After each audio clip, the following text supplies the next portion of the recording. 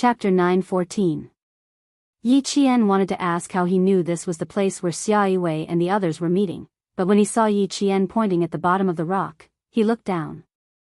After he finished looking, Yi Qian looked up and said seriously, "We should leave immediately. This is their bed. We're sitting on their bed. So bold. They're doing intimate things on the rock. Aren't they afraid of falling? Aren't they afraid of being seen doing intimate things on the rock while admiring the beautiful scenery?" Yi Qian didn't even dare to think about it. He grabbed the rock with both hands and stood up. He showed his toughness from training and quickly flipped over the rock without Xia Jinyuan's help. Xia Jinyuan was too embarrassed to say anything when it came to this. He had never used condoms before. Yi Qian didn't even need to say anything. He had never used condoms in his 2 lifetimes and had never even tried to understand them. Let's go to the main mountain path. The coordinates are clear, so G3 will be able to find us easily. Xia Jinyuan saw her awkward expression and laughed in his heart. He restrained his expression and said, "He should be here soon. We'll wait for him at the top of the mountain." If they met in a crowded place, they wouldn't attract attention even if they went down the mountain one after the other. There were metal fences on both sides of the private mountain path to prevent tourists from entering. After about 400 meters of the rock, they saw people guarding the end of the metal fences. When they saw the 2 of them, they immediately opened the fences. "Hello, Brother Xia. Z said that the car you want is parked in the villa's garage. You can go down and get the car keys from the security guard." The people guarding here were all Ho Zi's own people, so one could imagine how cautious he was. Xia Jinyuan nodded and thanked him. Then he held Yi Qian's hand and walked towards the main mountain path. Ho Zi is invincible in southern province. You can see his personal ability from a small matter. I even asked you to cover for me, but he already guessed that my comrades would come to the scenic area. It's good that we're friends. If we're enemies, he's definitely a terrifying opponent. Ho Zi doesn't seem like a person who can't differentiate between good and evil. He should be a person who will kill anyone who stands in his way. I don't think he would casually make a move if you don't intentionally hinder him. Although he had only met Ho Zi twice, Yi Qian's intuition told him that Ho Zi was a very principled person in the underworld. That was indeed the case. Otherwise, Xia Yiwei would not have been willing to give up the opportunity to return to the capital and choose to stay in the southern province after following him for 17 years. Walking to the main mountain road, because it was Saturday afternoon, there were more tourists coming to the mountain to see the maple leaves. Tourists came and went everywhere. There were also couples holding hands, laughing as they climbed to the top of the mountain. "Let's hold hands too." Seeing the 4th couple pass by, Xia Jinyuan stretched out his hand and smiled at Yi Qian. "Let's climb up together, shall we?" He only stretched out his hand, but he did not directly hold her hand. Yi Qian's fingertips twitched slightly. Then she calmly stretched out her left hand and placed it in his slender and strong hand. She did not even look at Xia Jinyuan's expression and hurriedly looked up the mountain. "It will take more than an hour to climb up. Do you have time?" "Yes, we have a lot of time. An hour is also our time." She stretched out her hand and Xia Jinyuan immediately held it tightly.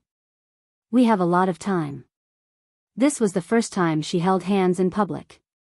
It was also the first time she stood under the sun with a man. How did it feel?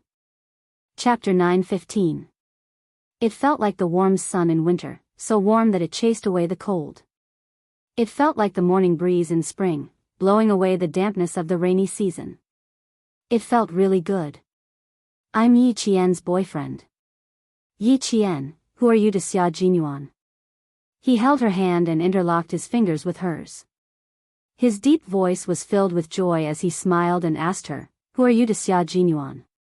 Finally, he was able to hold her hand in public like an ordinary couple. They were able to walk hand in hand intimately, letting others know at a glance that they were a couple. Xia Jinyuan felt like he had walked halfway through a long journey and finally saw the light of dawn waiting for him. In the face of the insatiable man, Yi Jian glanced at him and said calmly, "Who can I be to you?" "Captain Xia, don't think too much. I just don't want people to keep looking at me from time to time. He lifted his chin slightly and looked up. He chuckled softly and said, I just don't want the people upstairs to keep looking at me. Am I thinking too much? It doesn't matter. We've already held hands. Are you afraid that I won't be able to win your heart? Xia Jinyuan smiled until his dark eyes sparkled. He looked up calmly and swept his gaze across the faces of the single men in front of him.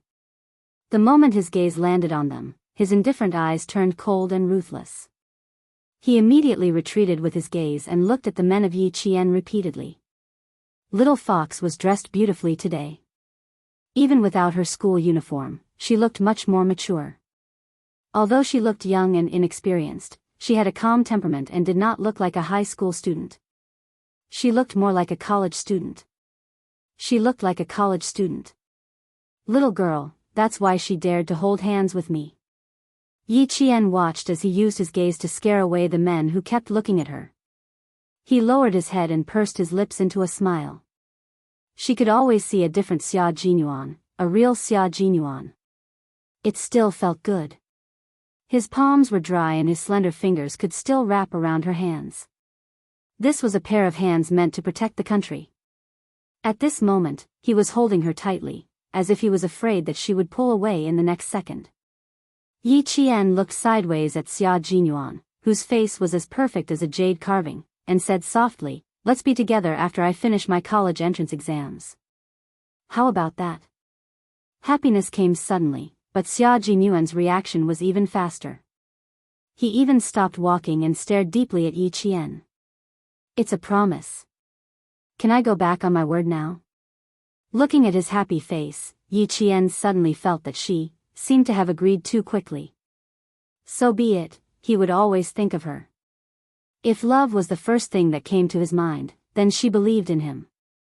She believed in love. She believed in a love that was so illusory that she had never thought of or embraced it. Xia Jinyuan raised his eyebrows. You dare? Why wouldn't I dare? I'm not a gentleman.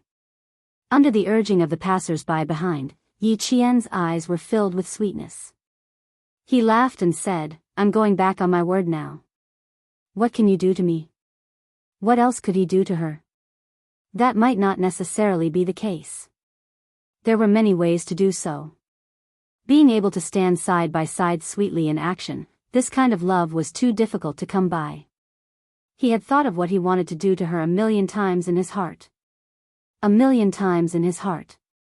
Just thinking about it made his heart beat faster. Xia Jinyuan, whose smile was much more restrained, looked meaningfully at the smirking little fox. Later, he would find a deserted place and kiss her properly. Chapter 9:16. Previously in the hotel, she only touched him lightly. How was that enough? She couldn't do anything else, but kissing was still fine. A 17-year-old kiss was pure and innocent. Having her at the age of 17 was the luckiest thing for the 23-year-old Xia Jinyuan. Xia Jinyuan kept holding Yi Qian's hand as he pondered. When they passed by a stone tablet with a simple mountaineering map, he glanced at it and saw a green path labeled Lover's Path. Lover's Path. It's time to walk it. They were still climbing the main path with stone stairs. One step after another was enough to make one's knees weak. Some elderly people who were tired would rest in the stone pavilions. Ho Zi had put in a lot of effort to develop this scenic area. No wonder so many elderly people came to climb on Saturdays. There were many elderly and middle-aged people. There are a lot of people up ahead. Let's go this way. After walking for about 100 meters, Xia Jinyuan held Yi Qian's hand and entered a small path. He was so fast that Yi Qian, who was focused on climbing, didn't see a wooden sign with the words, Lover's Path, on it. Lover's Path was a path for young people. It wasn't paved with stone slabs. It was a mountain path made by stepping on foot. If the trees on both sides were trimmed slightly, it would be a winding path suitable for lovers to climb. It's too steep here. Let's go out, okay? Aya, it's too hard. My feet hurt. A woman's coquettish voice came from up ahead. A man coaxed softly, "It's not steep. It'll be fine after we get past here. How about I carry you?" After the sweet conversation, a woman's soft voice came from behind. Yi Qian stopped in his tracks and whispered to Xia Jinyuan, "Let's go later. Don't disturb them. This is a lover's path. It's a path for lovers. We can do what lovers do and not disturb each other." Xia Jinyuan was a man who was good at seizing opportunities. When she stopped, he pulled her into his arms and said, "Let's do a lover's thing." He didn't give Yi Qian a chance to escape. His voice was low and seductive. "How was that enough for you at the hotel? You want to leave just because you've piqued my interest? Little fox, things aren't that simple. This road is fast. Don't think that it's very steep. It's straight and steep. It's not like the mountain road that goes up in circles. The last time we passed by, it was really fast. Someone was walking towards them, and it wasn't just one person. From the sound of the footsteps, there were at least 4 people. Yi Qian's body stiffened. He pushed against Yi Qian's chest and said, "Xia Jinyuan, let go of me. Someone's coming. Let go of me." No. Not only did he not let go, but he also hugged Yi Qian even tighter in his arms. However, he also knew that she was shy in this kind of thing, so he hugged her and hid behind a maple tree. He let her lean against the maple tree, and her back was also facing the 4 young people who were walking over. "What are you afraid of? They're all young people. They're all holding hands. This is a lover's path. Kissing and hugging are the most normal things to do." His voice was very low, as if he was enduring something. "Listen, someone's kissing right in front of us." Yi Qian wanted to slap herself. She must have been muddle-headed to agree to hold hands. Then, she made a mistake and promised to be together after the college entrance exam. One wrong step after another, and she ended up in Xia Jinyuan's hands. Chapter 9:17. Other people are other people. What does it have to do with us? Don't push your luck, you mm. Xia Jinyuan blocked all her words. Looking at her gently moving red lips, his heart itched like a cat was scratching it. She even said to wait until after he kissed her. Be it a beast or a minor, a 17-year-old Yi Qian was an apple in the Garden of Eden. He wanted to eat her. No, he wanted to kiss her. He couldn't eat her now. If he really did, he would be a beast. After being teased by her a few times in the hotel, he couldn't hold back anymore. He held the back of her head with one hand and kissed her fiercely. Yi Qian was stunned by his fierceness. She made muffled sounds of resistance and felt a sense of danger. Yi Qian wouldn't let herself stay put. Her body began to struggle subconsciously, but the result of her struggling was that his arm around her slender waist tightened and the kiss deepened. Xia Jinyuan. His throat made a short, muffled sound. Yi Jian only felt that the tip of her tongue had been kissed by him until it was congested and numb. He was so strong and domineering, which made her panic all of a sudden. They kissed again. Xia Jinyuan, who was quick-witted and eager to learn, began to have a certain level of skill. He gently sucked on the tip of her tongue and slowly teased her lips with an irresistible gentleness. Yi Qian couldn't resist such a skillful kiss. She accidentally let out a mm. After the sound came out, she felt all the blood rush to her face. Her face was so red that it was burning. Xia Jinyuan chuckled. It seemed that he had improved again. Practice makes perfect. If he was given more opportunities, he would definitely improve his professional skills. Look, who would notice us, silly? No one would come to watch us. Just like how when we find people kissing, we would be kind and try not to disturb them. Let's walk over quickly. His voice became more mellow and hoarse. The ambiguity in his tone became more obvious. How is it? Did I improve? Yi Qian closed her eyes.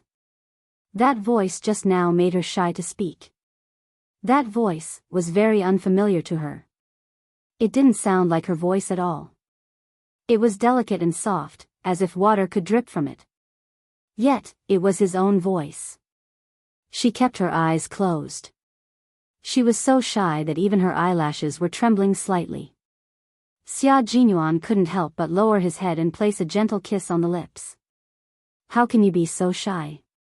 We are lovers, we will have intimate contact. What we do is a normal process for a man and a woman.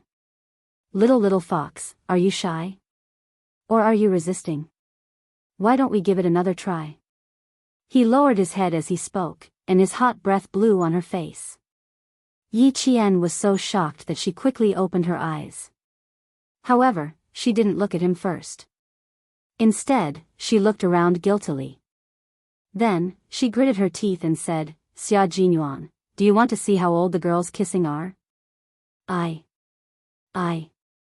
I'm still young. How dare you kiss in public? Aren't you afraid of being discovered? Also, your identity. Oh, so she wasn't resisting. She just couldn't kiss in public. Xia Jinyuan had an epiphany. He smiled and said, well, let's find a place where there is no one around next time. A place where no one will see or discover us. For example, in a room. What do you think? Chapter 9:18. You're not even qualified to be a Special Forces soldier. How on earth did you pass the test of lust? Yi Qian, who had gone from blushing to gritting his teeth, glared at him with a harmless gaze.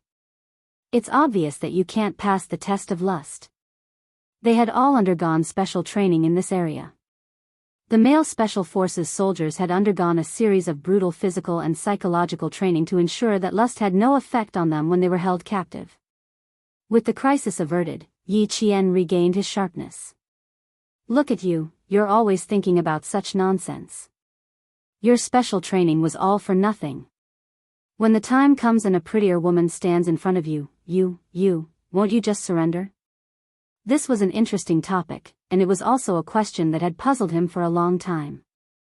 They had indeed undergone special training in lust. They were so strong-willed that they had no interest in such things. In the words of the G3, the Snowfield Brigade soldiers were all vegetarians. But Yi Qian's willpower was as weak as a piece of paper, easily broken with a poke. For this operation, they had appeared in the black market as illegal mercenaries. The naked women in the black market had walked past him one by one. The wine he wanted had been pushed to a black mercenary. He had no interest in it at all. There was nothing wrong with his willpower. Women's charms had no effect on him, except for Yi Jian and the shy little fox in his arms who looked like a peach blossom. He was certain that as long as the person in his arms was her, his breathing, heartbeat, brain reaction, and thoughts would all be affected. Especially when they were alone, he would want to do something naughty. After he was done, he felt so good that it was as if he had slept for 3 days and 3 nights. He was so energetic that he could crawl 2 kilometers with 20 kilograms of weight on his back. I definitely won't surrender. I've already encountered what you're talking about 10 days ago. I didn't act on impulse at all, so don't worry, I'm fine. I won't embarrass my little fox when I walk out of here. He used the tip of his handsome nose to touch Yi Qian's slightly wrinkled nose. He smiled faintly and looked at her with eyes as gentle as water. The faint fragrance of her body lingered at the tip of his nose, allowing him to peacefully enjoy this brief moment of peace. He had already met her 10 days ago. Had he met a great beauty? Yi Qian turned his head away and harumphed, You think you're reassuring? I really don't feel at ease. Do you still want to go to the mountaintop? If G3 doesn't see you when they come over later, they'll write delayed military intelligence in their report, and you'll be in for it. Don't worry. I don't have any feelings for other women, except for you. However, we really need to leave quickly. He's probably already in the scenic area. Xia Jinyuan seemed to know that she would be angry because of what he said. After finishing the first half of the sentence, Xia Jinyuan immediately talked about the serious matter in the second half of the sentence. He successfully stopped Yi Jian from punching him again. However, the corners of his mouth curled up subconsciously. There was a hint of complacency and pride. She believed him when he said he wasn't interested in other women. They kissed and opened their hearts to each other. One promised to wear the military uniform when he came back, and the other promised to be together after the college entrance examination. Although it was only a few hours of interaction, they had gained a lot. Chapter 9:19. Along the way, their hands never left each other. Both of them had good stamina and did not stop along the way. Other people would take more than 2 hours to climb to the top of the mountain, but the two of them only took 1.5 hours. When they reached the top of the mountain, Xia Jinyuan said softly, "G3 is here. 80 clock straight ahead. Let's go over." G3 was wearing a brand new set of sportswear and was holding a pair of binoculars rented from a scenic spot. Through the binoculars, he saw Q King and Yi Qian walking over side by side. K7's message was cut off. He sent a fake message in the early hours of the morning. As the two of them walked over, G3's hoarse voice could be heard. With Yi Qian on guard, he quickly conversed with Xia Jinyuan. T6 contacted me through K7. He and V8 are already on their way. The two of them had only exchanged a few words when Yi Qian suddenly grabbed Xia Jinyuan's arm and pointed to the cable car. "Xia Jinyuan, let's take the cable car. I'm a little cold and want to go down the mountain." His finger gently drew on Xia Jinyuan's arm and wrote the word Z. Ho Zi had left someone at the top of the mountain. It didn't seem like they were there to keep watch, but more like, to observe. That's right, they were there to see who Xia Jinyuan would meet. Ho Zi wanted to see who Xia Jinyuan would meet. Perhaps he could guess what position the proud Xia Jinyuan, who was ranked 6th on the list of family Xia, held in the military every time Xia Yiwei mentioned him. He just wanted to take a look and didn't have any ill intentions. Who would have known that Xia Jinyuan was a Special Forces soldier, and the person he was meeting was also a Special Forces soldier. Furthermore, Yi Qian was on guard during their meeting. How could anyone have seen them? He had noticed something strange and left early on. You didn't see him? Ho Zi, who was playing golf with his friends, received a call from the top of the mountain. Hearing this, the corners of his mouth curled up slightly as he instructed, "Forget it, you guys don't have to look for her." He didn't even see anyone. The people he sent out were no match for Family Xia's 6th brother. Not to mention Family Xia's 6th brother, even the little girl beside him was very powerful.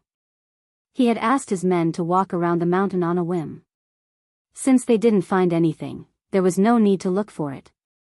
It did not take long for the cable car to travel from the top of the mountain to the bottom of the mountain. G3 was the first to get off and blended into the crowd of tourists. In the blink of an eye, he walked out of Yi Qian's sight. She could not help but ask Xia Jinyuan, "Did he leave?" "No, wait for us in front. You go and drive." Xia Jinyuan squeezed her hand. Like an ordinary couple, he openly held his girlfriend's hand and walked down the mountain. "Before we get rid of the snake following us, G3 will always be with us. He's in the dark while we're in the light." Yi Qian nodded gently. In the sparse crowd, she tried her best to get closer to Xia Jinyuan so that her words would not be overheard by others. "The three of us should work together to solve the problem in Nan province as soon as possible so that you guys can leave as soon as possible. Okay, no later than tomorrow night. So, little fox, from now until tomorrow morning, you'll have to stay by my side for about 48 hours. Let me see if you've regressed within 48 hours. You haven't trained for more than 10 days since you came back from Bafang." It was easy for her to become rusty if she did not train for more than 10 days after her hand was grazed by a bullet. She did not train with the soldiers, but she had been training under Principal Chen's arrangement all this time. She raised her eyebrows and her beautiful chin slightly. "It's just that I didn't increase the amount of training. My daily basic training is 365 days, and it won't be interrupted no matter what." Chapter 9:20. Not even on special days? Looking at her smiling face that was like a flower and her eyebrows that were filled with sunshine, Major Xia inadvertently started to become energetic again. This energy was like the tip of a bamboo shoot that emerged from the spring soil. It could not be broken even if one pinched it, and it grew day by day. Yi Qian unceremoniously elbowed him in the chest, causing Major Xia to clutch his chest and twist slightly. I was wrong, I was wrong, I was wrong. Despite the pain, he quickly grabbed her hand and did not let go. He softly begged for mercy. I was really wrong, I deserved to be hit. But I didn't mean anything else, I was just concerned. Don't all girls have special days? You're still growing, you can be harsh on yourself, but on special days, you really don't have to. Xia Jinyuan, I want to tape your mouth shut. Yi Qian forcefully shook off his hand, her pink face flushed red, as if she was angry. But in her anger, her frown and smile made passers-by think that she was an angry girlfriend acting coquettishly with her boyfriend. Xia Jinyuan's voice became softer and warmer. It's not too late for you to seal it when we're back in the room. Now is not the time. G3 is in front. He'll laugh at me if he sees it. Laugh at you for what? Yi Qian snorted and glared at him coquettishly. Does he dare to laugh at you? It was a good sign that she was already protecting him before they were even together. Xia Jinyuan's smile deepened. He did not realize that in his deep eyes, there was an almost unconditional affection for her. Yes, he doesn't dare to laugh. If he dares to laugh, your fists won't let him off. That's not what I meant. I meant that he doesn't dare to laugh at you because of your status. Yi Qian was angered by his twisted logic. Just you wait, there will be a good day for him. Don't talk about things that make me embarrassed. If you do, I'll remember it. Sooner or later, I'll settle the score with you. This threat was big enough. Xia Jinyuan, who understood the situation, immediately shut up and naturally changed the topic. Silly, no matter what our status is, he won't laugh. He'll only give us his blessings. Although her chest was still aching, it could not beat the sweetness in her heart. It was so sweet that her heart felt as if it had brewed honey from 100 flowers, fragrant and sweet. Holding her hand tightly, he strode forward and said in a low and deep voice, as if he was making an oath, "We'll make them give us their blessings and never let go of each other's hands. You are my lover and my comrade. Yes, you are my lover and my comrade. I have to thank you for holding my hand throughout the journey, teaching me step by step. Xia Jinyuan, I'm really grateful to you." Holding his slender and broad hand, Yi Jian walked out with her head held high. She was as cold as the young major beside her. She hoped that they would continue to walk together like this, through all the hardships, and never leave each other. At this moment, she was indeed hoping for that. Unknowingly, they caught up with G3 again. The three of them walked at a moderate pace and even communicated secretly when no one was paying attention. When they reached the foot of the mountain, Yi Qian said to Xia Jinyuan, "I'll get the car. Wait for me." G3 also knew that she could drive. After Yi Qian left, G3, who was standing under a tree, said to Xia Jinyuan, who was standing in front of him with his hands in his pockets, "Yi Qian seems to know something. Did you tell her?" Chapter 921. She doesn't know who we killed, but she knows everything. Xia Jinyuan looked at the end of the decapitation operation and quickly separated from his comrades. He raised his fist and smiled. "Congratulations." G3 extended his fist. After the two men's fists lightly bumped, G3 understood. The fact that the military agreed to let Yi Jian join must have something to do with you. Otherwise, they wouldn't let her join such a dangerous mission. That's right, but I really didn't tell her before. Xia Jinyuan tapped his head, and the smile in his eyes was brighter than the blue sky. She's very smart. I only told her that I was changing my clothes along the way, but she suddenly reacted so quickly that I almost told her everything. G3 was speechless. Why did he sound like he was showing off? After a moment of silence, he said, "J5 is recuperating. This time, the team suffered a heavy loss.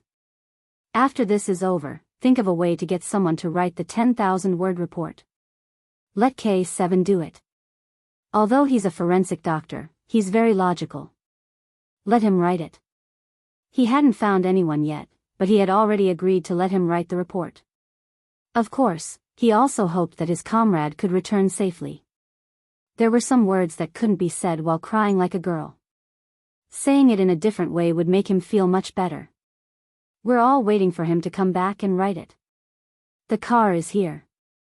There's good stuff in it. Get in the car and check it out. Yi Qian picked them up for us. She finished picking them out in 5 minutes. The sound of a car engine came from afar. A white imported Mercedes-Benz was driven over by Yi Qian. An old man crossed the road. Xia Jinyuan saw that she stopped steadily and gave way to the old man out of courtesy. G3's gaze landed on Yi Qian, who was sitting in the car. A faint smile appeared on his face. She's very strong and used to our life. Q King, it was the right choice to take action against a girl like her. Other girls can't accept our life, but Yi Qian can. Moreover, she will work hard to integrate herself into our lives. If I meet such a girl, even if she has a boyfriend, I will snatch her away. Xia Jinyuan chuckled softly and said, after the matter in southern province is settled, we have to prepare some masks for our trip to the desert. Last time, I inhaled a little too much dust and sand.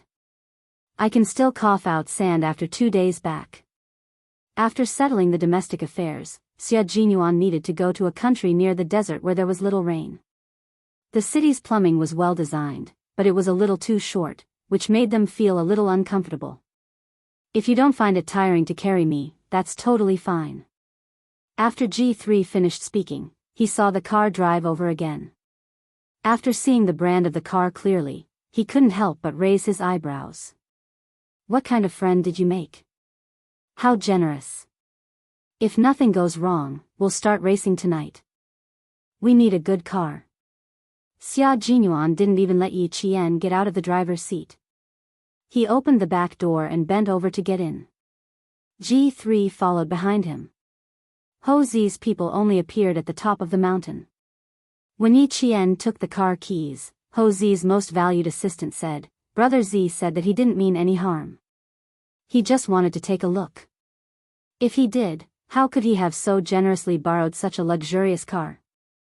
Please tell Brother Z that Lao Lu and I believe in him. Yi Qian's reply was so straightforward that Ho Zi, who was playing shooting with his friends, burst out laughing when he heard his assistant's message. Chapter 922. Interesting, this young lady is indeed interesting. Her heart is extraordinarily big, and she has the boldness to achieve great things without bothering about trifles. This young lady does not have a family background, but in terms of character, she is definitely worthy of Xia Jinyuan. After getting into the car, Yi Qian relayed the message from Ho Zi to Xia Jinyuan. It seems like Brother Z is starting to make preparations. I wonder if there are any movements in the city. Do you want to contact him? No, he will confirm if there are any movements. He will contact me after he confirms. After getting into the car, Xia Jinyuan was no longer Xia Jinyuan's boyfriend, but a soldier who fought for the country. His gaze was piercingly cold and carried a murderous intent. There are some goods in the travel bag in the back. G3, take a look. The travel bag containing the guns was placed in the back seat. G3 unzipped it, and his eyes lit up. Good heavens, there are a total of 9 pistols. 2 Desert Eagles, 2 M9s, 3 Colt M2000 pistols, and 2 HKP-7 M8s. They were all top-notch pistols. They are all good stuff. Q King, your friend has good taste, but there is also a big problem. Illegal possession and illegal possession of firearms and ammunition is a violation of firearms regulations. A prison term of 3 to 7 years is inevitable. G3's voice sounded like gravel grinding on gravel from the back seat, and there was a hint of coldness in his voice. Xia Jinyuan turned around and looked at G3, who obviously had, very satisfied, written on his face and was secretly warning him. He smiled and said, it is indeed a big problem for him to risk his life to get the guns for the 3 of us. Even the military knows about it. I don't care if the military knows about it or not. I only care about you. G3 fiddled with each gun before putting them back into the travel bag. He stared coldly at Xia Jinyuan. I only care about you. I don't care about anyone else. I only care about you because you are my comrade. Knowing but not reporting is also a crime. Yi Qian tightened her grip on the steering wheel. What was G3 worried about?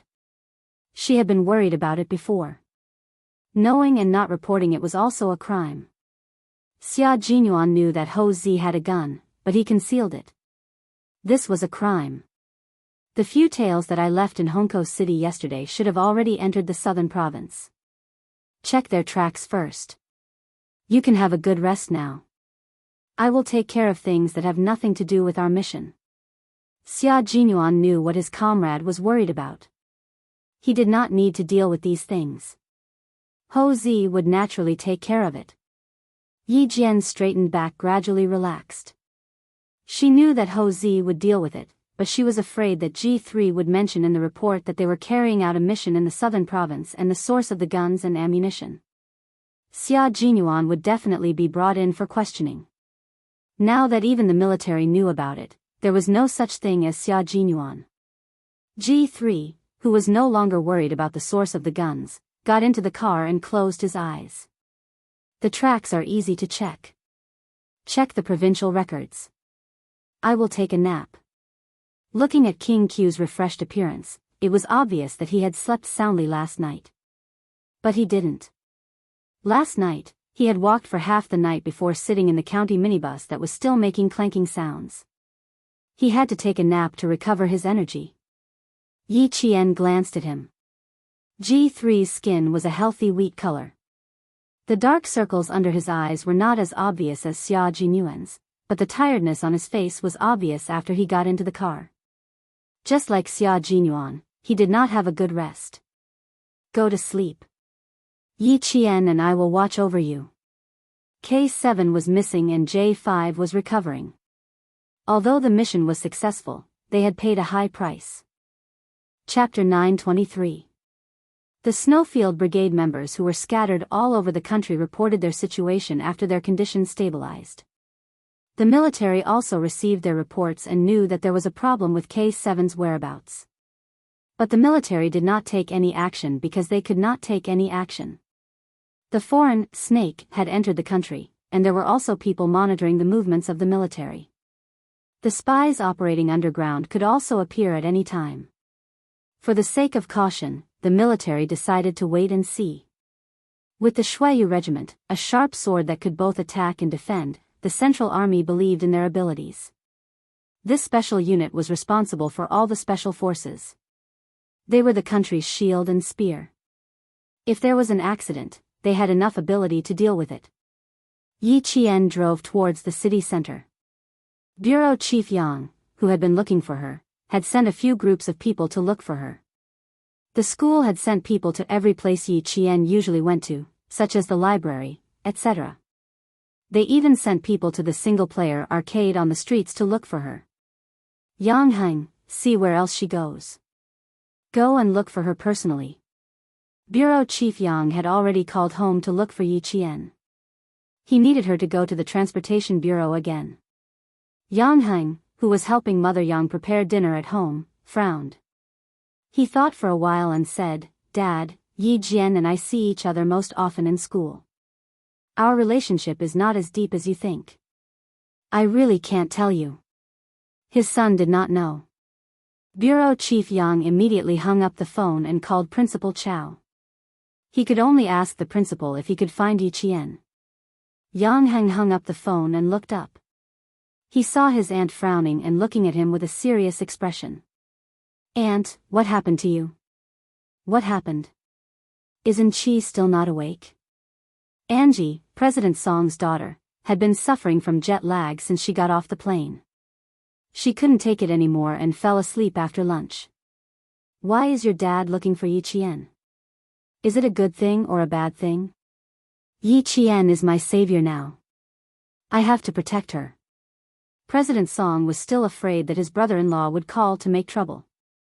As he spoke, he picked up the phone and was about to call back. Yang Heng quickly hung up the phone and said with a smile, "No, the bureau is facing a problem and they need Yi Qian to help them. She has a good memory and my dad knows that. Even if they ask her for help, there won't be any trouble." The Yang family and the Song family all found out that Yi Qian had saved President Song's life. Yang Heng's grandmother patted her chest, her heart racing. She took her daughter's hand and said, "He's your lucky star. He saved you from disaster. Ting Lan, you have to thank him properly. You have to thank him properly, okay?" Old people tended to be a little superstitious. Yi Qian had snatched the steering wheel and saved CEO Song. The old man thought that he was his daughter's lucky star and their family's lucky star.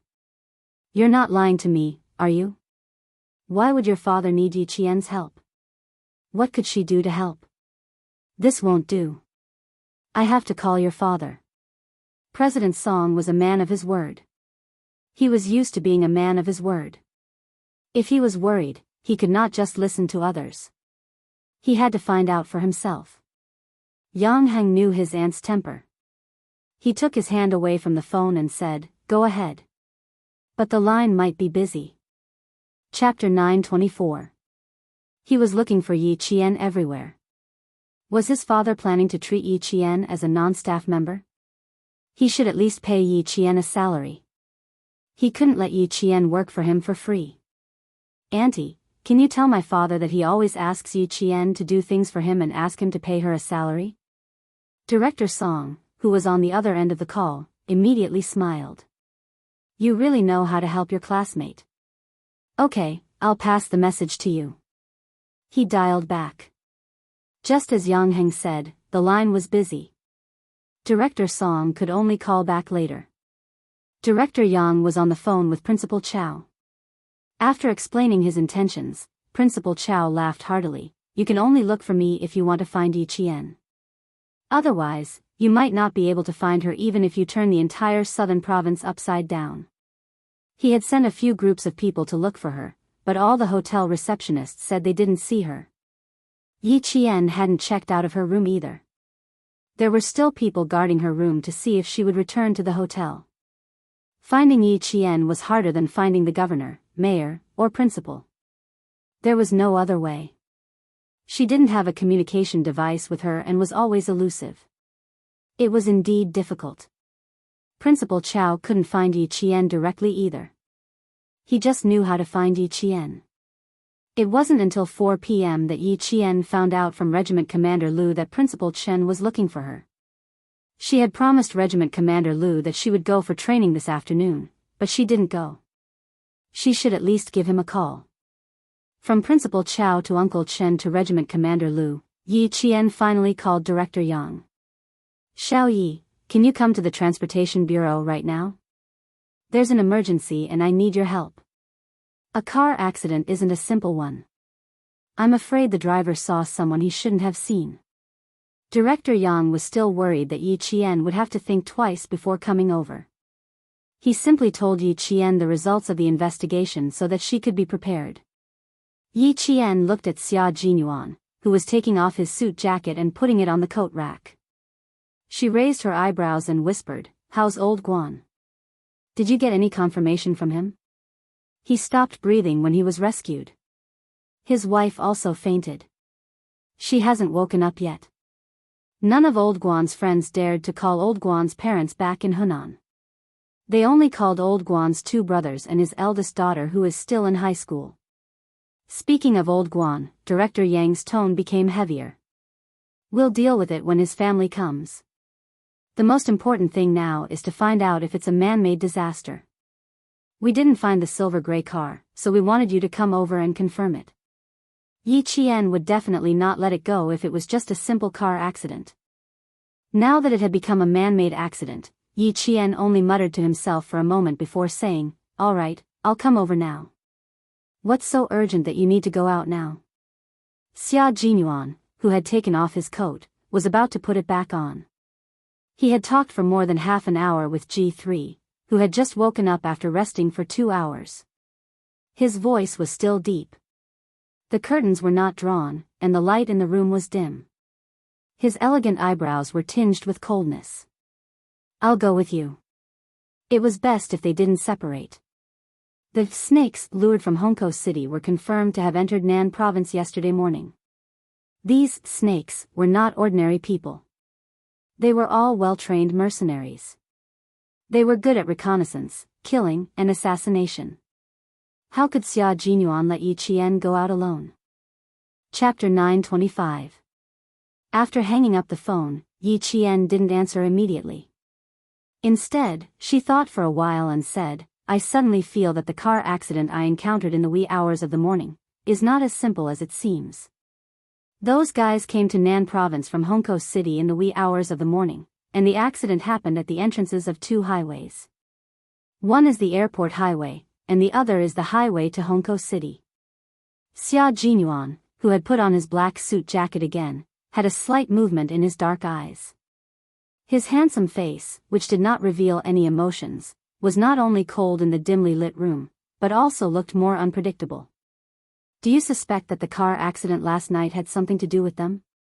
I didn't connect the two before, but Director Yang just said that the driver, Old Guan, probably saw someone he shouldn't have, and that's why the accident happened. The wee hours of the morning, car accident, Honko City, mercenaries, death.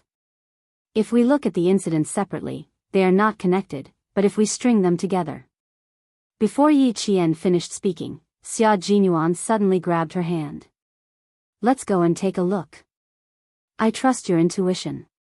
Bring a gun, just in case." Of course he trusted her intuition.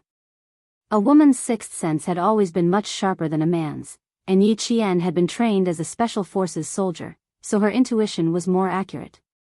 When he saw her bloodied school uniform in the morning, he naturally wondered if a foreign snake had bitten Yi Qian, the incidents that seemed like they wouldn't be connected, but if they were really separated and thought about it carefully, they would be connected. "Looks like we don't have to wait. I'm afraid they've already found us." Yi Qian quickly opened a paper bag and took out a set of pure cotton sportswear. "1 minute, I'll change." On the way to the hotel, Yi Qian bought a set of sportswear from a clothing store on the street so that it would be easier for him to fight. After changing out of the skirt, Yi Qian put on the sportswear that could be used as a boxer, and when he walked out of the bathroom, he didn't look as stunning as he did in a skirt. Instead, he looked clean and valiant. Compared to wearing a skirt, Yi Qian preferred the sportswear that was convenient for him to move around. G3 was also staying at the Caesar Hotel. He, who was in the dark, did not need to go over for the time being.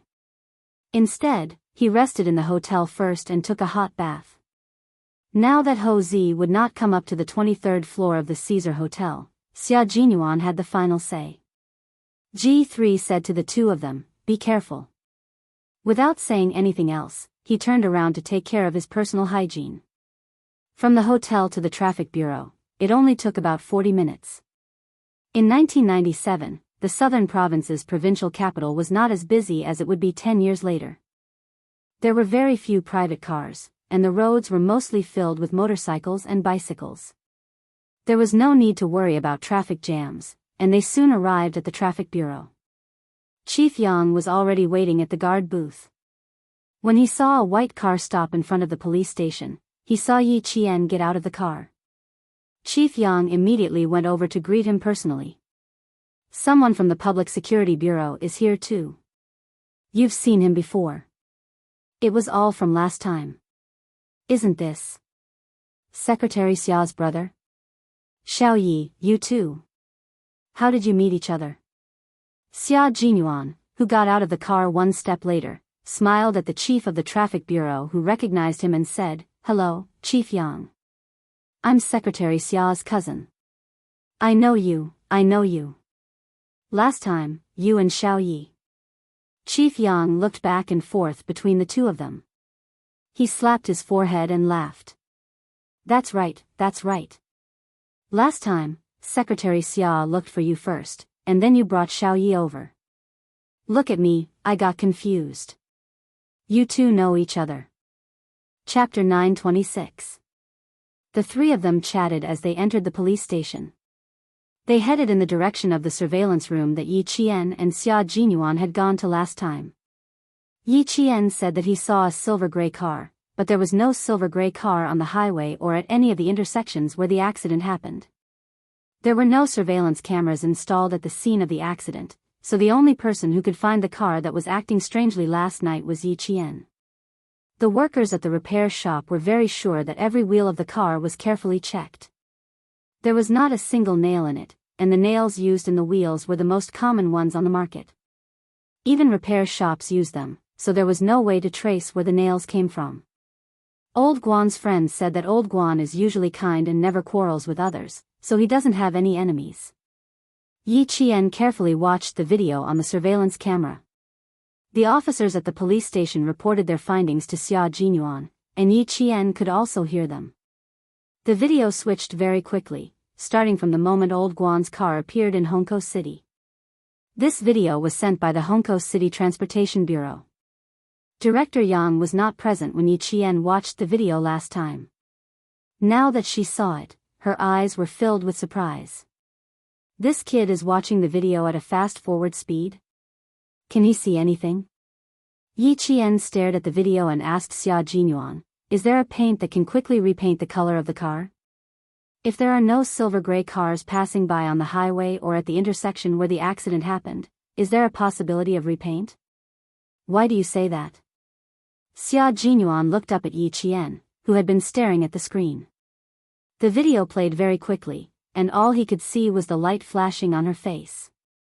The cold light on the screen made her expression look hostile. Yi Qian paused the video 5 minutes after Old Guan's truck passed by the highway.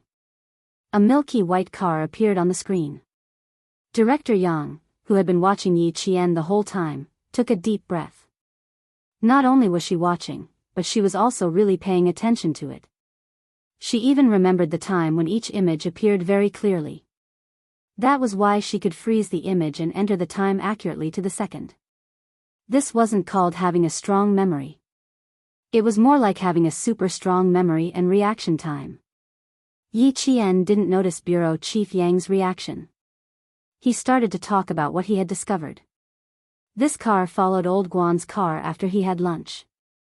Old Guan's car got on the highway at 3:12 p.m. yesterday, and this car also got on the highway at 3:22 p.m.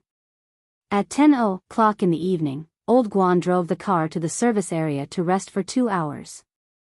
This car also entered the service area to rest for 2 hours. At 12:00, Old Guan continued driving. At 3:00 in the morning, he got off the highway and entered the auto repair shop. At 3:45, he started driving again. At 4:21, he got into an accident. Yi Jian pointed at the 4 images and said, "This white car can be seen at all the exits of the highway." However, this white car disappeared after a while. "I've looked at the electronic cameras at all the intersections and this white car has disappeared." The staff at the Public Security Bureau quickly recorded what Yi Qian said and gave detailed instructions. See if there was any white car that entered the nearby auto repair shop to be painted. Then ask. No, there's no need to ask. The car didn't enter the auto repair shop to be painted. They painted it themselves. Yi Qian said with certainty, "When I got out of the car to check the scene, I smelled gasoline and paint." Then, a gray car appeared. Chapter 927. Spray paint the white car into a gray one, change the license plate, change the exterior, and leave without anyone noticing. Now there are 3 questions. First, who did Old Guan run into at lunch? Second, why did this car follow Old Guan's car all the way and suddenly spray paint it? Third, where is the car? Where are the people in the car? The investigation had to be handed over to the Public Security Department. The Traffic Department mainly cooperated. Fortunately, I asked you to come over. Otherwise, everyone would still be looking for clues. If you say so, the Public Security Department will be much more efficient. After walking out of the surveillance room, Director Yang sighed deeply. If it was really done by someone, this is murder. It was not as simple as murder. It was murder. Yi Jian nodded slightly and agreed, "That's true. Let's ask Old Guan's friends first and see if they know who Old Guan met at lunch." Yi Qian, come here for a moment. Xia Jinyuan, who was talking to the police, was standing at the entrance of the traffic department. Yang Yin asked her to come over. I have something to do here. Director Yang, who originally wanted to ask Yi Jian if she had time to go to his house for dinner, immediately said, I'm afraid the public security department wants you to help them again. After all, you're the first witness at the scene. Go now. You can contact me anytime if you need anything. Then, he added, don't feel burdened. Just take it as a walk in the traffic bureau. Director Yang admired Yi Qian more and more. Acknowledging her as his goddaughter was a good idea. He would be happy to have such an outstanding daughter. Looking at Yi Jian's back as she strode towards the police, Director Yang sighed softly. It was a pity that Yi Jian's parents were no longer around. With such an excellent daughter. If they were still around, they would be very proud. When the time came and they really recognized Yi Jian as their daughter, their family would have to go to her parents' graves to pay their respects. If the underworld knew, they could be at ease. In the future, Yi Jian would be taken care of by the Yang family, and she would have a home. The white Mercedes-Benz started up. Yi Qian got in the car and immediately contacted G3. G3, go to the provincial hospital on Zhongshan Road now. It's very likely that they came in 2 batches. The first batch entered Nan province at around 4:20 a.m. G3, who had taken a hot bath in the hotel and shaved his beard, immediately jumped up from the bed with 2 pistols in his hands. I'll be right there. Okay, Q King and I will rush over as well. The patient's room is room 07 on the 5th floor of the inpatient building. Who exactly did old Guan meet at noon yesterday? He had to ask old Guan's wife and friends, and they were all in the hospital now. On the way from the traffic bureau to the hospital, Yi Jian told G3 about the car accident she had encountered in the early morning, as well as the results of her analysis. If old Guan saw someone he shouldn't have seen, and it was really them, being silenced is something the mercenaries would do. The foreign mercenaries were originally here to kill people. In order to hide their whereabouts and their ill intentions, they did not feel any guilt in killing civilians. It was almost 6:00 when they left the transportation station. The sky was still a little light. When the car was halfway to the hospital, the street lamps lit up. It was already night. Chapter 928. The mercenaries who were lured into the mountains must still be searching the mountains. They won't dare to attack the hospital so brazenly. I'll get out of the car, and you and G3 will keep watch. In the car, Yi Qian's brain was working at full speed. But we can't rule out the possibility that they left someone in the hospital, waiting for us to arrive. Since they dared to do such a thing.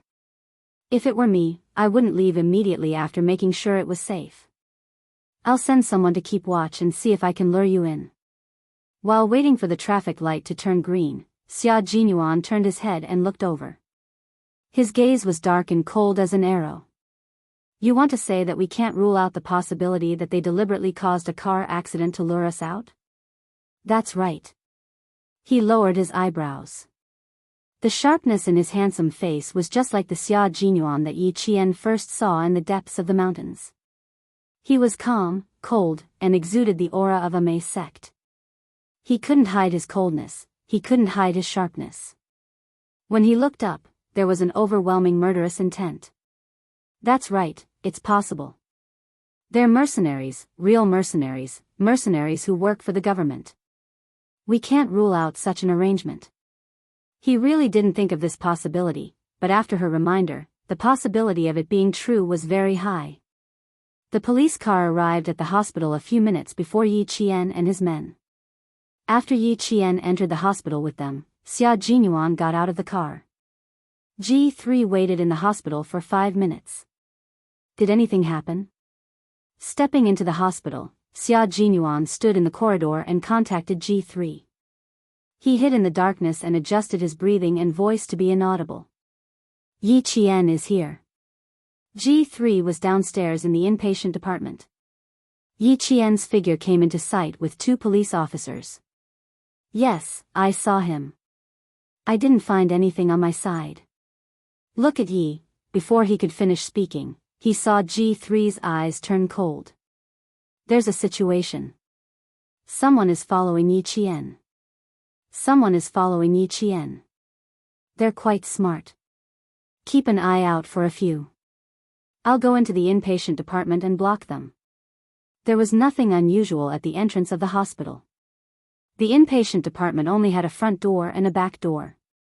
The front door faced the main entrance of the hospital, and the back door faced the street. It was very likely that they escaped through the back door. Xia Jinyuan observed the situation outside. His long slender legs, dressed in a suit and leather shoes, walked elegantly into the hospital. At night, the hospital seemed to be almost the same as during the day. It was noisy, but it was much better after they came out of the outpatient department.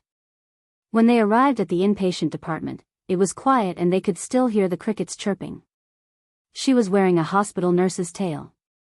However, she had only taken a few steps when a cold light flashed in Yi Jian's dark eyes. She had already sensed that someone was following her. After the interrogation, there's nothing else to do. There's no need to go to the bureau. Are you hungry? Do you want me to pack some fast food for you?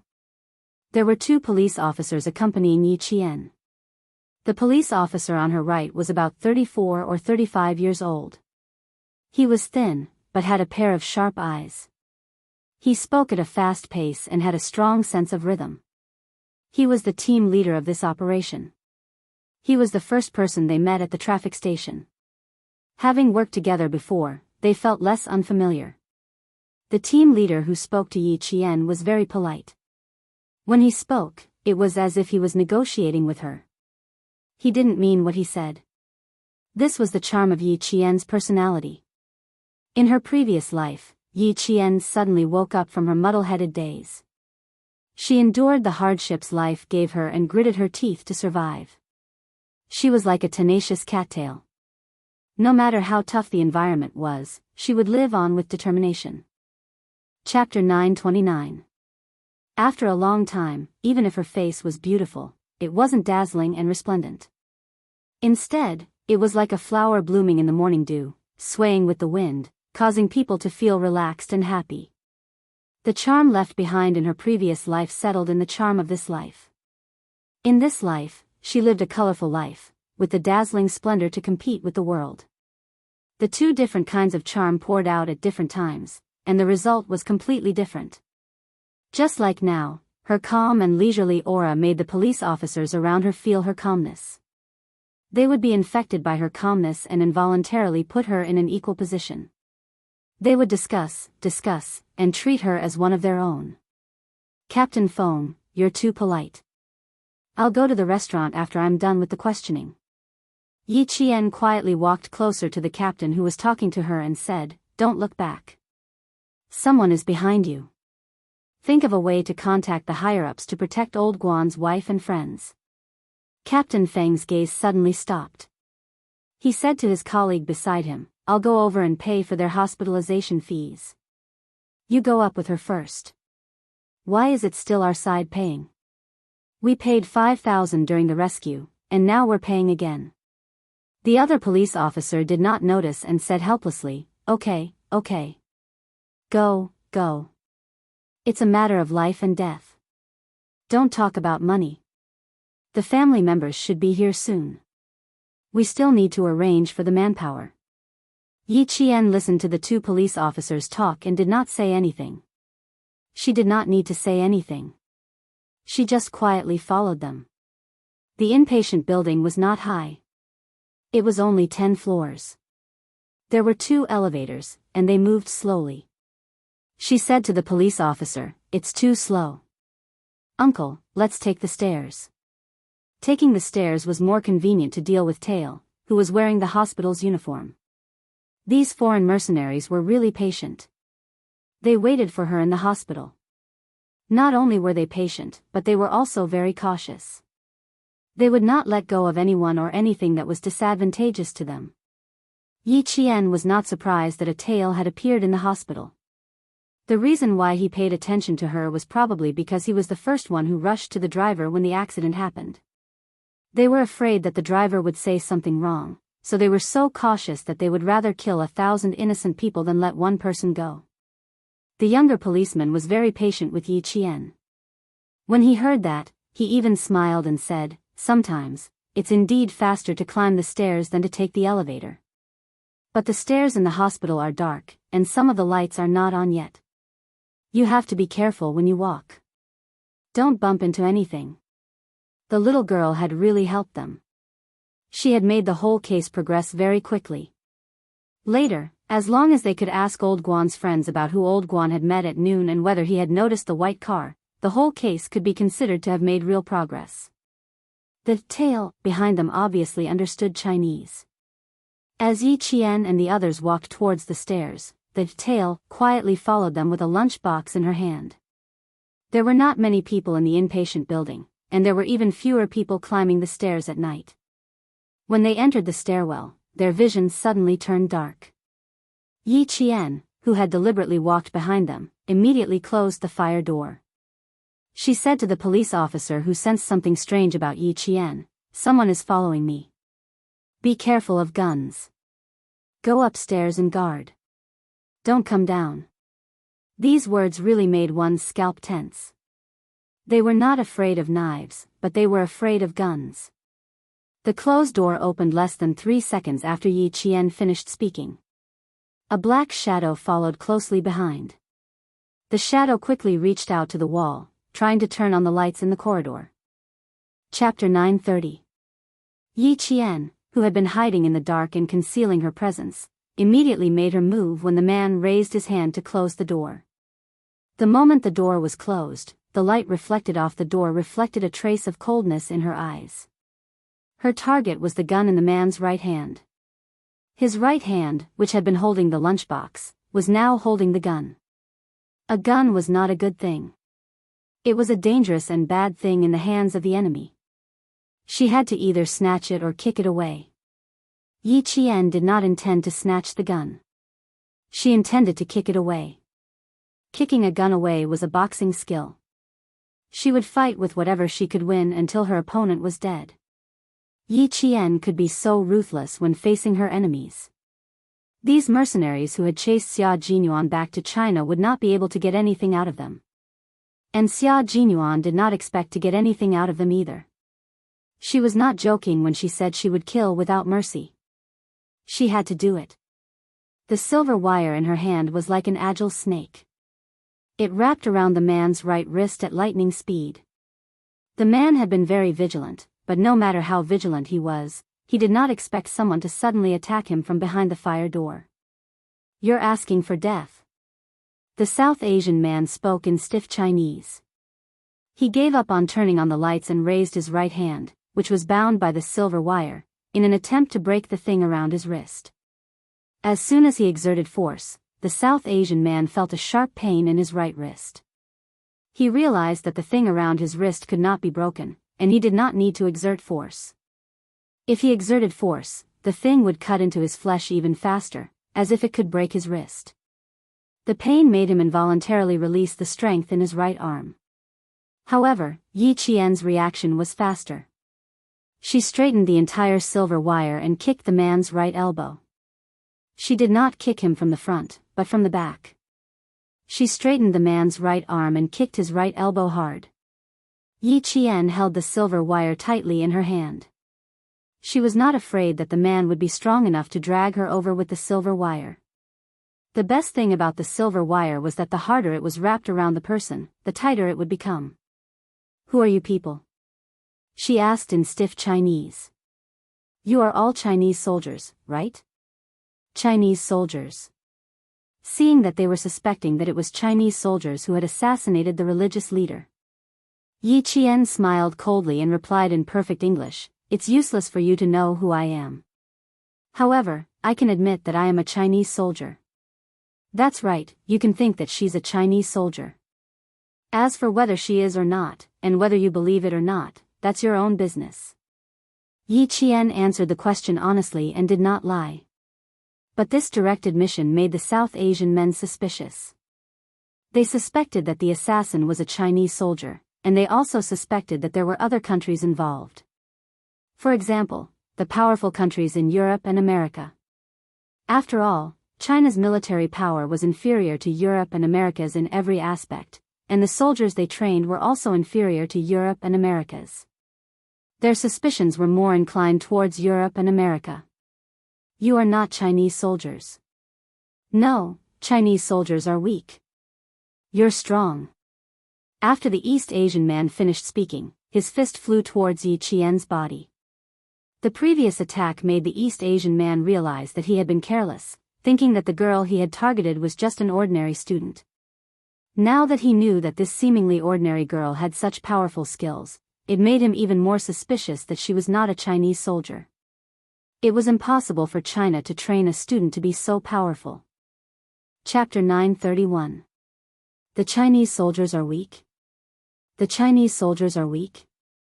How dare a mercenary say that the Chinese soldiers are weak? Yi Qian was instantly filled with anger. G3 knocked on the fire door. 3 quick, 3 light, 2 quick, 2 quick, 2 light, using rhythm to scout the way. Yi Qian had been standing at the fire door the whole time. When he heard the knock, he quickly tapped the door with the tip of his foot and replied, "I'm fine here. I don't need backup." This was the first time that Yi Qian was going up against a real mercenary. Instead of being afraid, she was excited. She wanted to fight a real mercenary who didn't care about their lives and only cared about money. She wanted to step on the edge of death and fight for her country. After G3 heard the response, he said to Xia Jinyuan, who had been on the phone the whole time, "First floor of the inpatient department, West Corridor, 1-on-1. There's nothing going on here. It seems like they only sent one person to guard the door. They're just waiting for Yi Qian to come over." Xia Jinyuan, who was standing at the back door of the inpatient department, had a cold expression on his face. He said in a deep voice, "Take care of them. The real mercenaries are at least 5 times more aggressive than the mercenaries we faced in the no man's land." Afraid that Yi Qian would be at a disadvantage, Xia Jinyuan didn't want G3 to help her too early. He chose the safe and stable way to deal with it. He asked G3 to guard the door first, just in case. The voices inside stopped for a moment. Then, a man shouted fiercely. He was probably going to attack Yi Qian again. "There's a problem with the door here. Wait for the maintenance staff to come over.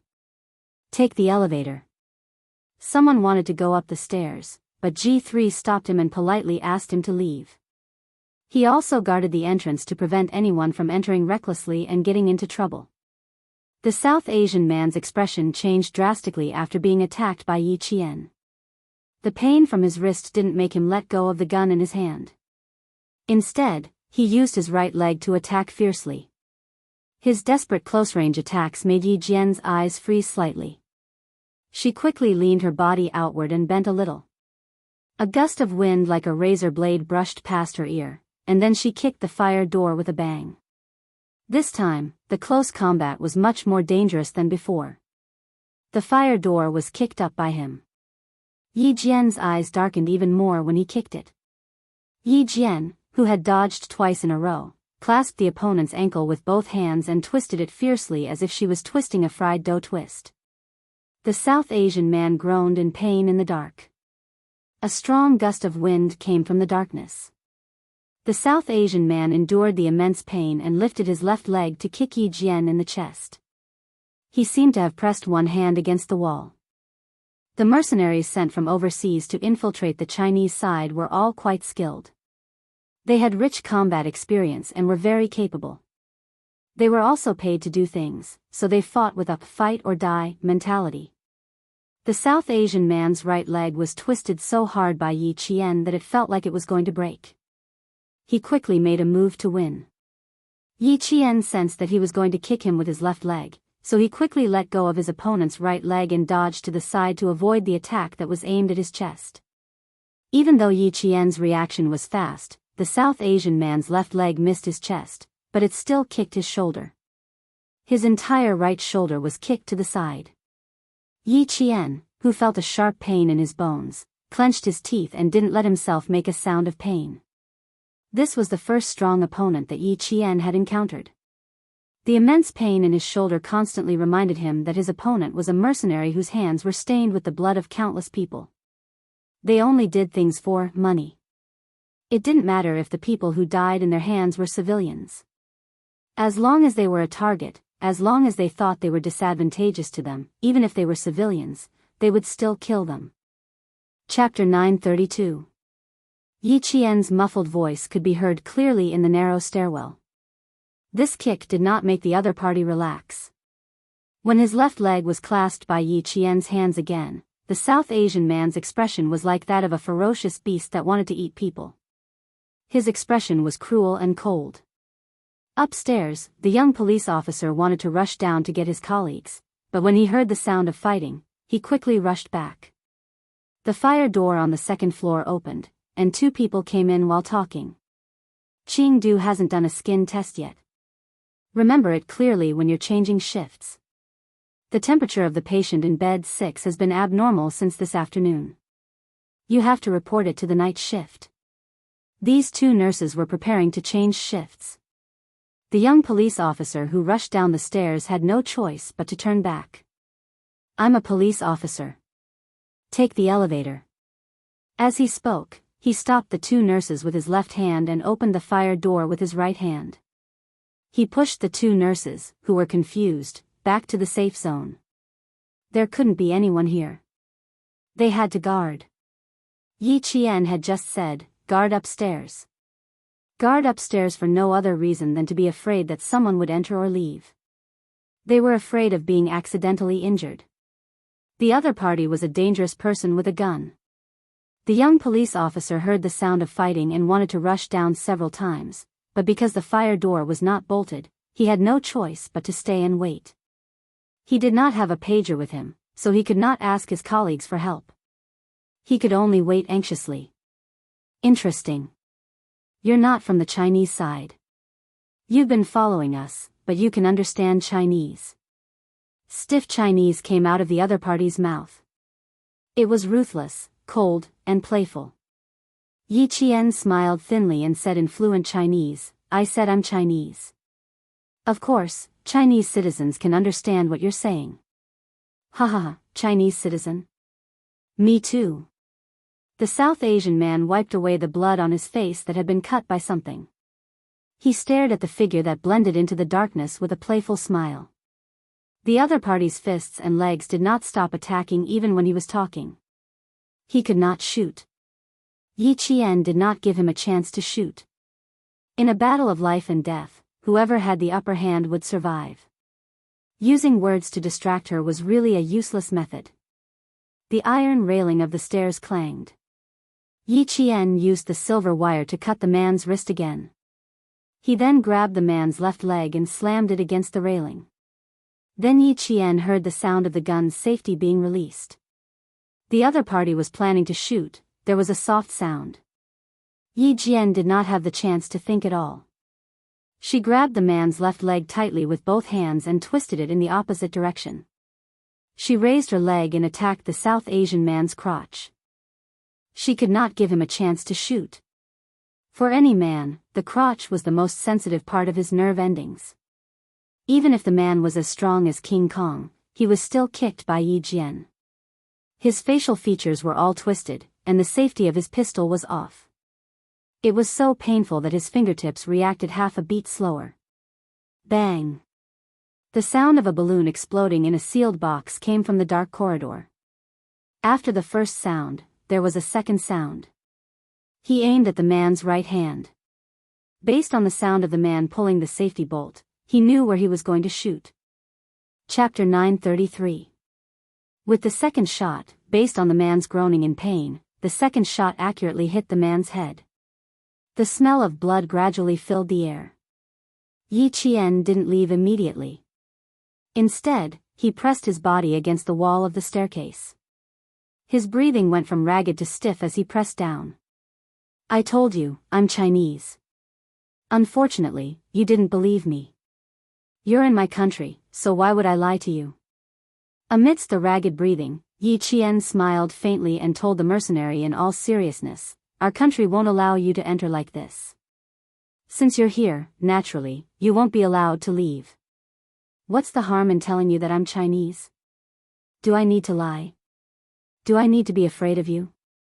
Do I need to change my identity? No. I don't need to lie. I'm a Chinese citizen. I don't need to be afraid of you. The country you're standing on is Chinese territory. I don't need to change my identity. You won't leave my country alive. The mercenary on the ground had his eyes wide open. He had been shot in the head, but his central nervous system hadn't been completely cut off. His heart was still beating slightly. As for whether he could hear Yi Qian's words, it was unknown. The police officers upstairs were about to come down when they heard the gunshot. The unbolted fire door on the second floor was suddenly pushed open. Another nurse rushed in with hurried steps. The police officers, who had already taken 2 steps down, had no choice but to go back for the second time. Without another word, they pushed the nurse out. The police are working on a case.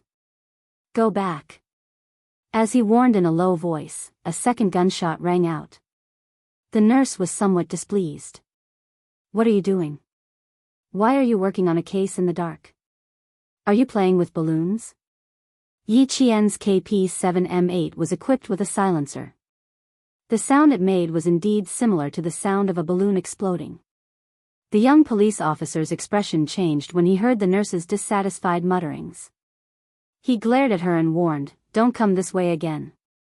Take the elevator down." Because the elevator was too slow, the nurse who took the stairs wanted to say a few words. However, when she saw that the policeman in uniform had a very cold expression, she couldn't help but panic. She muttered, "Why are you so fierce?" Then, she turned around and went into the hall on the second floor. After the fire escape door closed, the second floor returned to normal. Yi Qian closed his eyes slightly and took a long breath before he said to the police upstairs, "Turn on the lights upstairs." It's been resolved. The smell of blood permeated the corridor. The body of the fallen mercenary was still twitching at first, but now it was completely motionless. The dim lights came on. Yi Qian glanced at the wall and turned on the corridor lights on the first floor. In the dim light, the South Asian man who was leaning on the stairs was hit in the forehead by a 9mm parabellum bullet. The bullet pierced through his brain, causing blood to continuously flow out from the back of his head. There was the sound of hurried footsteps coming down from above. When the young police officer saw this, he gasped softly. He then jerked his head up to look at Yi Qian. His eyes were filled with shock. This scene was completely unexpected to the police officer. When he heard the gunshot, his expression changed drastically. However, because of the nurse's appearance, he had no choice but to turn back. When he heard the second gunshot, his heart sank. He thought Yi Qian had been shot. Yi Qian looked up and saw the young police officer who was standing there in shock. He smiled and said, "The local police won't be involved here. Someone will come and take care of it. You go back first. Don't worry about this." Chapter 934. He raised his hand and knocked on the fire door to inform them that the cleanup was complete. A second later, G3 pushed the door open and entered. He lowered his head and came in. When he saw the scene in front of him, he raised his hand and gave Yi Qian a thumbs up. "Well done. You flatter me. Think of a way to clean it up first." Yi Qian gently twisted his right shoulder that was in pain from the kick. Fortunately, other than the dull pain, there wasn't any severe pain. He could move his joints flexibly, so there was no problem with a fracture. G3 didn't even look at the young policeman standing above. He nodded and said, "Just throw him into the crematorium. It's not a big deal." "Just throw him into the crematorium? It's not a big deal? How can it not be a big deal?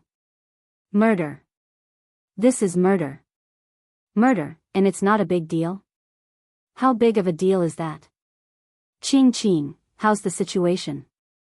Someone on the third floor asked in a low voice.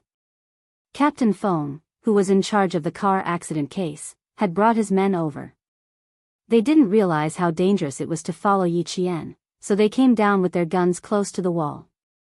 Qing, the young policeman who had been at the scene, heard this and immediately said in a low voice, "Someone died. Captain, come down quickly." When Captain Feng and his colleagues heard Qing's words, they quickly ran down the stairs. "When do you plan to show your face?" "Wait until Yi Qian leaves before you show your face," G3 said calmly into the phone, then turned to Yi Qian and said, "Some people always like to show up last. You have to teach him a lesson when we get back." He looked like he was very pleased with himself. He really deserved a beating. If he didn't do it, he would leave it to Yi Qian to do it. Getting beaten up by his girlfriend. Didn't they say that beating was a sign of affection, and scolding was a sign of love? Let Yi Qian properly kiss and love. Yi Qian had always thought that this way of getting along with comrades was very good. The more they frustrated and hurt each other, the deeper their relationship would be. Hearing this, he chuckled and said, "Yes, I'll definitely teach him a lesson when we get back." Major Xia, who needed to be taught a lesson, pushed the door open and entered. He closed the door with a smile on his handsome face. His gaze first swept past Yi Qian.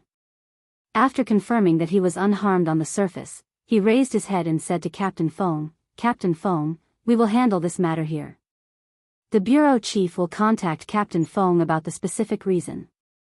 Can I trouble Captain Feng to bring Yi Qian to the ward first? I'll come over later." Captain Feng knew Xia Jinyuan's identity.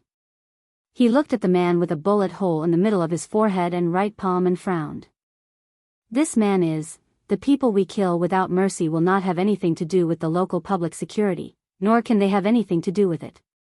Xia Jinyuan interrupted him calmly and added in a firm tone, "Only we can handle this. Please forgive us, Captain Feng." The staircase that was filled with the smell of blood was very quiet. Both sides looked at each other with a hint of not backing down. Yi Qian walked out and said, "Captain Feng, can we go up now?" "Okay." In the end, Captain Feng gave in. He had no choice but to give in. How could he interfere when he couldn't? However, seeing that there was a murder case in front of him, he couldn't just leave because of his professionalism. Captain Feng glanced at the young soldier who was talking to him and asked worriedly, "Is he a citizen of our country?" He didn't look like he was, so it was better to ask for more assurance. "He's a foreigner who will cause trouble in any country he goes to." Xia Jinyuan's eyes flashed with a hint of coldness and murderous intent as he said, "He has been waiting in the hospital for someone." Chapter 935. When his gaze landed on Yi Qian, Captain Feng's expression changed. "You mean, the car accident?" "Yes, we still need to ask more questions. So, Captain Feng, please take Yi Qian upstairs as soon as possible. We will take care of this." Xia Jinyuan's cold expression told Captain Feng that this matter was not over yet. "These bastards." Captain Feng gritted his teeth and cursed. He did not question Xia Jinyuan's words and whispered to Yi Qian, "Xiao Yi, this way. We won't take up too much of your time." No wonder Xiao Yi appeared with Secretary Xia's cousin from time to time. It turned out that she often helped Secretary Xia's cousin. Secretary Xia's cousin was a border police officer. If he said that the person who was shot was a foreigner, it was highly credible. These bastards who dared to offend our country should be killed without mercy. After taking a few steps, Captain Feng said to his colleagues, "You two stay here and clean up the bloodstains. Don't scare people." They could help clean up the scene, but they could not do anything else. After watching Yi Qian leave, Xia Jinyuan opened the fire door and pulled an ambulance cart into the corridor. He said with a faint smile, "Someone always likes to appear at the end? Why does it sound like you're a tattletale? You must have heard wrong. I said someone likes to appear at the end." In order to prove his credibility, G3 nodded responsibly and said seriously, "Yi Qian will praise you very much." Xia Jinyuan patted his comrade's shoulder and said meaningfully, "I can understand. You're jealous. Don't worry, brother, I've said it before. Once my marriage is settled, none of you will be a problem." He walked up the stairs and grabbed the mercenary's jacket with both hands. He and G3 carried him to the ambulance cart and covered him with a blue cloth. They could be dragged out to solve the problem. The scene was left to two policemen. After they got water and a mop, Xia Jinyuan shook hands with them and thanked them. He then left with G3. Old Guan's wife's ward was on the 5th floor. The call from the director of the Public Security Bureau came quickly. Just as they reached the ward on the 5th floor, Captain Feng received a notice that the local police were not allowed to interfere with border matters in Nan province. With this notification, Captain Feng was finally relieved. There were two policemen standing guard outside the ward. Yi Qian pushed the door open and saw Mr. Guan's wife lying by the bed in tears. Mr. Guan's two friends, who were his drivers, were sitting beside the bed. Seeing Yi Qian come in, old Guan's friend was first stunned, then he stood up and said excitedly, Sister-in-law, this is your daughter who saved you. Quick, sister-in-law, look, your daughter is here to see you. Old Guan's wife, whose eyes were filled with tears, looked up. When she saw Yi Qian, she struggled to get up. She recognized him. The doctor said that if the young lady had not risked her life to climb into the car to give Old Guan an 4-drip, she would not have heard Old Guan's last words. Old Guan said that he wanted to thank the young lady who saved them first, and that he would let her live a good life and raise their children. He also said that he could not take care of the family anymore and that she would have to work hard for the rest of her life. He also said that if there was an afterlife, he would be reincarnated to repay her. From when she woke up to when she got into the ambulance. She spoke intermittently until she gradually stopped breathing. A living person was gone just like that. Auntie. Don't move. Yi Qian quickly held Old Guan's wife's shoulder and stopped her from getting up. Don't move. Rest well. Chapter 936. Old Guan's wife held her hands tightly and kept saying, thank you. Yi Jian's eyes reddened as she thanked him through sobs. The pain of losing a loved one was the most unbearable pain. After crying for about 5 minutes, Old Guan's wife gradually calmed down. She wiped the tears on her face with her hands that were calloused from hard work and had fine wrinkles on her fingertips. My dear daughter, Old Guan said we must thank you properly. I don't have much ability, so I can only kowtow to you. My daughter, our Guan family will never forget your kindness.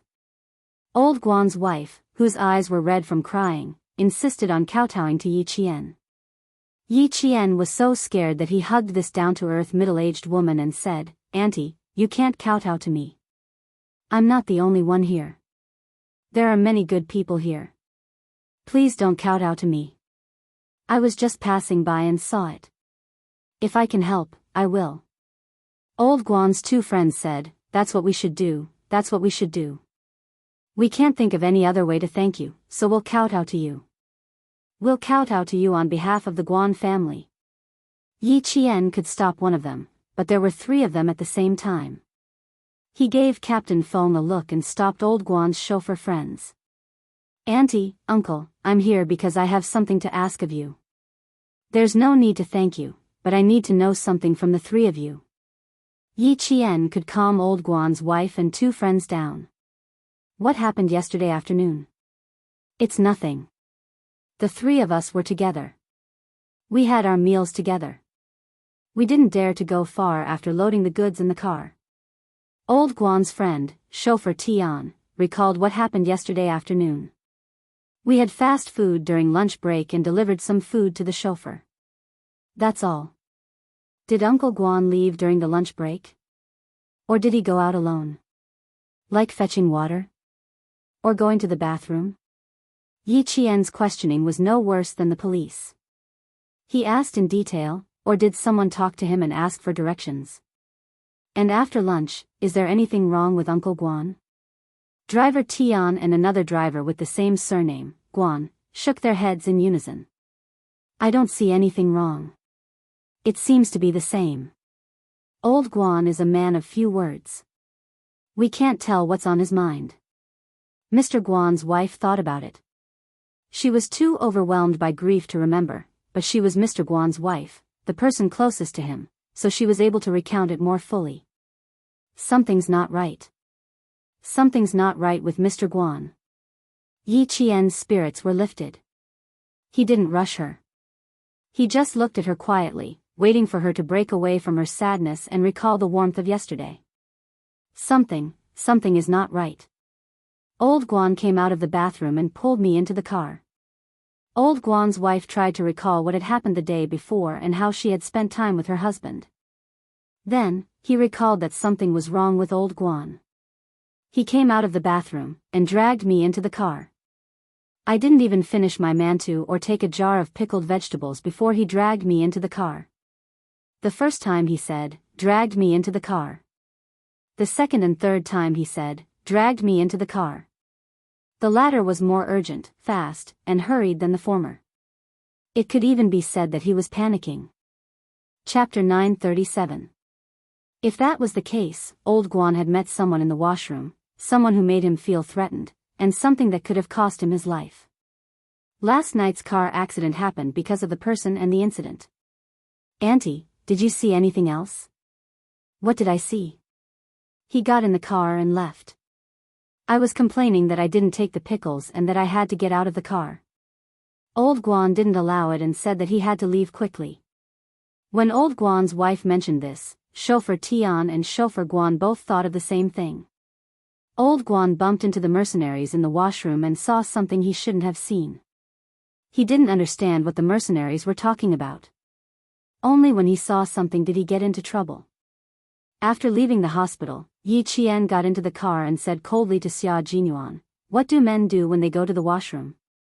Xia Jinyuan, who was listening attentively, almost stepped on the accelerator when he heard her question. What do men do when they go to the washroom? She asked very seriously, so he had to answer seriously too. When men go to the washroom, they have to stand up. Everything else is the same as you guys. They have to stand up and take off their pants. Yi Qian analyzed seriously. What else did they have to do after taking off their pants? And what would Old Guan see? What would he see? Xia Jinyuan raised his hand and scratched his eyebrows slightly. He added, sometimes, they have to lift their clothes up a little, like a shirt tucked into their pants. We have to pull them out and unbuckle their belts before we start. Discussing with his little girlfriend how men go to the washroom and what they do when they go to the washroom. No matter how serious Xia Jinyuan was, he couldn't help but feel a little strange. The gun fell off. Yi Qian didn't notice Major Xia's strange expression. When she heard him say that they had to pull up their clothes and unbuckle their belts, her eyes immediately lit up. Her eyes lit up so much that Xia Jinyuan, who was driving and looking at her from the corner of his eye, held his breath and exhaled gently. Then he calmed down and said, "It's very likely." At noon, Old Guan and the others were resting at a place soon after they got on the highway. They needed to reorganize their weapons in the washroom when there were fewer people around. Old Guan suddenly barged in. This is also possible. However, the possibility of the gun falling out is high. This kind of thing had happened before, so the possibility was higher. Regardless of which possibility it was, Old Guan did run into the mercenaries who were chasing after him. Unfortunately, he was killed. The topic was always heavy. When Xia Jinyuan drove the car out of the city and rushed to the winding mountain road, he stepped on the accelerator to the maximum. The car even left a long shadow, leaving a flashing red tail light shadow. Let's go to the mountains. The informants left by the hospital are missing. They will definitely take action tonight. There was an abandoned house in the mountains. Xia Jinyuan stayed there for a few hours and left some things behind. He left some food that would bring him back, such as instant noodles, candles, a lighter, and a piece of moisture-proof cloth. The items left behind were enough for the foreign mercenaries who liked to wait for their prey. Little fox, it's just the two of us tonight. Are you scared? The car drove out of the city and into the suburbs. Xia Jinyuan, who was driving silently, reached out and held her hand. He whispered, "I don't plan to ask G3 for help. Stay in the hospital." G3 had to stay in the hospital just in case. They would not allow foreign mercenaries to hurt their citizens again. They would not let another tragedy happen. G3 had to stay in the hospital. Chapter 938. Yi Qian had always agreed with Xia Jinyuan's arrangements. Even G3 had agreed, so what else could she say? His arrangements were indeed very good. Protecting old Guan's wife was also what she wanted. After the intimacy during the day, Yi Qian slowly let go of the shackles in her heart. She held his slender and strong hand and smiled lightly. Don't be afraid. We have guns and people. This is still our country. I'm not afraid. With you by my side, I really don't have to be afraid. From what I know, there are about 6 of them. After eliminating one in the hospital, there are still about 5 left. Our chances of winning against 5 are very high. Xia Jinyuan talked about the situation on his side and G3's side. The 5 of them don't have any heavy weapons. Like us, they mainly use pistols. We're used to fighting at night, and so are they. Little fox, the real battle is about to begin. Yi Qian raised his eyebrows. After the battle, his hot-blooded personality had already been stimulated. His raised eyebrows carried the coldness of a soldier. Even the words that came out of his mouth were tainted with gunpowder. I'm looking forward to it. I want to get rid of them even more. They harmed our country's citizens. If the lives that they lost couldn't be redeemed, then their blood would be used as a sacrifice for the lives that they lost. The mountains at night were exceptionally quiet. Even the flapping of the night bird's wings was a sign of peace. The car didn't drive into the mountains. Instead, it stopped at a spot that Xia Jinyuan had already chosen to hide the car. As the car turned off, Xia Jinyuan's phone vibrated loudly. He glanced at the caller ID and immediately picked it up. Brother Z. We've dealt with them. We cremated them and scattered their ashes in the river to feed the fish. Ho Zi was in the villa on Mount Daliang. She was playing with a lighter in her hand. Lao Lu, Brother Z is really going to leave with you this time. You have to come back on your own. Xia Jinyuan's eyes narrowed slightly. He said calmly, Xia Yiwei is waiting for you, Brother Z. You should be able to go and snatch her back now. The location is at the usual place by the river. But Brother Z, if you're still in Mount Daliang, I wonder if you can make it in time? There was only a beeping sound from the phone. When Xia Jinyuan followed Yi Jian into the night, there was a huge explosion in the kitchen of Ho Zi's villa in Dalang Mountain. Not only was the kitchen destroyed, but there was also a huge pit under the kitchen. Half of the villa was destroyed. The huge shock caused the ground to tremble. The birds in Mount Dalang were so shocked that they flew away. The entire Mount Dalang seemed to have woken up in the middle of the night. The birds that were returning to their nests would flap their wings and fly away at the slightest movement.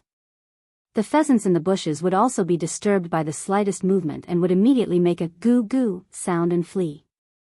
Yi Qian, who did not follow the mountain path, crouched down and followed Xia Jinyuan to the abandoned houses in the mountains. After 2 hours of climbing, they were only 2 kilometers away from their destination. The sky was dim, and the crows were cawing. Yi Jian stopped in the dark. She smelled the scent of a third person in the night. It had rained a few days ago, and it was autumn. The dense forest was filled with the smell of decaying vegetation. Yi Qian had been smelling this scent all along the way, so she was very sensitive to the sudden intrusion of a foreign scent. She gently tugged at Xia Jinyuan's clothes and gestured to him, who immediately turned around and pointed in their direction. She told him that there was someone in their direction. At 11:00 in the evening, the two of them exchanged hand signals and silently passed through the bushes. They stepped on the leaves as if they were stepping on a sponge. There was no sound at all. Not even the leaves and twigs made a sound. Their figures were like shadows that swept in 4 directions. Chapter 939. Yi Qian was in charge of security, and Xia Jinyuan was in charge of eliminating the targets. At this moment, Xia Jinyuan was no longer as gentle as he was during the day. He was like a beast patrolling the mountains, and he began his assassination. Seeing Xia Jinyuan's actions again, Yi Qian couldn't help but applaud his skills. His tall and slender figure arched his back, and he attacked with the grace and ferocity of a cat. He didn't have a gun in his hand, and he didn't even have a dagger as he went around to the back of the target. His movements seemed to be very light, but the speed at which he solved the problem was very fast. Like a gust of wind, Yi Jian heard the rustling sound of leaves touching each other. Only a few seconds later, everything returned to normal. Xia Jinyuan liked the simplest solution. He clasped the target's head with both hands and twisted it hard. After a click, the target's neck was bent at a strange angle, and not a single drop of blood was left on the scene. The elimination was complete.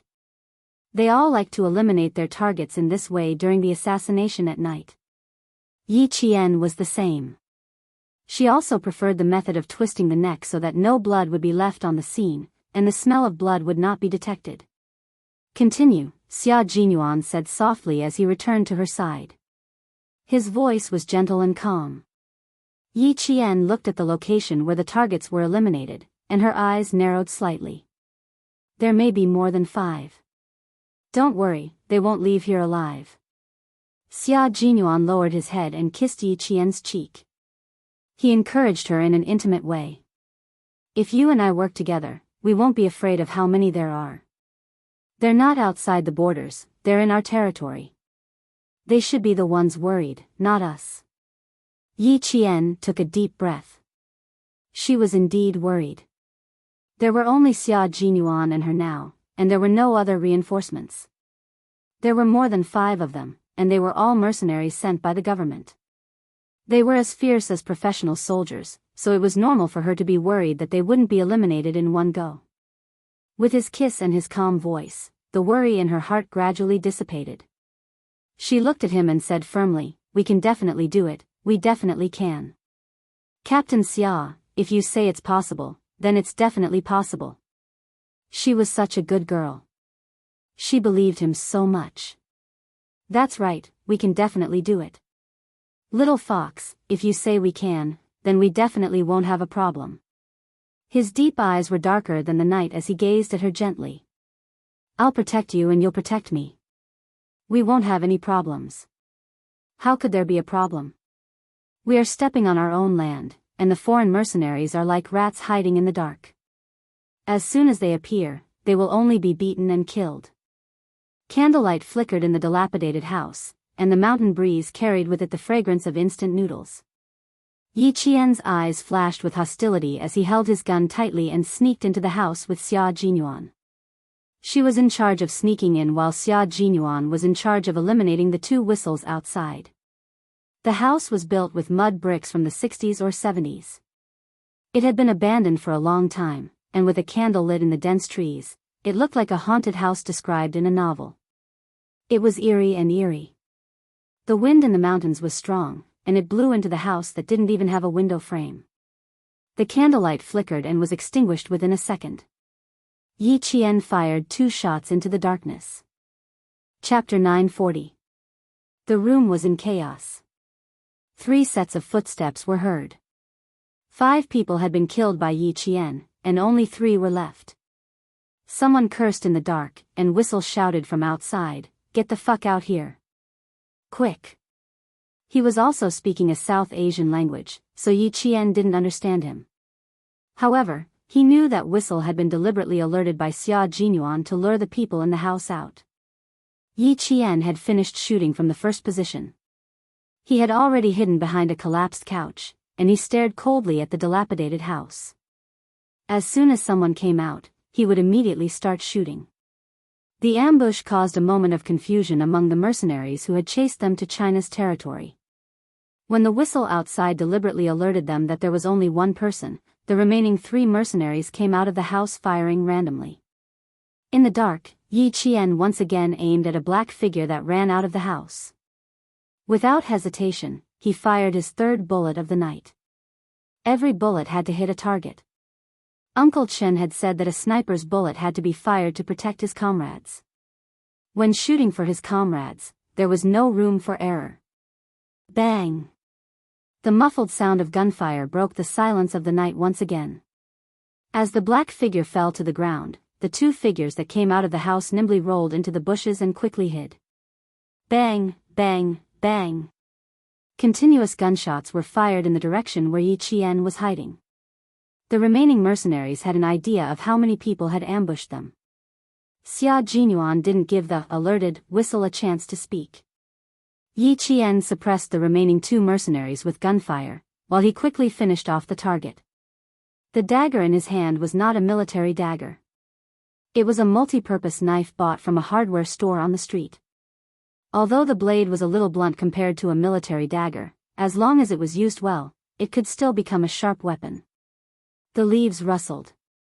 Xia Jinyuan swung his fist, which was sharp enough to scratch skin. The close combat of the special forces was never about hiding needles in cotton floss. Instead, it was about attacking quickly and ruthlessly, then hitting the opponent accurately. There are many parts of the human body that cause severe pain, but there is only one part that slows down the mind, the brain. Xia Jinyuan continued to attack, landing several punches on the mercenary's head.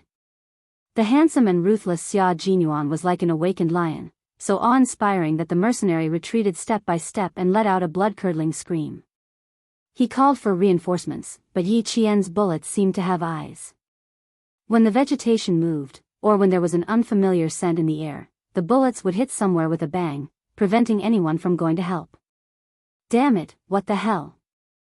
The mercenary who was hit by the bullets and had to hide again rolled under a tree. His eyes were dark as he searched for his target. The mercenary who had been hit in the head several times by Xia Jinyuan staggered. As he swayed, the leaves and shrubs around him moved. The sound of rustling could be heard at this moment, making one's heart beat faster. Yi Qian smiled slightly. Captain Xia was not only an excellent special forces soldier, but also an excellent commander. In terms of tactics, he had a gift that even the veterans admired. The bigger the commotion, the more nervous the other two mercenaries would be. This would increase their psychological pressure, and her and Xia Jinyuan's chances of winning would increase.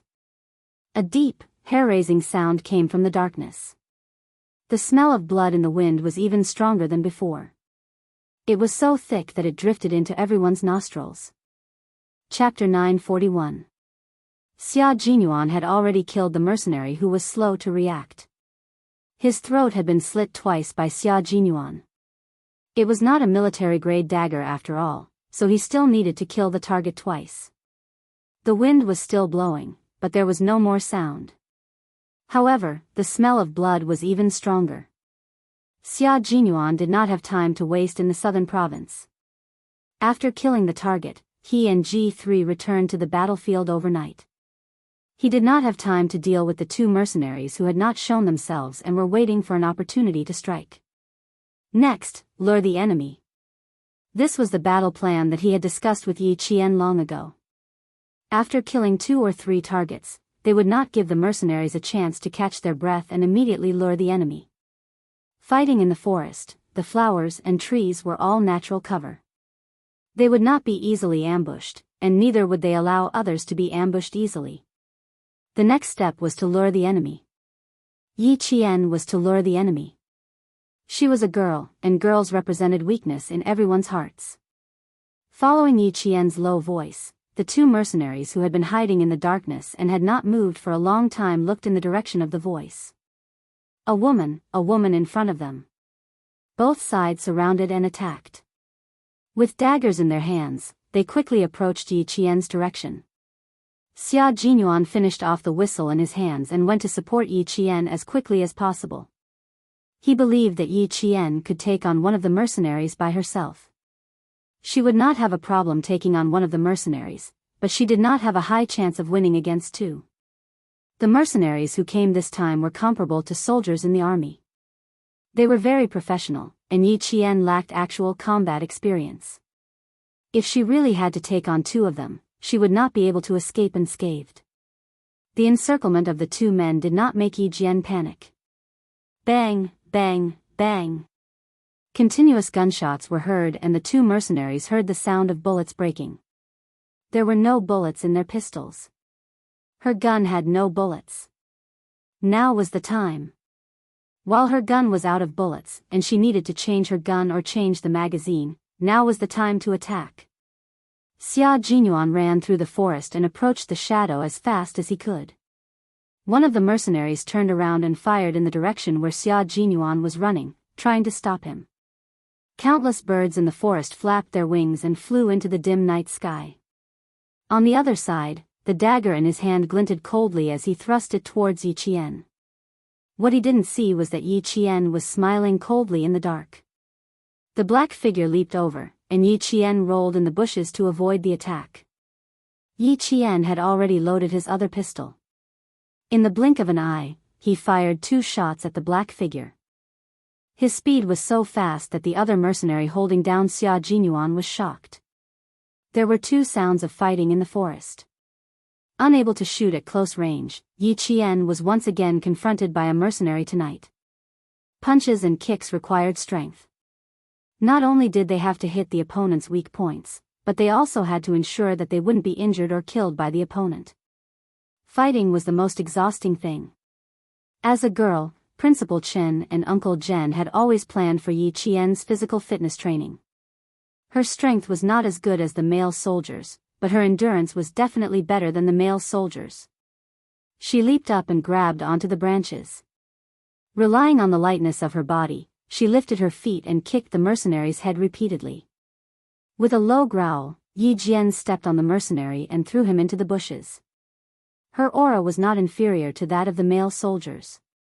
The mercenary who fell into the bushes had a ferocious expression on his face.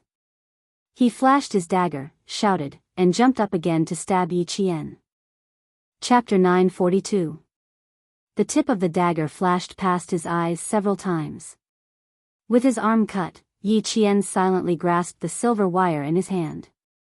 As he dodged, he looked for an opportunity to strangle the mercenary to death. At the final moment of the battle, Yi Qian grabbed the mercenary's outstretched wrist.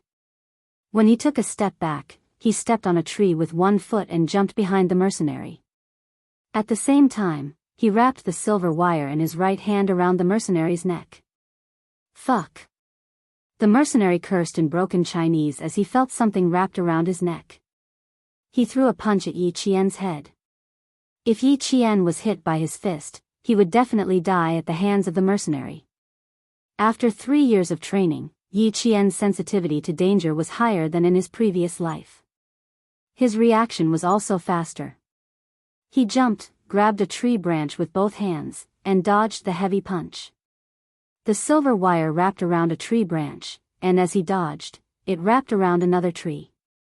That was enough. It was enough to eliminate the target in an instant. The silver wire was extremely thin. Once it was wrapped around the flesh, it would not be easy to pull it out. The neck was the most dangerous part of the body. Being wrapped around by anything would make a person feel fear. They would want to pull the scary thing away to free their neck. The more they thought about it, the faster they attacked, and the tighter the silver wire wrapped around them. The leaves rustled and fell like rain. One end of the silver wire wrapped around the mercenary's neck, the other end wrapped around the leaves, and then around the tree trunk. With one last punch from Yi Qian, the mercenary, who was half a head taller than Yi Qian, roared in pain. His fist swung even more fiercely. Yi Qian, who was covered in sweat, did not give his enemy a chance to retaliate.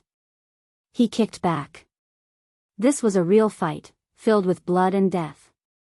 This was a real battlefield, a bloody battlefield where it was either you die or I die. Sweat flowed into his eyes, but he did not have time to wipe it away. The dust on the leaves flew into his eyes. Even if his eyes hurt, he had to keep them open.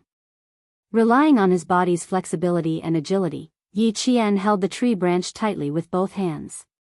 He attacked the mercenary's shoulder several times. The silver wire finally wrapped around the mercenary's neck. It was so deep that he could hear him gasping for air. The severe lack of oxygen in his brain made his movements slower and slower, and his reactions slower and slower. Gritting his teeth, Yi Qian hit the mercenary's chest one last time, causing his whole body to fall back. This was the moment. This was the moment to kill him. Yi Jian let go of the branch with both hands and quickly jumped down from the high place. The moment she jumped down, she also took out the pistol hidden in her clothes and aimed at the black shadow that turned over and shot. The sixth mercenary had been eliminated. Yi Jian leaned against a tree and slowly sat down with her back against the tree trunk. She panted heavily as if she would suffocate if she didn't breathe properly.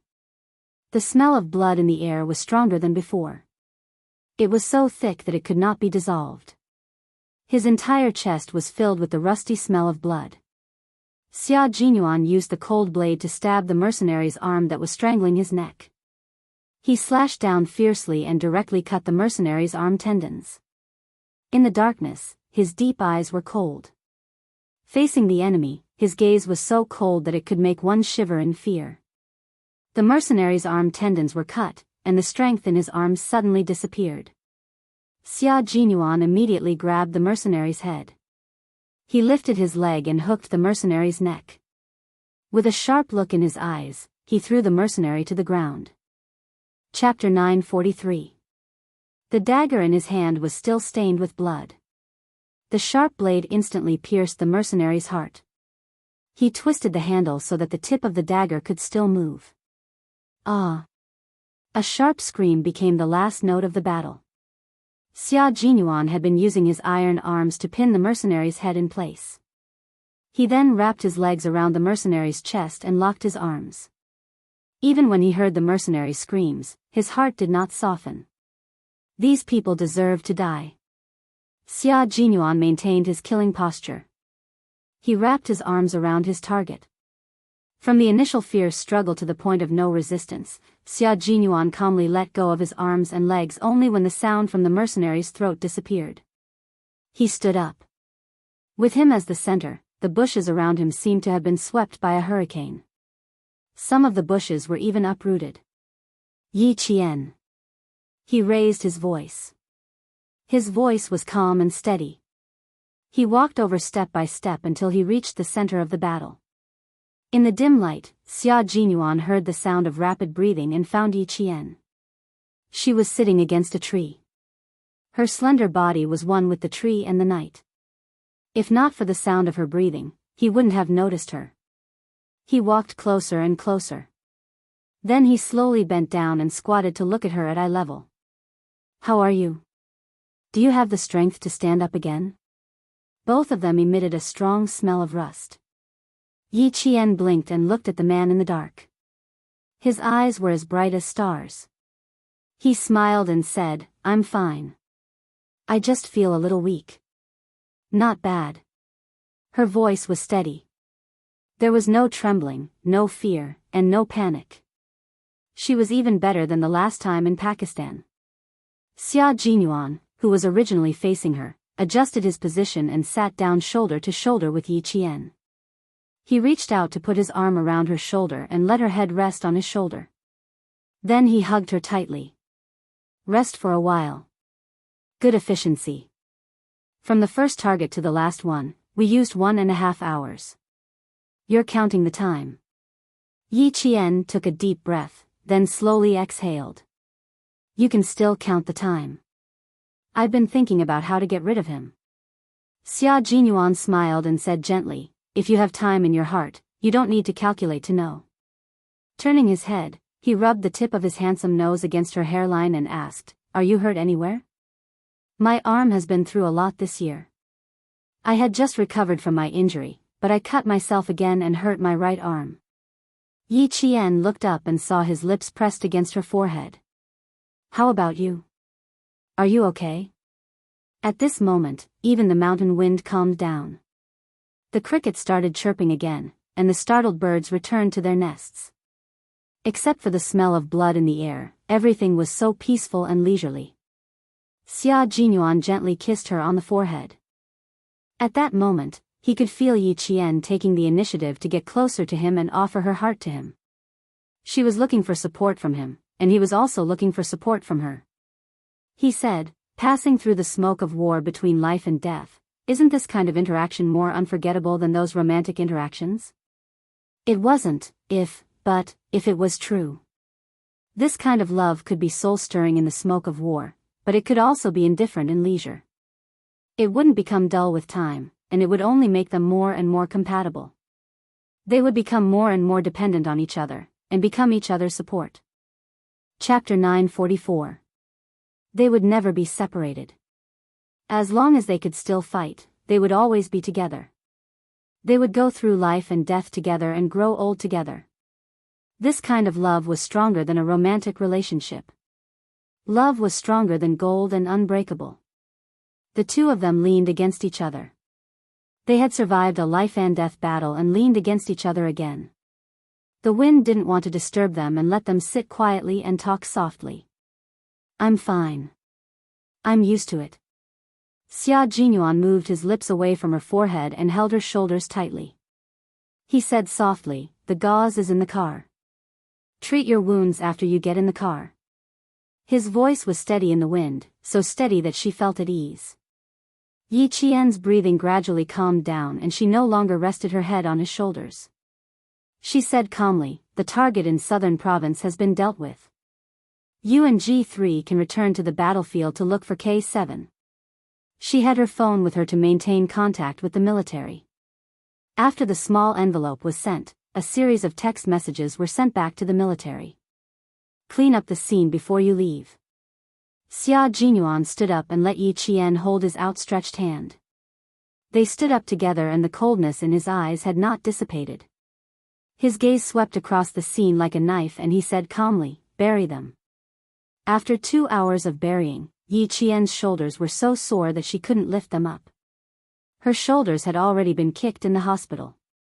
After fighting and burying them, she suddenly lost all strength in her shoulders and the soreness rushed up like needles. Sit for a while. I'll clean up the scene again. Xia Jinyuan helped her sit down on a brick. She didn't say anything, but he could tell. You don't have to force yourself in front of me, little fox. You don't have to force yourself in front of your comrades. Especially after a battle, when you need to rest and replenish your energy, you must replenish it in time. We didn't just fight once. We fought countless times. Yi Qian gritted her teeth and didn't force herself. She sat down and tried to relax her shoulders. My shoulders are sore, but I still have the strength to walk. Give me 10 minutes to rest. Okay. I also need 10 minutes to clean up. Xia Jinyuan patted her on the shoulder lightly. There was a touch of gentleness in his cold and hard eyes. You're great, Yi Jian. You're really great. Yi Qian raised his head and smiled at him. His smile was light, as clear and bright as the wind in the mountains. I still need to work harder. I can't become a burden to my comrades. How could this be? Are you now thinking that you've become a burden to me? Xia Jinyuan frowned slightly and said solemnly, our bodies are not made of iron. There will always be times when we are tired.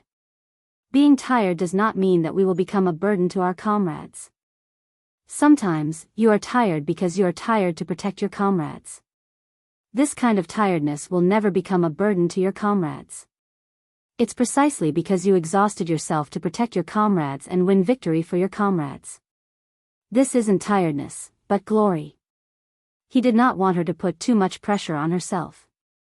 If there was pressure, she had to remember to face it properly. She didn't understand burden in this way. The correct understanding of a burden was that she didn't do anything during normal times, delayed opportunities on the battlefield, and caused failure to control the battlefield. This kind of person was a burden. Think about it carefully, but remember, don't let your imagination run wild. Xia Jinyuan rubbed the top of her head heavily and reminded her in a gentle and serious voice, think about what a burden is. After he finished speaking, Yi Qian couldn't help but laugh as she watched his tall figure turn and leave. Chapter 945. Captain Xia really cared about her in all aspects, even her psychological development. She had never met such a man before, but she knew that she had met a very good and outstanding man. The night passed quietly when they returned to the car from the mountain. It was 5:00 in the morning in autumn. Xia Jinyuan took out the first aid kit from the car. Yi Qian had already taken off his jacket and was sitting in the grass wearing only a short-sleeved shirt. The knife wound was a little deep, but it was not so deep that the flesh was torn apart. However, because it was not bandaged, the area around the wound was red and swollen. Xia Jinyuan was no stranger to disinfecting and debridement. He disinfected, stopped the bleeding, sprinkled anti-inflammatory powder, wrapped the arm with gauze, and added another injury to Yi Qian's arm. This wound is not too deep. No wonder you can endure it. Xia Jinyuan did not ask if it hurt. There was no need to ask. It definitely hurt, but compared to staying alive, this kind of pain was nothing. He had seen too many terrible injuries. Facing Yi Qian's injury, even if it was his little fox who was injured, he did not feel the need to hug and comfort her. As a soldier, you have to be patient with pain and injuries. Crying out in pain is a coward in the team. Yi Qian picked up the bloody sports jacket and said with a pained expression, "It's brand new. You can't wear it again. I don't know how to wear camouflage. It's stained with blood, soak it in detergent for a night, then scrub it a few times the next day to make it clean." Xia Jinyuan looked down at the clumps of stains on his body and raised his eyebrows. "I can't wear this either." Their faces and bodies were covered in blood. Xia Jinyuan took the car keys hidden in the tree and laughed at Yi Qian, who was still holding the jacket. "Let's go find a place with water to wash our faces and hands. Aren't we going to find G3 immediately?" Yi Qian did not throw the jacket away. He hugged it in his arms and got into the car. G3 is still in the hospital alone. Should we contact him first? He started the car and turned on the headlights. The car drove into the foggy mountain road. His faint laughter came from the car. "No need. He will take the initiative to go back to the hotel." The whole night's action made her bones sore. Standing in the small stream in the mountain, Yi Jian grabbed a handful of unknown water plants and washed the blood on her hands and between her fingers. A pair of slender hands that were also stained with blood reached over and held her hands. Using the grass that he had crushed earlier, he gently rubbed it between her fingers. "The blood can be washed clean now, but there will be more and more in the future. Sometimes, you can even smell the blood on your hands. I've always thought that if I had a pair of hands that could smell blood, I would never be able to hold another girl's hand for the rest of my life." Sometimes, Xia Jinyuan couldn't help but tremble when he saw it. Now, as he held a pair of blood-stained hands, he felt his heart soften. The girl beside him had a pair of blood-stained hands like his. She was not afraid and did not shrink back. Instead, she faced it bravely like him and even supported him when he was in danger.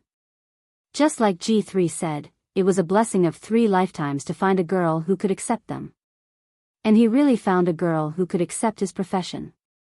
It was a blessing of 3 lifetimes. Yi Qian frowned slightly. He didn't quite understand what he meant. He joked, "Why? Did you want to hold another girl's hand before?" Chapter 946. Although he was joking, Xia Jinyuan did not dare to take it seriously. He answered seriously, "I never thought that you were the only girl I wanted to hold hands with. You were also the only girl who dared to take the initiative to hold my hands when my hands were stained with blood." His reaction made Yi Qian chuckle. "Not even when you were young and frivolous?" Xia Jinyuan pretended to think about it. When she looked at him coldly, he said slowly, "When I was young and frivolous, I did all sorts of bad things. All I thought about was how to go against my father. How could I have other thoughts? After I was young and frivolous, other people were busy with their first awakening of love, while I was busy studying for the military school entrance exam." Xia Jinyuan spoke slowly. His low voice was like dancing music, gentle and cheerful. "After graduating from the military school, I was assigned to Fujian town. The army was full of male soldiers. Before I met you, the only hands I could hold were those of male soldiers. One day, I suddenly held a girl's hand. At that time, there was only one thought in my mind. Why is it so soft? So soft that..." Yi Qian, who had been listening attentively, realized that he was talking about her again. She immediately raised her voice. Okay, I believe you. You don't have to explain. If he continued to explain, it would make her blush and feel uncomfortable. No, this concerns my innocence. I have to explain it clearly, Major Xia said seriously. Major Xia said seriously. Yi Jian looked at him with a faint smile and an ambiguous expression. She maintained her composure on the surface, but her heart was boiling like boiling water. This concerns my innocence. I don't want to hear it. I don't want to hear it. She wanted to cover her ears, but he was still holding her hand. She wanted to run away. How could she outrun him? Most importantly, he liked to make her feel embarrassed. The more she acted this way, the more excited he would be. The first time I held a girl's hand, I was really shocked. It was so soft that I felt like I could break it if I used too much strength. Little fox, why is your hand so soft? It's as if it has no bones. It's so soft that it even reaches my heart. Later, when I hugged you, I thought, no wonder they say that women are made of water. I hugged you like this and really didn't want to let go. But you were still young at that time. I put you down, and you pounced on me. You even straddled me. How tall were you then? Not even 1.6 meters, like a little bean. Yi Qian wanted to drown himself in the water. He said that he and a few other soldiers had received close-range combat training within 30 meters, and their opponent was a real sniper in the army. He didn't know why Xia Jinyuan appeared out of nowhere and accidentally encountered him. Yi Qian blushed a little when he thought about how he had been pinned down by Yi Zihao. His voice sounded like it was overflowing with water as he reprimanded in a low voice, "You pervert." At that time, he was only 14. His thoughts were all over the place. You're right. At that time, I also felt like a hooligan. Xia Jinyuan, who had always done things in an upright manner, readily admitted that he was indeed a hooligan at that time. You were too bold. You straddled a male soldier all of a sudden. When I was scaring you, I even thought about whether I should kiss you. Fortunately, you angrily called me an old man. A basin of cold water was poured over me and woke me up. Otherwise. As he spoke, he leaned closer to Yi Qian's cheek and quickly kissed her with his thin lips. The noble and handsome major smiled so brightly that Yi Qian couldn't help but raise his leg to kick him. Major Xia, who had dodged to the side, finished his unfinished sentence along with the morning breeze. Otherwise, I really would have kissed you back then. Now that it's like this, I can't help but want to kiss you. Chapter 947. When it came to how to get along with Yi Qian, Major Xia had always been aggressive. If he didn't take the initiative, this girl with a hard shell would never take a step forward. Only when he took the initiative would she be able to get closer to him. It was normal for her to be shy. He was shy too. Xia Jinyuan, why are you hiding? You said so many crazy things about being a hooligan, yet you won't let me kick you. Yi Qian was only shy about his behavior, not angry. Her eyes were like water, and even when she glanced at him, they were still bright and beautiful. I'm only 14 years old, and you're already having such thoughts. Your thoughts are too improper. He had long realized that his thoughts were improper, but realizing it and wanting to correct them were two completely different things. However, he was really glad that his thoughts were improper at the time, and that he didn't miss out on such a good girl. If you only act like a hooligan and don't take responsibility, then that's called improper. Mine doesn't count. My thoughts are proper, my attitude is serious, and I can withstand the test. Looking at Yi Qian, who was so shy that her face was as red as rouge, Xia Jinyuan's eyes were so gentle that there were whirlpools in them. His laughter gradually subsided. He held her hand tightly, stared at the girl he liked, and said slowly and seriously, Yi Qian, you're the only girl I want to hold hands with. You're the only girl who doesn't mind holding my blood-stained hands, and who is brave enough to hold them. As for other girls, if I were to hold out my blood-stained and reeking hands to them, I'm afraid they would faint before I could even open my mouth. His serious words made Yi Qian feel helpless and bitter.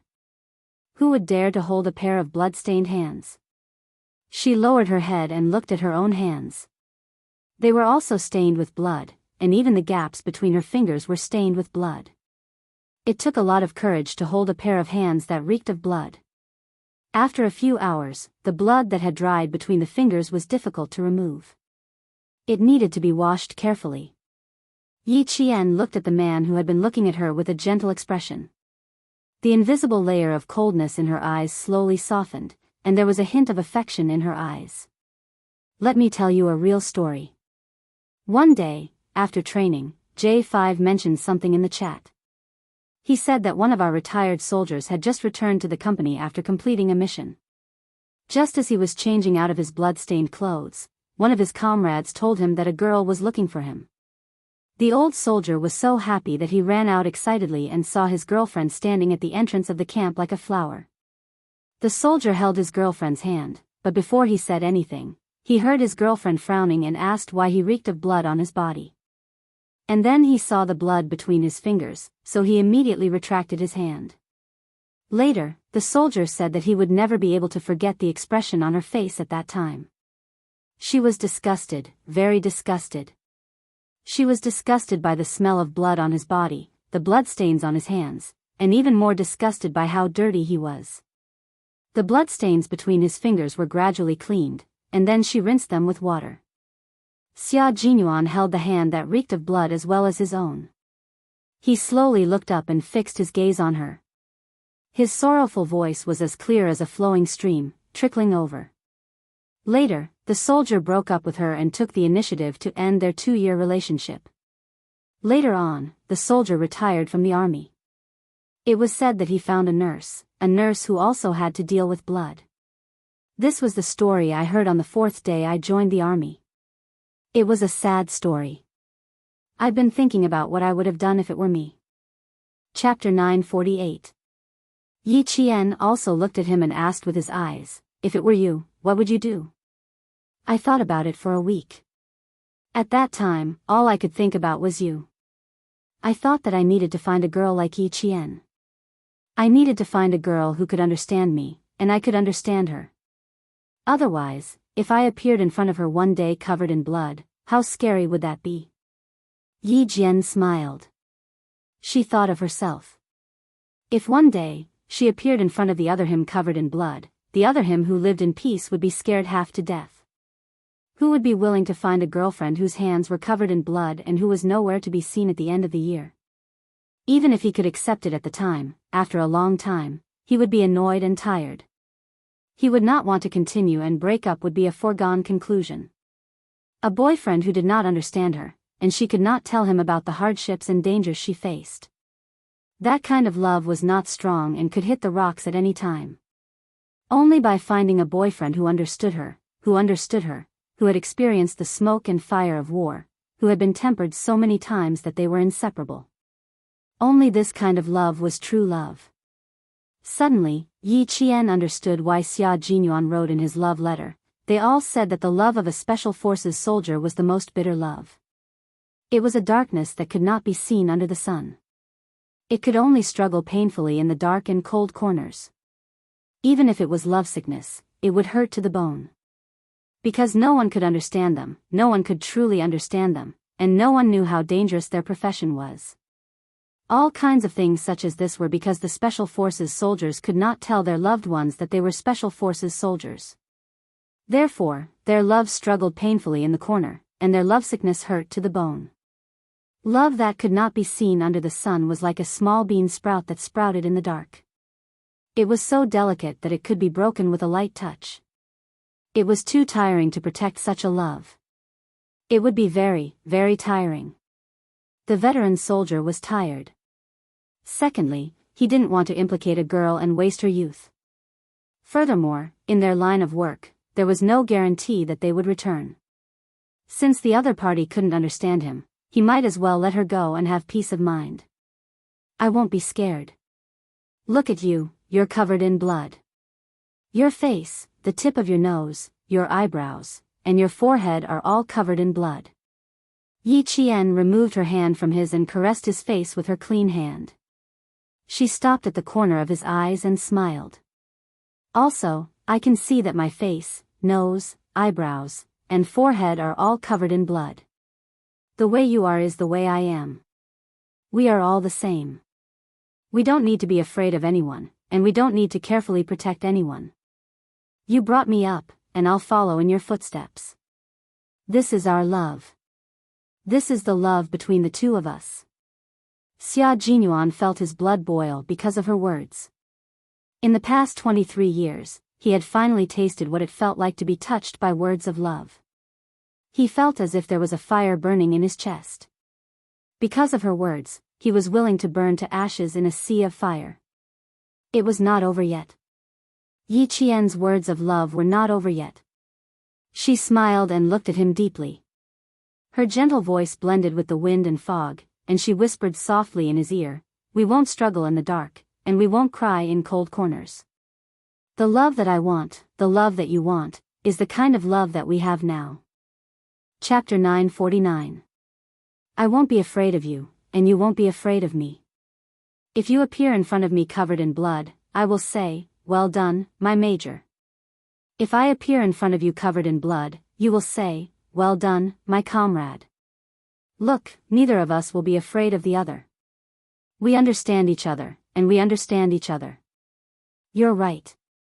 Compared to romantic love, our love is much stronger.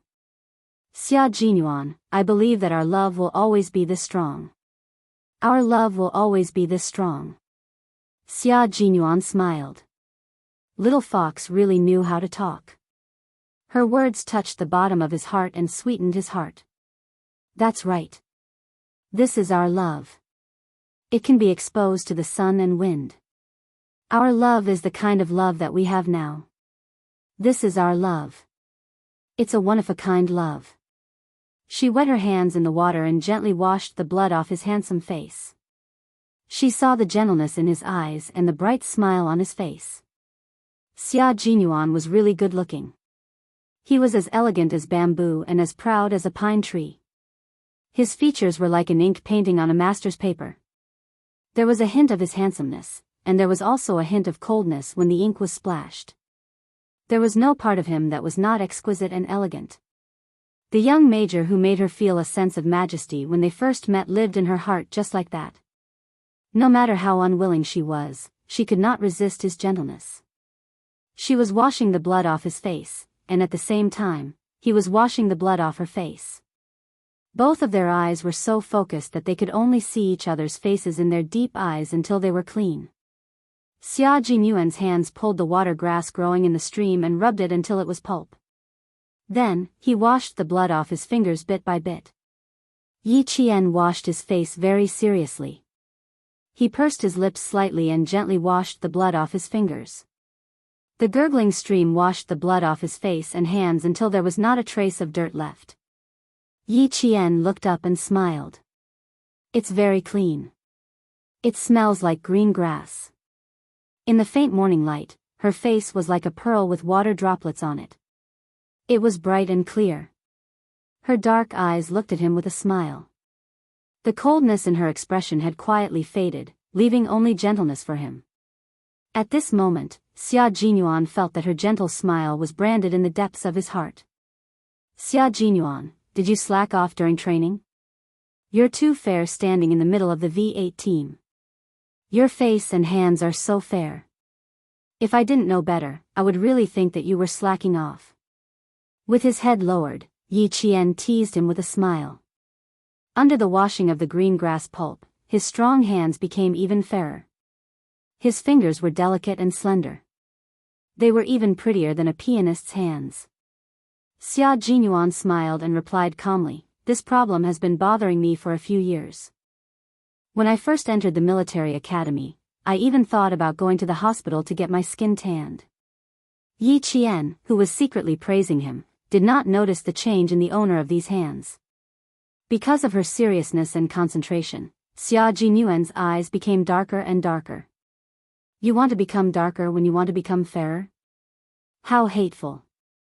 Letting go of his clean hands, Yi Qian scooped up some water and splashed it on her face. Xia Jinyuan, who was squatting beside her, stood up and shouted in a deep voice, "Yi Qian." Yi Qian smiled and looked up. I can. Chapter 950. No matter how fast she reacted, it was too late now.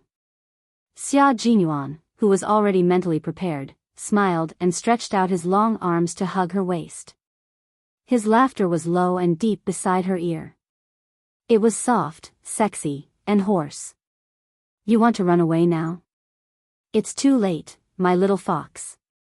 Xia Jinyuan, you're going crazy again. Yi Qian, whose legs were lifted into the air, struggled. The more he struggled, the tighter the arms around his waist became. It made it hard for him to breathe. Put me down. It's uncomfortable for you to hold me like this. Was it uncomfortable to hug her like this? Then change to a more comfortable position. His arms were very strong. He lifted her up gently, allowing her legs to spread across his strong waist. His hands held her buttocks firmly, as if he was holding a child. How is it? Do you feel comfortable now? Indeed, it wasn't as comfortable as when he hugged her waist, but this made her even more embarrassed. I want to kiss you, can I? Xia Jinyuan's eyes darkened as he took a step forward and asked, Can I kiss you right here? I really want to kiss you. I can't control myself at all. May I? May I?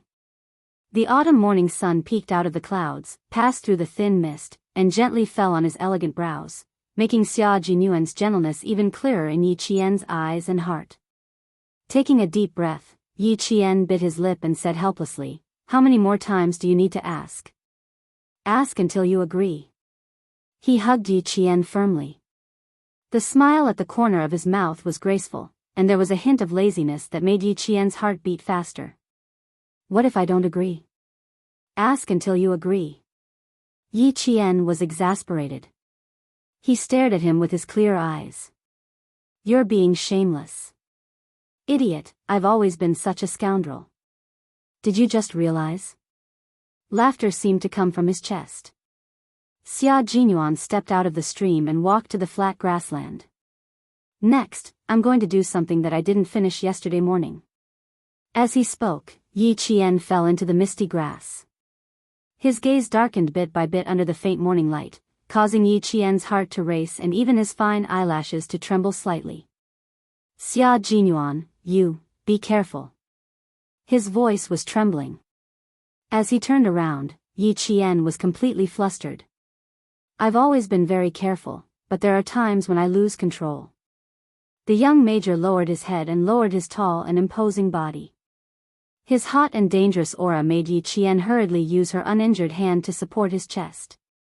Even though her voice was trembling slightly, she still asked, How far do you want to go? Let's see how far I can control myself. Be good, move your hand away. I'm afraid I'll hurt you. The sunlight shone through the mist. His dark eyes seemed to be shining brightly, burning both himself and Yi Qian.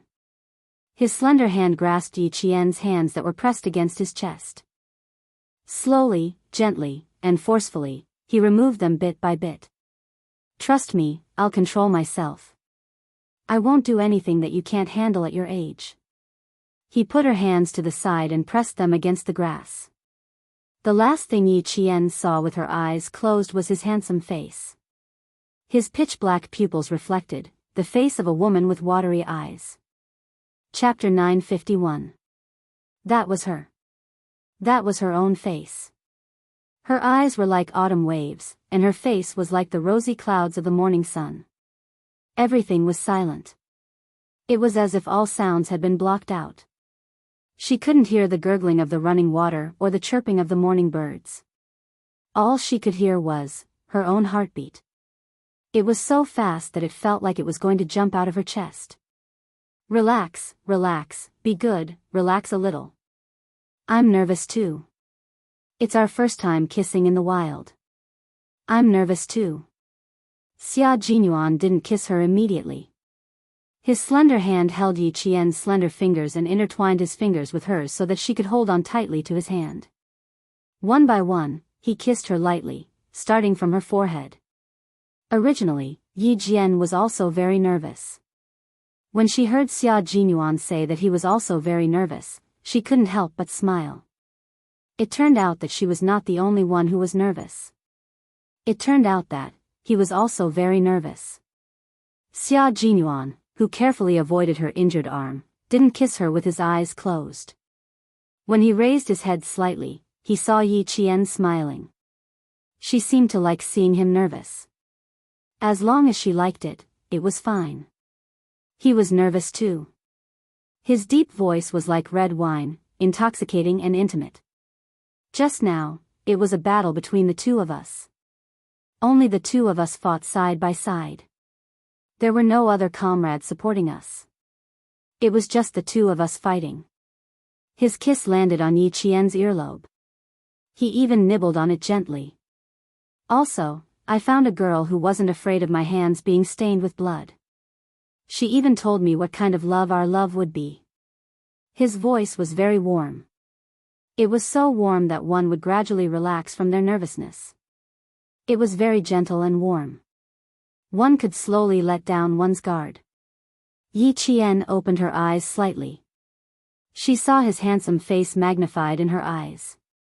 He was so close to her.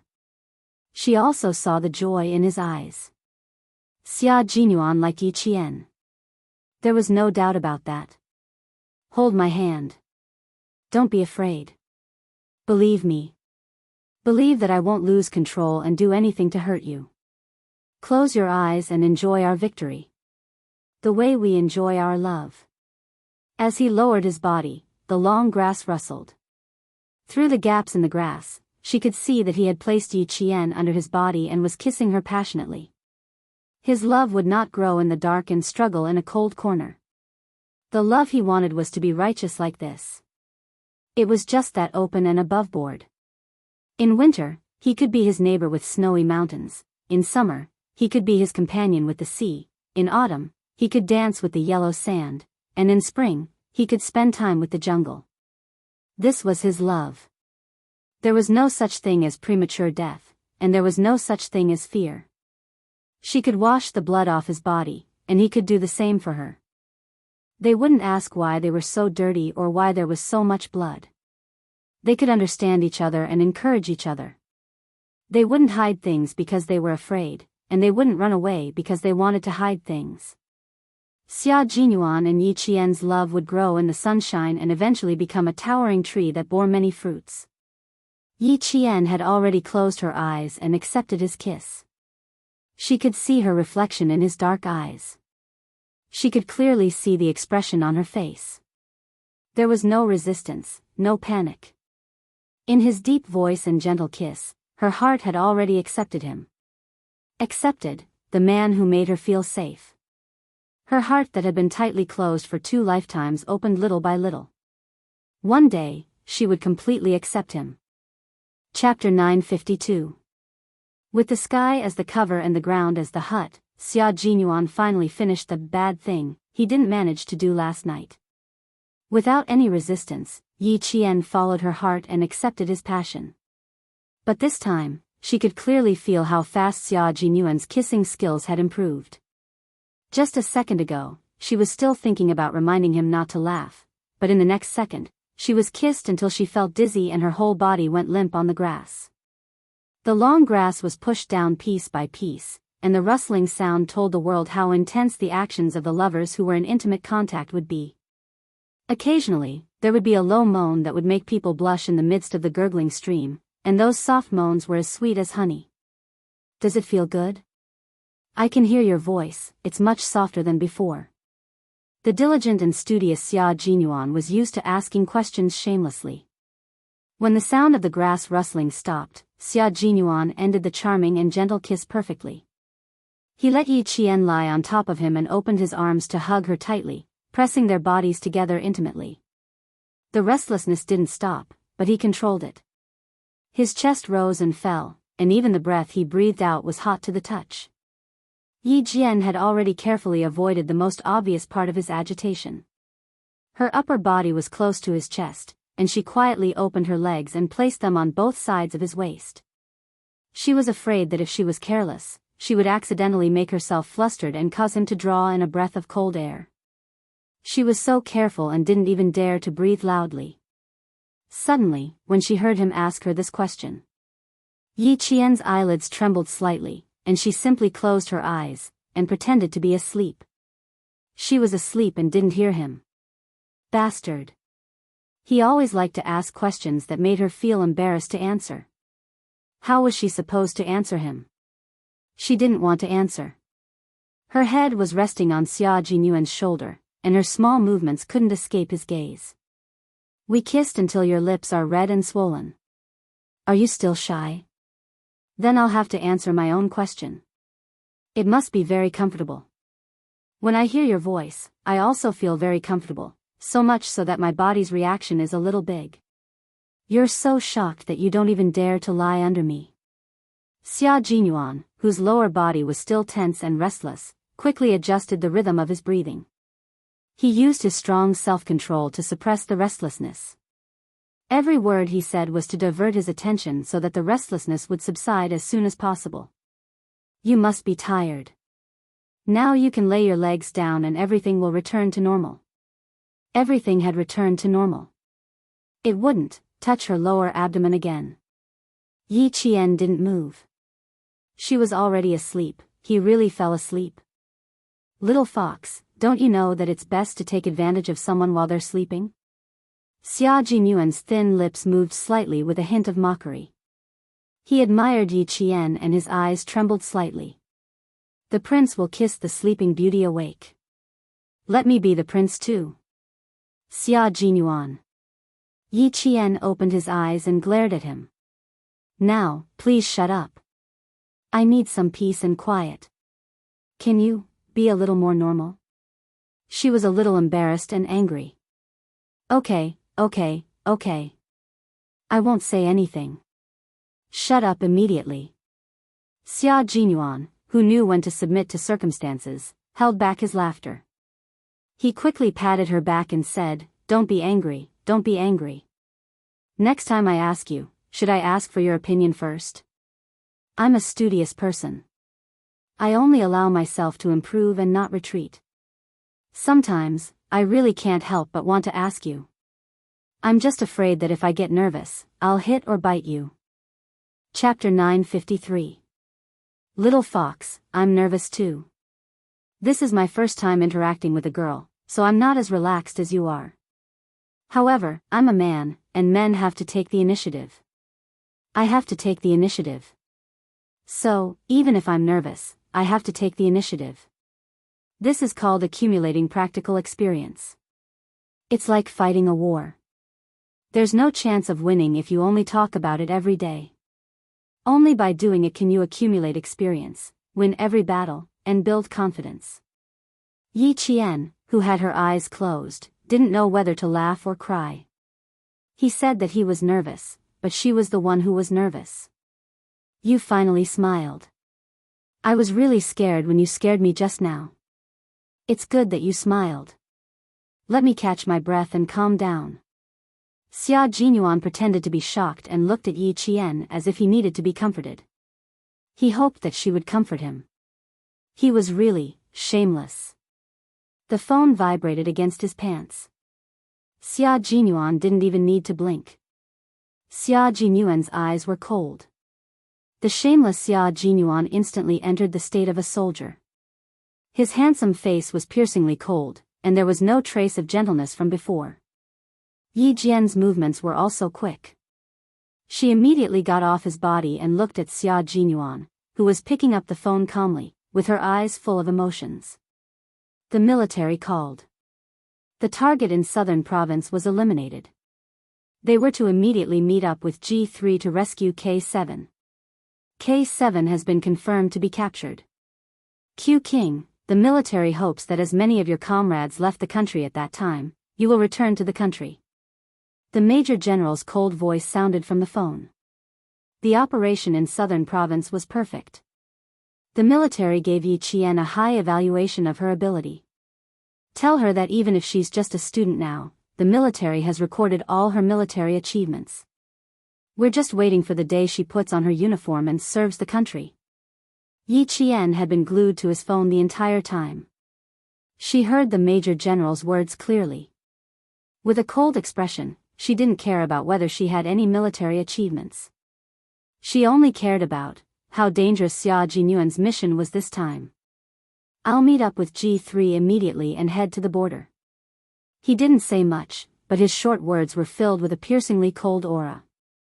The target in the southern province has been dealt with.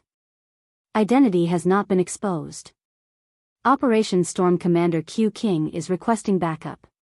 The Major General admired his resolute and fearless subordinate very much. He nodded and said, "Helicopter support, Southern Province Air Force Base. I'll give you 4 hours. The plane will land at the base in 4 hours." With the help of the helicopter, they would be able to rush back to the battlefield to rescue K7. 4 hours. Yi Qian roughly calculated the time. Although it was tight, he could still make it. Their time together began to count down. If they didn't have 4 hours, they would only have an hour and a half at most. The rescue of K7 is imminent. The military can provide you with convenience in the country, but once you're overseas, all contact information will be destroyed. Q King, K7 who entered ST is very likely to have sacrificed himself. It will be very difficult for you to find out his specific direction. ST mercenary group has always welcomed women. The Major's voice gradually trailed off. Xia Jinyuan's expression instantly turned cold. 1 minute later, he rejected without hesitation. "Sir, I reject the military's suggestion this time. Rescuing K7 is our team's task. I don't want anyone else to get involved. You know how high the danger level is. We sent a total of 8 people, and now only 7 have returned. No one can guarantee that there won't be any accidents during the rescue, and..." Chapter 954. Xia Jinyuan's gaze fell on the figure walking towards the car, and his voice became even colder. "Also, Yi Qian has never been in danger alone. Although she is excellent in all aspects, she is still a student. I object to the military's suggestion this time. The military thinks that sending her abroad is not just to rescue K7, they also hope that she can provide. I don't agree." End of report. Without waiting for the Major General to finish speaking, Xia Jinyuan said, "End of report." Very forcefully, he ended the conversation. The Major General on the other end of the phone choked. He wanted to curse, but he couldn't. They had to discuss it. "Q King, the military will not make a decision that is disadvantageous to your operation. Yi Qian has worked with you many times, and as a female soldier, she is the most suitable person to infiltrate the ST mercenary group. Why do you?" Xia Jinyuan would gladly accept Yi Qian's participation in an operation like the one in Pakistan, but this time, he refused without any discussion. The ST mercenary group is notorious around the world. Female captives who have fallen into their hands have never walked out in one piece. "Major General, it is precisely because Yi Qian is a female that I don't agree. The ST mercenary group was a mercenary group that only worked for money. They were cruel, heartless, bloodthirsty, and tortured captives. Falling into the hands of such a mercenary group would depend on how many lives K7 could survive. Even male soldiers had to survive a few times, but female soldiers would always end up much worse than male soldiers. Not only would they be tortured, but they would also be humiliated. With such a mercenary group, Major General, I don't know why the military would make such a suggestion." Every word in the last sentence was mixed with hostility. He used a completely doubtful attitude to deny the military's decision. Luckily, Xia Jinyuan had good self-control. If he had a more explosive temper, he would probably directly say, "Did water get into your brain?" After he finished this sentence, he said, "End of report." Then, he unilaterally ended the conversation. Letting Yi Qian go to the ST mercenary group alone to scout the way. How could he agree? In Pakistan, at least the other party was a group of people who had faith and would never humiliate a female captive. As for the ST mercenary group, as long as one knew a little about them, the color of their faces would change. After hanging up, Xia Jinyuan thought for a while and turned off his phone. Since the military had said that it was a suggestion, it was a suggestion. It was clear that they had discussed it carefully. They were only telling him to sound him out. Perhaps they wanted him to ask Little Fox. Xia Jinyuan could not help but shudder when he thought of Yi Qian's fearless attitude. If the little fox knew about this, she would definitely agree. She agreed, but he really didn't. After turning off his phone, Xia Jinyuan walked to the front of the car with a carefree expression. He patted Yi Qian's shoulder like a comrade and praised him with a smile. The military is very satisfied. They've recorded all your achievements. You now have 3 military merits. Well done, little fox. Once you graduate from the military academy, you won't be promoted to major, right? According to the military rank regulations of China, students who graduated from junior college or university would generally be given the rank of second lieutenant after they were assigned to a post in the military. Those who graduated from undergraduate studies would be given the rank of first lieutenant. Some would first be given the rank of second lieutenant, and after an internship period, they would be given the rank of first lieutenant. Those who graduated from graduate studies would be given the rank of captain. It was extremely rare for someone like Yi Qian, who did not even go to military academy, to have military merits directly. Her identity was special and could not be defined as an ordinary citizen. If they wanted to convert military merits into a substantial reward, Yi Qian would not accept it. Uncle Zhen and Uncle Chen would not agree to it either. In order to retain an outstanding talent like Yi Qian, the military had miraculously reached a consensus without any discussion, to record military merits. Chapter 955. Since it was recorded as military merit, according to the implementation of the 7th article of the Chinese military regulations, after Yi Jian graduated, her 3 military merits were already outstanding enough. So, it wasn't impossible. However, for Yi Jian, military ranks were a little far away from her. What she was thinking about now had nothing to do with herself. It was all about the major in front of her who could still talk and laugh with her. Don't worry about me. Think about your matter first. K7 was captured, your identities are unknown, and you have to be careful of being hunted down. Captain Xia, I hope you can come back alive even if you're injured. Rescues were often more dangerous than breakthroughs. They knew this, and so did Yi Qian. Xia Jinyuan raised his eyebrows and pulled Yi Qian into his arms. Although she spoke frankly, her words were filled with concern. He quickly kissed her slightly swollen lips. No, I can't lose my life so easily. I'm still waiting for Little Fox to hold my hand and attend your high school graduation ceremony after you graduate from high school. I still have to wait for my Little Fox to go to university, so we can be together. His voice was still high-spirited before, but in the end, he lowered his voice and whispered into her ear with a flirtatious expression. Yi Jian, who had finally calmed down from the passionate kiss, suddenly felt like a ball of scorching hot air was blowing against her face because of his words. It was so hot that even her fair earlobes were flushed red. He actually said something about using condoms together. Xia Jinyuan. You're too indecent. Yi Qian lifted her leg. This time, she didn't hold back and directly stomped on his foot. I'm only 17 years old. You're indecent too. Was he really that indecent? Why did he feel that it was normal? 17 years old. Yes, a little young. A high school girl was underage. It was a little inappropriate for him to suddenly be so blunt. However, Xia Jinyuan endured the pain in his foot and maintained his gentlemanly demeanor.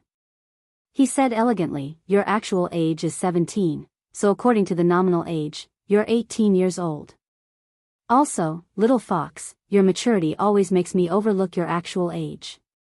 Your mental age is definitely 20 years old. Although it was painful, seeing the bashful look on her face made it painful again. It was worth it. Because he had been holding a gun for a long time, his rough and slender fingers were gently caressing her cheeks. He looked at her with a deep gaze and said in a low and sexy voice, I'm not being indecent. It's all very normal. You're not 13 or 14 years old, at the age where you don't know anything.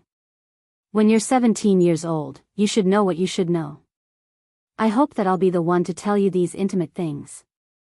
I'll tell you openly, and I hope that you can accept it with a healthy mindset, because sex will become an indispensable thing in our lives in the future. I'm telling you now not because I'm not being serious. I just want you to know and understand. Don't you think it's more appropriate for me to tell you, little fox? Yi Qian was speechless. What he said, she had no way to refute it. When it came to reasoning, Major Xia was extremely talented. Even if she had lived 2 lifetimes, she was still not his match. In terms of shamelessness, he wasn't as good as him. She was not as thick-skinned as him. When it came to reasoning, there was no one better at talking than him. Thinking about it carefully, Yi Qian was a little dumbfounded. She realized that in terms of life, she was no match for Xia Jinyuan. Chapter 956. Think about it carefully and see if what I said makes sense. Letting go of her hand, Xia Jinyuan opened the door and got into the car first.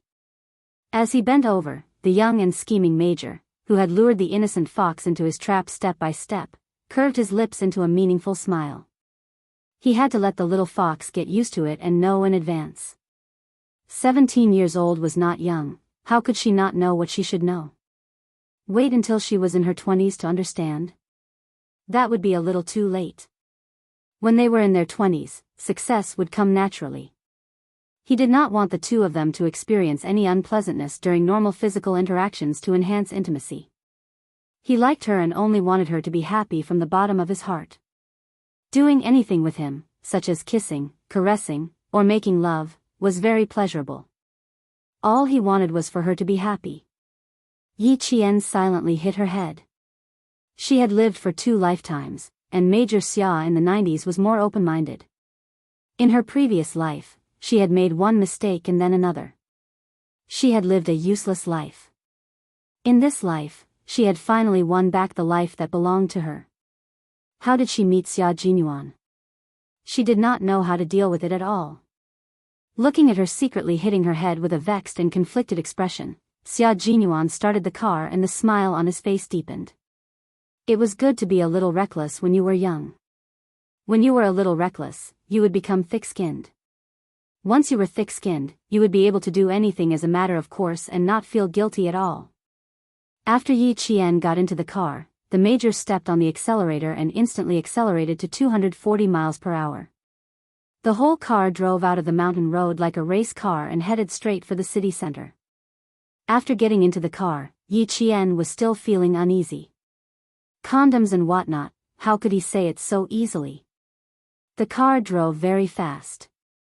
As soon as she sat in the front passenger seat, she saw the shadows of trees on both sides of the car pass by from the corner of her eyes. In the blink of an eye, they had traveled several kilometers. Yi Qian, who had been slightly pursing her lips, looked at the man driving. That serious and serious side profile. It was as if nothing had happened just now. There was still a gap. No, she had to calm herself down. What had happened was in the past. Why should she keep thinking about it? He was simply making himself uncomfortable. Xia Jinyuan, who was able to control his emotions, had already thought about the important matter. Since he had made a big fuss, he had to get down to business as soon as possible. He said in a serious tone, although the mercenaries lured to the southern province have all been dealt with, we can't rule out the possibility that there will be more mercenaries outside. You should stay in school for the next few days.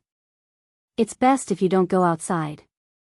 Yi Qian, who was also quickly calming himself down, replied with a slightly cold expression, none of the 8 people we sent out survived. It's normal for them to come looking for us. But I'm safer than all of you. Captain Xia, you don't have to worry about me. Don't worry about me, don't get distracted because of me, don't worry about me, don't get hurt because of me. I don't need you to worry about me either. Just focus on recuperating in school. Xia Jinyuan understood her unspoken words. He stared coldly at Xia Jinyuan in front of him, and his heart softened. They were like-minded lovers. They understood each other more and respected each other more. This kind of love was unique to Xia Jinyuan. You don't have to think about anything other than your studies in school.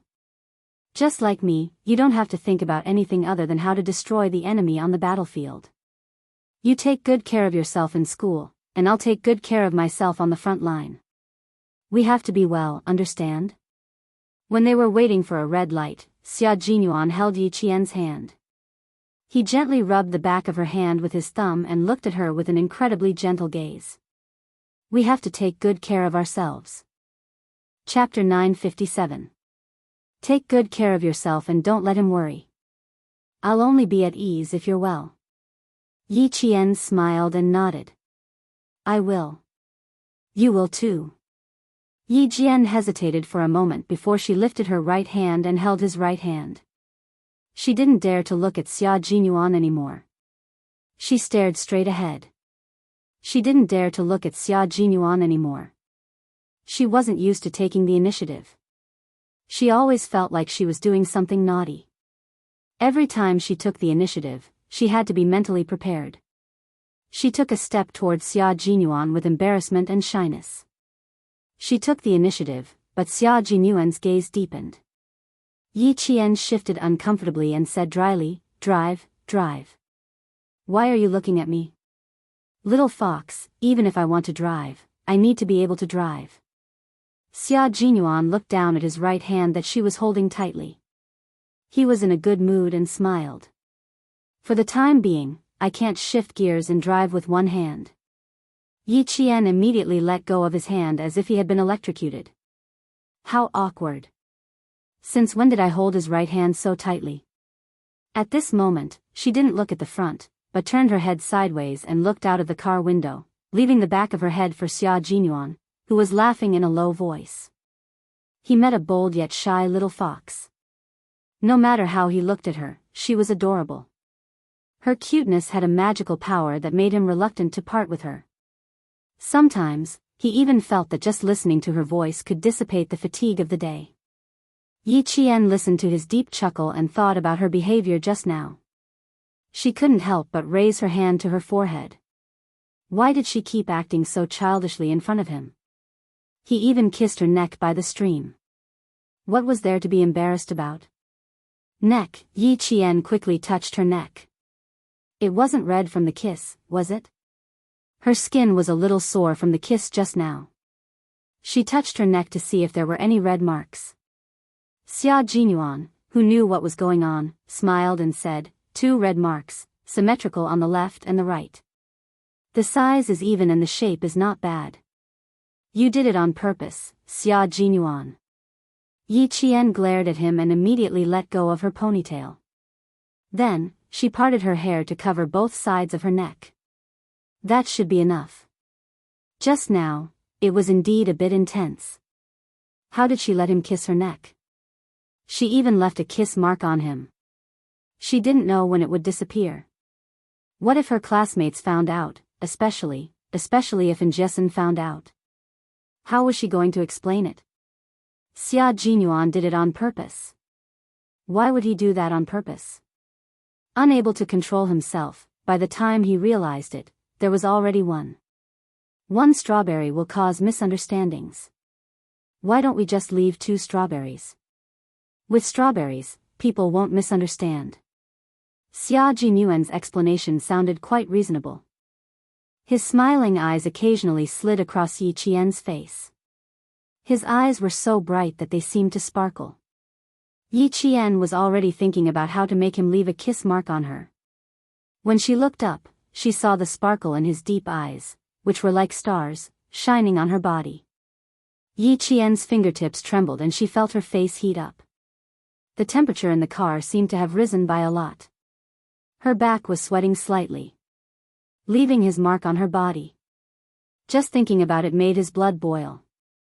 Leaving his mark, leaving his scent. It was as if he really wanted to melt her into his bones. Chapter 958. Xia Jinyuan, who had become restless after thinking about it for a while, took the initiative to put down the car window and let the cool morning breeze calm down his boiling blood. He did not want to be like a young man who was easily restless. Yi Jian, whose back was sweating, also put down the car window at the same time. The 2 car windows were put down at the same time. After a few seconds of silence in the car, they looked at each other and smiled slowly from the corners of their eyes. They didn't speak anymore. One drove steadily and quickly, while the other sat quietly and occasionally made eye contact. Just looking at each other in silence was more than 1,000 words. G3 came out of the provincial hospital and drove the car he drove from the hotel yesterday to the rendezvous point as fast as he could. They had to reach the base in 4 hours and leave Southern Province by helicopter. The mission to return to China was over, and the next step was to rescue their comrade, K7. The last rendezvous point was at the entrance of the highway. Xia Jinyuan arrived 1.5 hours later. Before the car stopped, G3 opened the door and jumped into the car. There are still 3 hours left. If we take the highway, we will reach the base in 2 hours. He then looked at Yi Qian and saw the white gauze on her arm. G3 raised his eyebrows. More honor. Good luck, Yi Qian. Good luck, G3. Yi Qian turned around and smiled at him. I will wait for your safe return. The car stopped. Yi Qian took the car keys from G3 and said to Xia Jinyuan with pursed lips, there is still about a month before the maple leaves turn golden. I hope you will come back by then, put on your military uniform, and take me to see the mountain full of yellow maple leaves. G3's car was also borrowed from Hozi, and Yi Qian would drive it back to Hozi. It won't be long, it will be soon. It's still early. You can go back to the 23rd floor to rest after breakfast, or go to the library. You don't have to rush back to school. Xia Jinyuan opened the car door and hugged her gently. He reminded her again, I am going on a long journey. You wait for me. We have to be safe. Yi Qian raised his hands and placed them on Wei Xiaobao's shoulders. His voice was clear and calm as he said, You're on a long journey, I'll wait for you. My only wish is that everything will be fine and that I'll wait for your return. This time, Xia Jinyuan did not even give him a military salute. Without any hesitation, he opened the car door and got into the car, leaving only the shadow of his car for Yi Qian to see. In the car, G3 turned around and saw Yi Qian standing by the roadside. He saw her salute their car slowly, like a comrade in the brigade, silently sending off a comrade who was on a mission. G3 silently raised his hand and saluted Yi Qian from afar. He waited until Yi Qian was out of sight before he retracted his hand and said to Xia Jinyuan, who had a serious expression on his face and was focused on driving, Q King, you've met such a good girl. When she grows up, you should find a chance to marry her. There are too many single people in the brigade. You should take the lead and let us all join in the fun. Who knows, maybe one day we can all get married. The comrades in the Snowfield Brigade did not dare to say who they wanted to marry. They only dared to say who they wanted to marry. However, the point was that they all hated marrying, and could not get married even if they wanted to. No one dared to marry them. For example, J5 and K7, who were so well-to-do, whenever they were free, they would yell and shout every day that they wanted to marry themselves off. However, after yelling for a few years, there was no response. As for the other comrades, they were all well-to-do and had good family backgrounds. No one dared to marry themselves off. The danger of their profession made them very cautious when it came to choosing love. Chapter 959. G3's teasing made Xia Jinyuan raise his eyebrows slightly. He tapped his fingers lightly on the steering wheel and said calmly, G3, don't think that I don't know about you. Let's go back to China together. I'll go back to the provincial capital, and you'll go to Hongkou City. Why? Didn't you meet your teacher after walking on the mountain roads for a few days and nights? I did. I sneaked into her room to take a look and killed 2 rats before coming out. G3 admitted openly. When Xia Jinyuan asked him to go to Hongkou City, he vaguely guessed what he meant. Since his comrades had given him a chance, how could he let them down? Everyone in the team acted like monks. It wasn't that they didn't like girls, but because of the special nature of their profession, they didn't dare to pursue them. Xia Jinyuan's initiative really taught them a lesson. If they didn't pursue the girl they liked, were they supposed to wait for the girl they liked to put on a wedding dress and marry another man? That was too cruel. You only killed 2 rats and didn't do anything else? You didn't even have physical contact? When Xia Jinyuan saw G3's stiff face from the rearview mirror, he smiled knowingly. He had the intention but didn't have the guts to do it. He had to continue working hard. He had to be like him. He didn't regret his actions and fell head first until he got the girl. When it came to the topic of girlfriends, it had always been a sore spot for his comrades. G3 closed his eyes to rest and didn't want to ask for more trouble from Xia Jinyuan. When Yi Qian got out of the car, he clearly saw a fresh little red mark on her neck. It was bright red. It was obvious that it was planted not long ago. No wonder he was so proud of himself. He even kissed her neck. The all-round soldier king was at the forefront in all aspects. He even had to be at the forefront when it came to girlfriends. Yi Qian was too honest. He had to get J5 to teach her a lesson. How could he always give in to Q King? He had to at least consider his single comrades. After G3 thought about Q King with jealousy, he thought about the girl he liked. After a while, he sighed faintly in the car. K7, I wonder if you regret not going to see a girl properly? Using such a topic to mention his comrade, he seemed to feel that his comrade was right beside him and had not been captured. Xia Jinyuan chuckled and said, no, but I'm sure he'll find a way to fall in love with a girl when he comes back. But I think it'll be difficult for K7 to find a girlfriend. He's a clean freak, and he's a soldier. I can't imagine how he'll kiss his girlfriend. K7's obsession with cleanliness was so serious that his comrades in the Snowfield Brigade protested. Once, J5's water bottle ran out, so he took K7's water bottle and poured it into his own. The mouth of the bottle wasn't even a finger's distance away. K7 poured all the water to J5. In the end, he said something that made J5 want to vomit blood, the water with your smell is dirty. J5 flew into a rage and yelled, why the fuck would I drink water with your saliva on it? I don't even think it's dirty. That's your problem. What does it have to do with me? K7 replied casually like a fairy. J5 was so angry that he pounded the ground several times. Complaining about the smell of water? I don't have bad breath. K7's obsession with cleanliness was a headache. During training, battles, exercises, and long-term training, there would be times when they didn't have enough water and needed to share some with their comrades. However, K7 would never share. He would rather die of thirst than share water with his comrades. Chapter 960. K7's obsession with cleanliness made G3 and Xia Jinyuan fall silent. After a while, Xia Jinyuan said in a low voice, do you think this kid will die of thirst? After he said that, the car was silent for a while before G3 sighed and said, it's possible, so we have to speed up. From what I know about him, he doesn't drink water, sleep on the same bed, or eat in the same bowl with others. Damn it. I didn't think anything would happen to him before, but now that he's in trouble, why do I feel like his obsession with cleanliness is going to kill him? Punches and kicks, underwater kicks, snakes, insects, rats, and ants, electric shocks, injections of all kinds of drugs, such as cardiac stimulants, capsaicin, and so on. They weren't worried that K7 couldn't handle it, but they were worried that K7 would die because of his obsession with cleanliness.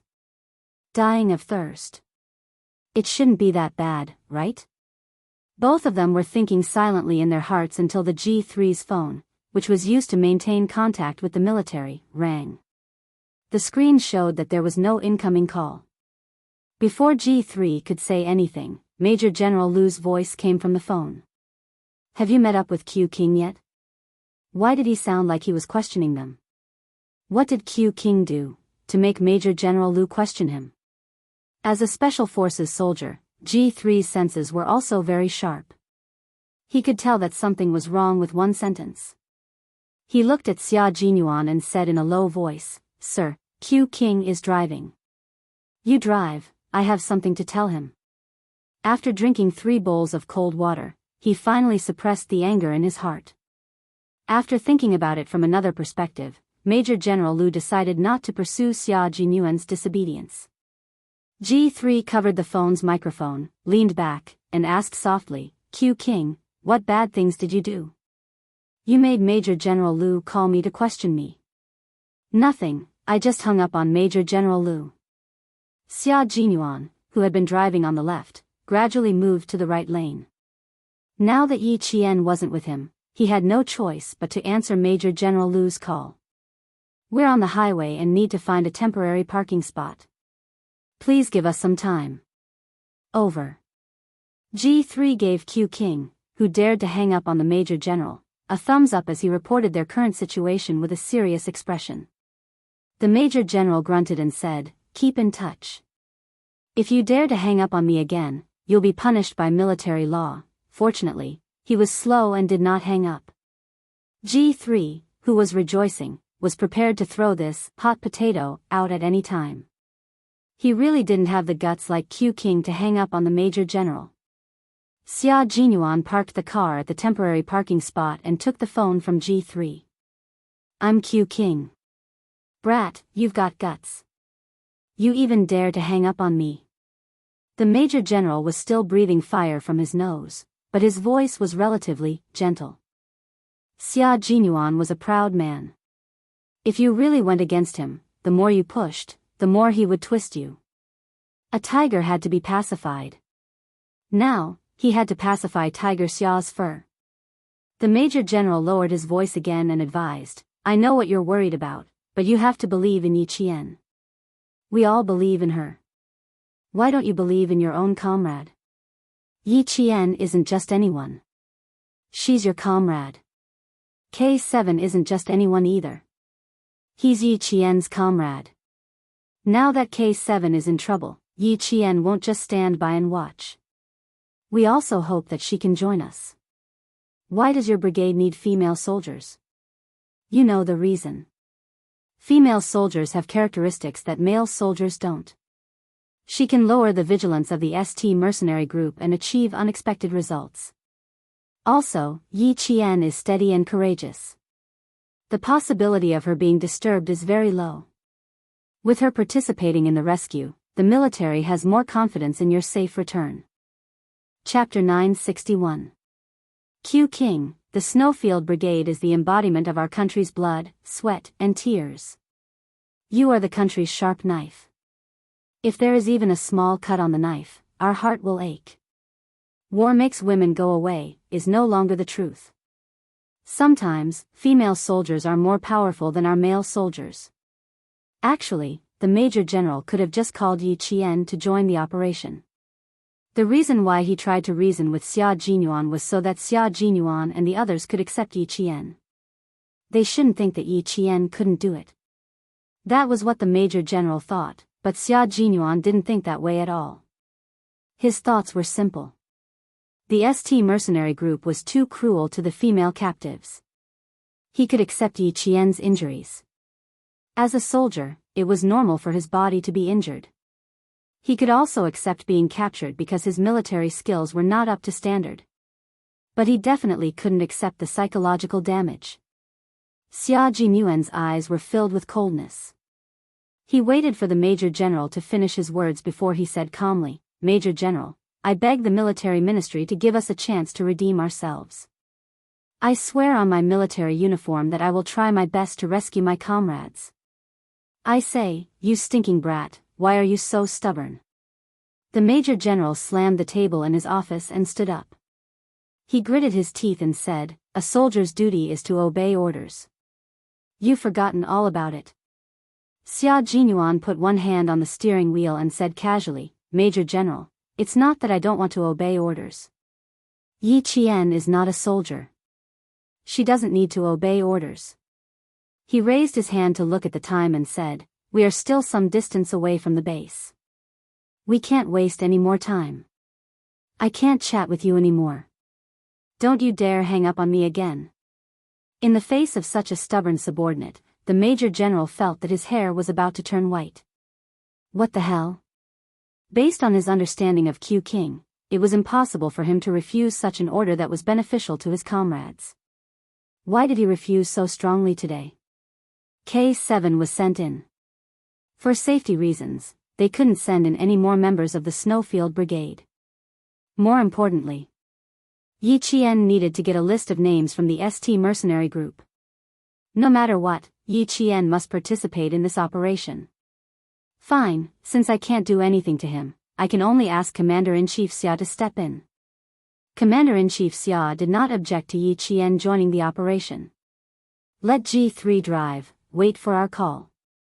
This time, Major General did not give Xia Jinyuan a chance to hang up and hung up the phone first.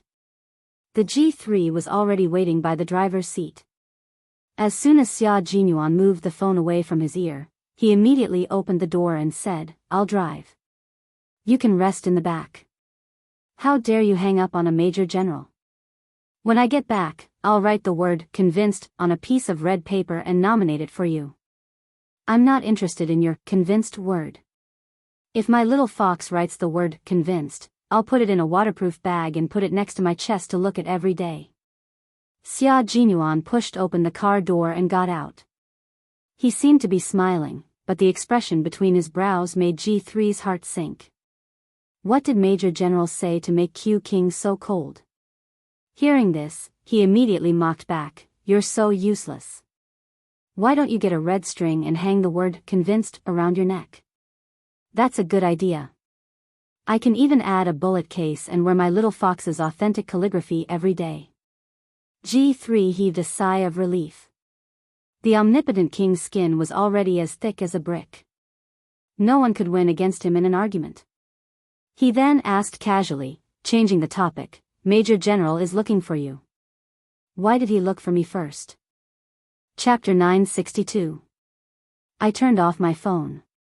Xia Jinyuan said calmly. He took out his phone from his pocket and turned it on. G3, who was about to start the car, almost lost his grip on the steering wheel. "Q King, our entire team respects you. You're too strong." Only Q King could have done something as tough as hanging up on the Major General and turning off his phone. Faced with his comrade's praise, the tough major replied calmly, "Thanks for letting me win." "Thanks for letting me win? We can't have a proper chat." G3 shut up completely and drove the car back onto the highway. The imported Mercedes-Benz performance was pretty good. He stepped on the accelerator and the car sped off. The scenery on both sides of the road flashed by rapidly. In the blink of an eye, they were a few kilometers away from the distant southern province. Xia Jinyuan wasn't in the mood to talk. His fingers unconsciously rubbed his phone. His deep eyes were locked in front of him. He seemed to have something on his mind. It's only 7 in the morning. Little Fox wouldn't have gone to the platoon for training, right? Before getting into the car, he specifically reminded her to rest well, go to the hotel or the library, not to return to school early, and not to rush to the platoon for training. He was afraid that the military wouldn't be able to help him, so he had to change Little Fox's mind. Little Fox wanted to carry out her mission, and the two seniors beside her hoped that she would be able to accomplish something and train at any time. What else did she have to do? She didn't have to do anything, she agreed to everything. At this moment, Xia Jinyuan was silently praying that Yi Qian would either return to the hotel or go to the library. That way, the military wouldn't be able to find him within the day. Their car drove on the highway for at least half an hour. Yi Qian stood on the side of the road until the sun was dazzling. He moved his body slightly and looked at the maple trees on the side of the road. They should be able to return when the maple leaves turn yellow. After standing there for at least 5 minutes, Yi Jian carried her school bag in the bag with her school uniform and walked to the side of the G3 car. She opened the door and started the car. After making a right turn, she turned around and headed in the direction of Caesar Hotel. It was still very early. If she didn't want to go back to school, she might as well go to the training ground. She would drive back and ask Z if she could borrow his car for a day and return it before 6. Ho Zi happened to be in a room on the 23rd floor of the Caesar Hotel. She didn't look well and seemed a little gloomy. Last night, he didn't manage to find Xia Yue. When he rushed to the riverside coffee shop where they used to meet, he found out that Xia Yue had changed her mind at the last minute. She wasn't in the southern province and had taken a plane back to Beijing, with a man accompanying her. When he received the call from the lobby manager, he happened to be packing his clothes. He was about to kill his way to Beijing to snatch the person. He said to the lobby manager, "You can return it whenever you want. Let her use it without worry. Oil card. Prepare an oil card for her. Keep it in reserve." Xia Jinyuan had done him a huge favor, so he had to take extra care of his girlfriend. He would need Xia Jinyuan's help in the future. Ho Zi quickly borrowed the car, saving Yi Qian a lot of time. When they arrived at the location where Xia Jinyuan had sent her that night, Yi Qian handed the car to the sentry and entered the underground training ground. Lu Tuan and Political Commissar Yan were having a meeting with several instructors. Yi Qian didn't disturb them. Instead, he went to his locker and took out the camouflage uniform from the training ground. He changed into it to hide the injury on his arm and quickly went back to training. After the meeting, Lu Tuan came out and heard that Yi Qian was here. He smiled at Political Commissar Yan and said, "She hasn't trained for more than 10 days. Do you want to see if she's rusty?" Chapter 963. I believe that little Yi won't be out of practice. She hasn't been here for more than 10 days and she's still thinking about it. Political Commissar Yan didn't stop and went straight to Yi Qian's training. She's a natural soldier and can fight. She won't be out of practice, she won't be out of practice. The blowers blew loudly, and the off-road vehicles and sedans sped across the large training ground. The tires screeched as they rubbed against the ground, and the smell of rubber and gasoline filled everyone's nostrils. They didn't find the smell unpleasant, and each and every one of them was focused on wiping away their sweat and training hard. The Great Dragon country of the late 1990s was no longer the early 1990s where they had to swallow their pride after being wronged overseas. The Great Dragon country had been dormant all this time, waiting for the 21st century to come and roar again. The reason why China's military power could roar and rise was not only because of the weapons secretly developed by the various bases, but also because of this group of secretly trained, respectable and cute soldiers. Yi Qian drove a jeep this time. She didn't slow down and directly swooped down from a high slope. Then, she went over a high platform and rushed past rows of iron nails. She turned the steering wheel tightly and went through a 180-degree turn. Yi Qian was on an S-shaped training path. When she fought with the mercenaries in the hospital, she said that she was a Chinese soldier. The mercenary obviously didn't believe her and even denied that she was a Chinese soldier with a disdainful attitude. He said that Chinese soldiers weren't that powerful. That's right, they didn't think that Chinese soldiers were that powerful. They weren't even as good as the mercenaries. What did this mean? It meant that in their eyes, our country was a weak country. A weak country that couldn't cultivate outstanding soldiers. No wonder they were so arrogant and came all the way here. It was because they looked down on us and took it for granted that our country was a weak country and couldn't do anything to them. Couldn't do anything? It wasn't that our country couldn't do anything to them. It was that we were secretly accumulating military power. One day, we would shock the whole world and let the whole world know what the rise of a great country meant. We have excellent, advanced, and unsurpassable weapons. We also have a group of brave, fearless, and heroic soldiers. The rise of a great country and the awakening of the great dragon. Let's see who still dares to be arrogant. The car passed by in a flash. Regiment Commander Lu sat in the car and looked at the figure that passed by him. He said to Political Commissar Yan, "This girl will finish her apprenticeship in December. It's a pity that we're not an armored unit.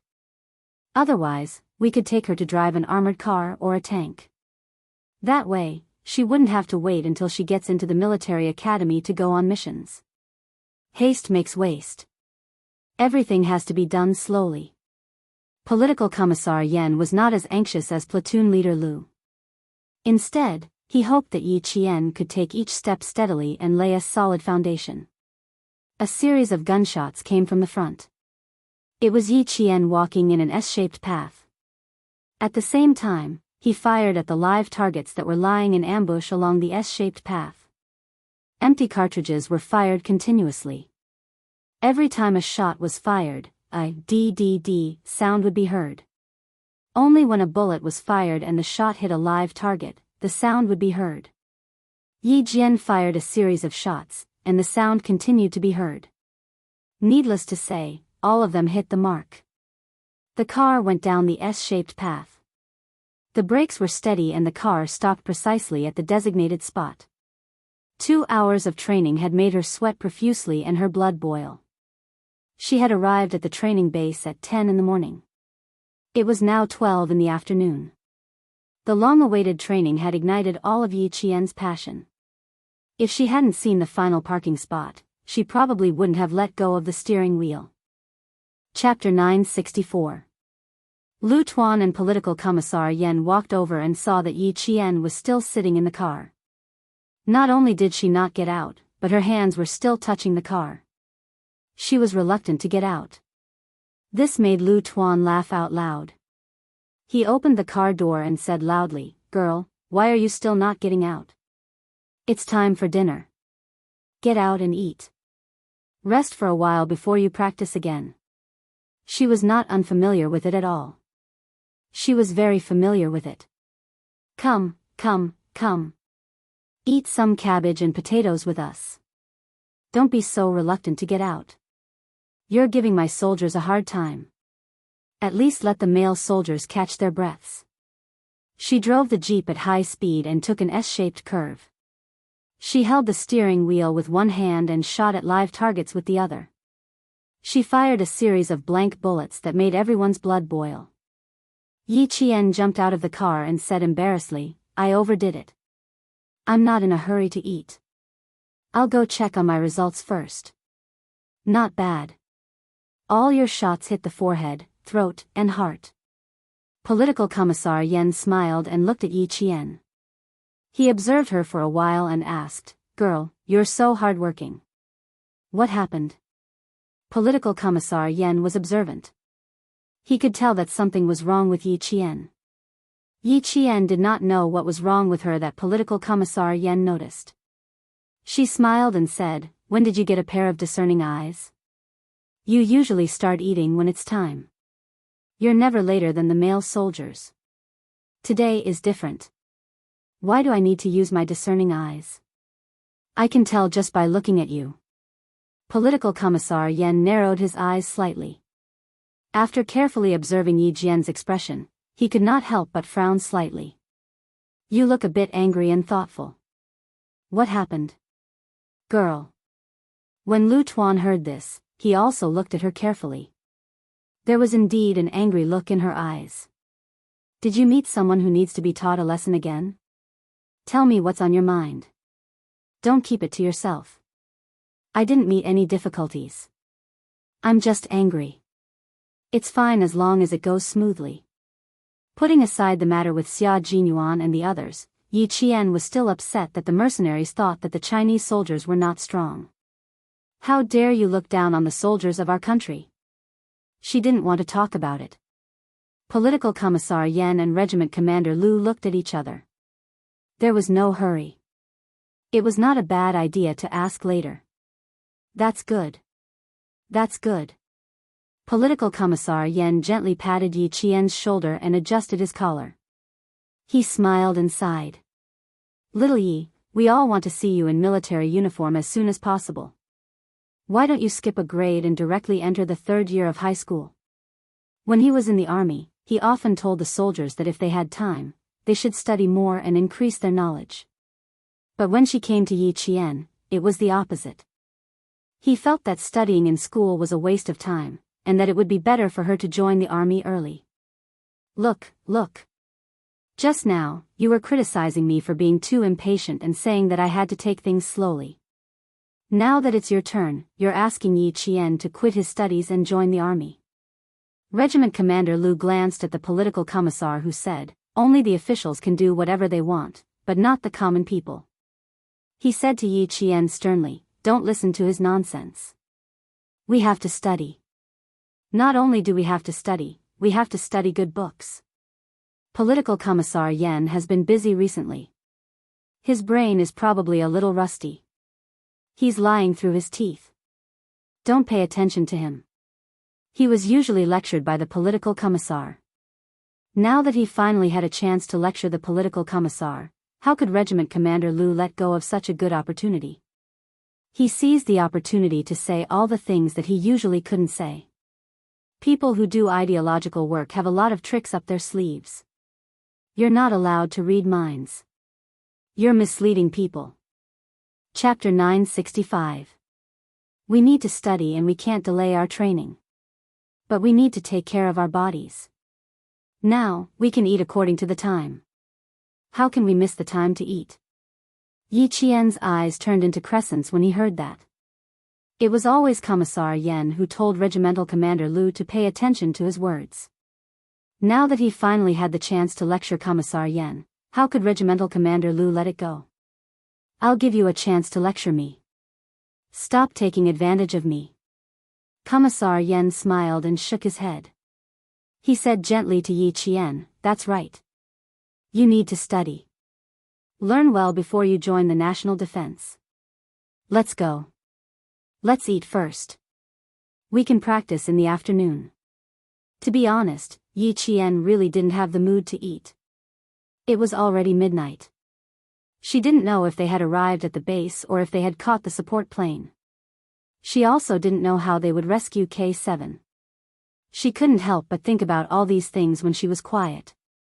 She could only forget about them temporarily when she focused on her training. She only hoped that each of them could come back safely. Even if they were injured, it didn't matter as long as they could come back safely. There was an hour-and-a-half break at noon. Yi Qian didn't rest after eating. She put away the plates and chopsticks and walked towards Training Area B. Regimental Commander Lu chased after her. You're too hard-working. I told you to take a break. Why didn't you listen? Yi Qian was drinking water as she walked. When she heard Regimental Commander Lu's question, she quickly turned around. I can't relax. My steering wheel slipped when I was driving on Route S. Also, the soldiers under you will be going to Zongnanhai for a change of camp at the end of December. I need to hurry up and learn more. Regiment Commander Lu's car soldiers would train throughout the year without any breaks.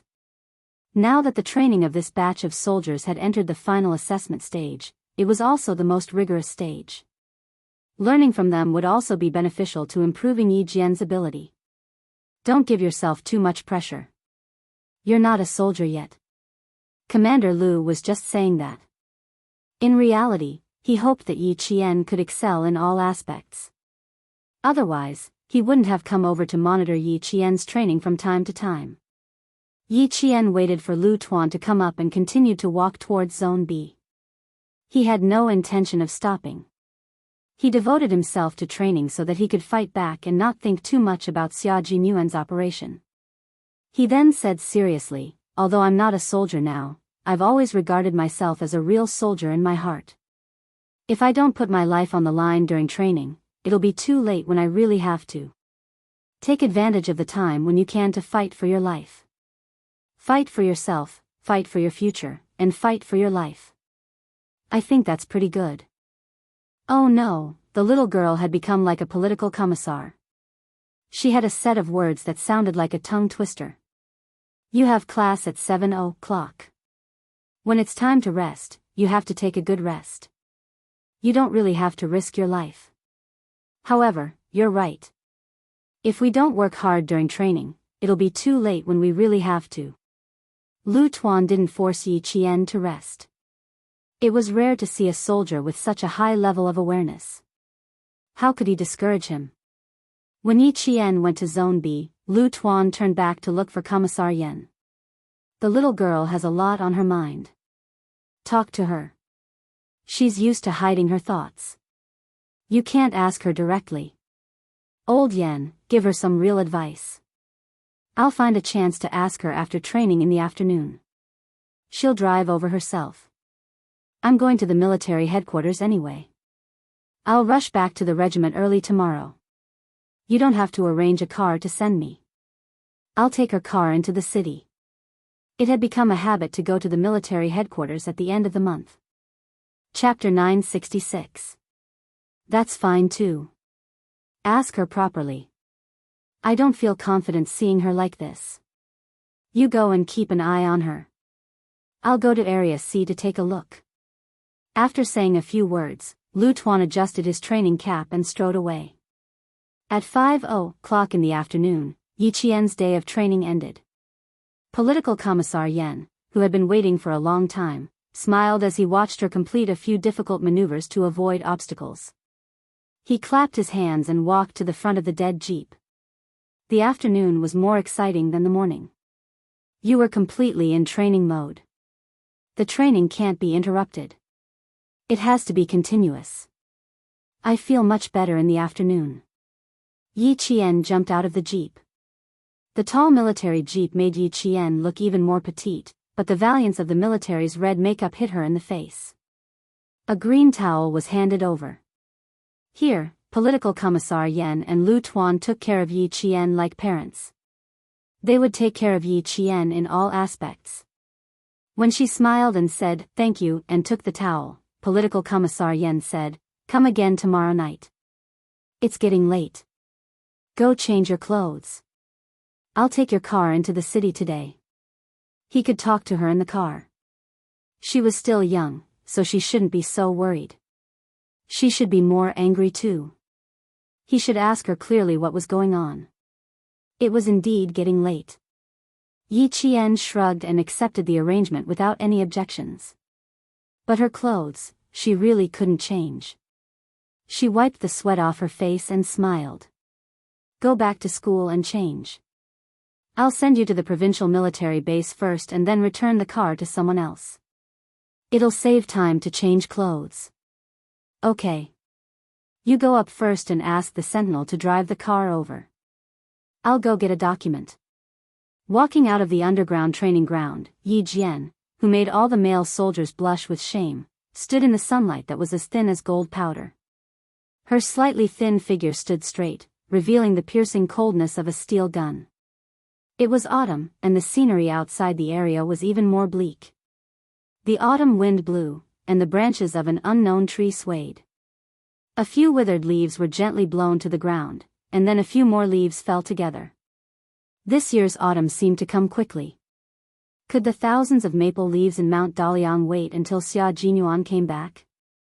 Political Commissar Yan, who walked out one step later, looked at the slender figure standing motionless like a sculpture in the golden sunlight. His eyes were a little serious. This girl did have something on her mind, and it was very serious. There were skills in asking questions and trying to get information out of her. Political Commissar Yan was the best at doing ideological work. He did not directly ask Yi Jian if she was unhappy. Instead, he asked her indirectly and found an entry point. Chinese. This question could not be answered in a short time, and it was also a very sharp question. "Do you think our Chinese soldiers are weak?" Political Commissar Yan asked in return. Could it be that Yi Qian had something on her mind because of this? Did someone say that our soldiers were weak in front of her? Yi Qian shook his head. His eyes were firm. "No. I have never thought that our soldiers are weak. Yes. Our soldiers have never been weak. We practice and learn every day. We protect our country as protectors. We don't need to prove to anyone that we are strong. The value of our existence is not to prove anything to others." Chapter 967. Why do people say that our soldiers are weak? That's because what they see is a facade. Look at modern warfare. Whether it's developed countries, developing China, or those poor and backward countries, war can break out at any time. Since the end of the Sino-Vietnamese border war in February 1990, our country has been keeping a low profile. We don't want the people to lose their homes and live in misery and suffering. We have been secretly accumulating military strength along the strategic direction of peaceful development. We don't act in a high-profile manner, but we are always ready. We don't take the initiative to fire a single shot, but if there is an attack, our army is ready to fight. If we fight, we will win. We don't need to prove the strength of our soldiers to anyone. We just need to remember that it's not us who are weak, but us who are waiting for an opportunity to strike. If someone says that our soldiers are weak, you can treat them as a mediocre person. If our country's strength is seen through by a mediocre person, then there will be a big problem. Weakness is a facade. How can the rise of a great country be judged by a few words from a mediocre person? As long as Yi Qian didn't come into contact with this, she wouldn't understand it even if she lived another life. Political Commissar Yan's last sentence woke Yi Qian up like a bolt of lightning. That's right. How can the rise of a great country be judged by a few words from a mediocre person? If our country's military strength was seen through by a mediocre person, then it would be a joke. I understand. Thank you, Political Commissar. Yi Qian saluted the Political Commissar who had enlightened her. She said calmly, "Your words made me understand that as a soldier, we don't need to deliberately tell them that we are not weak, and we don't need to care about what those mediocre people say. We just need to remember to hold the steel gun in our hands well. If we call, we will fight. If we fight, we will win. That's right. Our country needs to develop peacefully, and development requires stability. The rise of a great country takes time. As soldiers, we work hard for the rise of our country. Weak? We are not weak. We have been training hard. If anyone dares to fire the first shot at our country, the first shot will be when we move out. We will fight to the end to protect our country." Political Commissar Yan didn't mind giving Yi Qian a good lesson. An outstanding soldier must know what our country's strategy was. The country was not weak, and the army was not weak.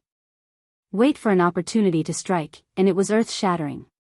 Seeing that Yi Qian's furrowed brows had loosened, Political Commissar Yan smiled and said, "In the future, if you encounter any soldiers from other countries who say that our soldiers are weak, I still hope to see you use your fists to tell them who is weak and who is strong. When a scholar meets a soldier, there's no way to reason with him. Why don't we just fight and take them down a notch? Then you'll know what weak means." That was indeed the case. Previously, she had used her fists to show the mercenary who looked down on the Chinese how powerful a female soldier was. Let's see if he still dares to say that Chinese soldiers are weak. However, he didn't have the chance to say anything. He was burned to ashes by Ho Zi's men. If there's a chance, I'll beat him up until he's too ashamed to return to his own army. Yi Qian raised his eyebrows and smiled. He looked up slightly and saw Lu Tuan's secretary jogging over. "Political Commissar, Lu Tuan's secretary seems to be looking for you." Reporting. Political Commissar, Lu Tuan asks Yi Qian to come back to the office immediately to answer the call. The person he was looking for was not Political Commissar Yan, but Yi Qian. Moreover, it was an extremely urgent call. It was a call from the military. The person who called was someone who made Yi Qian absolutely terrified. Commander-in-Chief Xia. Yi Qian said, "Hello, I'm Yi Qian." The voice coming from the other side of the phone made her immediately stand at attention and relax. Chapter 968. "Xiao Yi, you've made us look for you for hours." Commander-in-Chief Xia's voice came from the other end of the phone. He asked her, "How have you been? Is everything okay?" Yi Qian couldn't help but gulp. She maintained her reporting posture and answered seriously, reporting, "Everything is fine. Why did I hear from my rascal that you're injured and not well?" That rascal probably likes to make a mountain out of a molehill. Yi Qian, who only dared to say this in her heart, maintained her voice and continued to say seriously, "I'm slightly injured, but it's not a big problem." Slightly injured? Where? Lu Tuan and Political Commissar Yan, who were standing on either side of Yi Qian, immediately looked at Yi Qian. They didn't see where she was injured. Her neck? She didn't even tie her hair up during training today. Her neck was injured? Lu Tuan glanced at Political Commissar Yan and said softly, "No wonder the first thing you said when I received the call was to invite the military doctor over. I thought you were going to ask the military doctor about the injury rate down there." "Stop talking." Political Commissar Yan also glanced at his old partner. This was a little strange. Commander-in-Chief Xia nodded with a smile and gestured to Major General Lu. Major General Lu took out his phone and said coldly, "Q King, we've already contacted Yi Qian and confirmed that her injuries are minor. She can carry out the mission. No matter how well-mannered Xia Jinyuan was, he couldn't help but curse in his heart. However, his attitude was still very cold. Major General, it's too late now. We've already gotten off the plane and will be heading to the border soon. I won't give up until I reach the Yellow River. Little Fox, we have to be telepathic this time. Don't agree. It was impossible not to agree. He could already foresee that Little Fox would agree immediately. This was also called telepathic. He could even guess what she would say. She would say, "Okay, I'll leave right away." Too late? No, V8 will be late. Tell him to wait for Yi Qian. As for you, go do whatever you need to do. The Major General hung up and left Xia Jinyuan with a beeping sound. Commander-in-Chief Xia was still chatting with Yi Qian, and he seemed to be quite interested in the conversation. Are you sure your injuries aren't serious? It would be better to let the military doctor take a look. The rascal was used to being injured all over. When he saw other people's injuries, he would think that they were just minor injuries. Let the military doctor take a look. Whether it's serious or not, the doctor has the final say. On the phone, the rascal had said that Yi Qian's arm was about to be broken. Even though she knew that he had said it was serious, she was still scared. Since he had been injured by ST's mercenaries, it was true that they couldn't treat him casually. They had to let the military doctor take a look at him and report the situation. Whether or not Yi Qian could go would depend on how serious her injuries were. The military doctor had already arrived. Yi Qian took off his camouflage jacket and revealed a section of white gauze on his arm. It was already overflowing with dried brown blood. The military doctor took out the gauze and scissors and carefully examined it. He said, "You didn't hurt the skin. It's really not serious. It's just a minor injury. No matter what, it would require at least 5 stitches to be considered a serious injury." Commander-in-Chief Xia confirmed that it was a serious injury and began to talk about business. He first asked Yi Qian to ask Regiment Commander Lu and Political Commissar Yen to leave. Then he began to talk about the operation.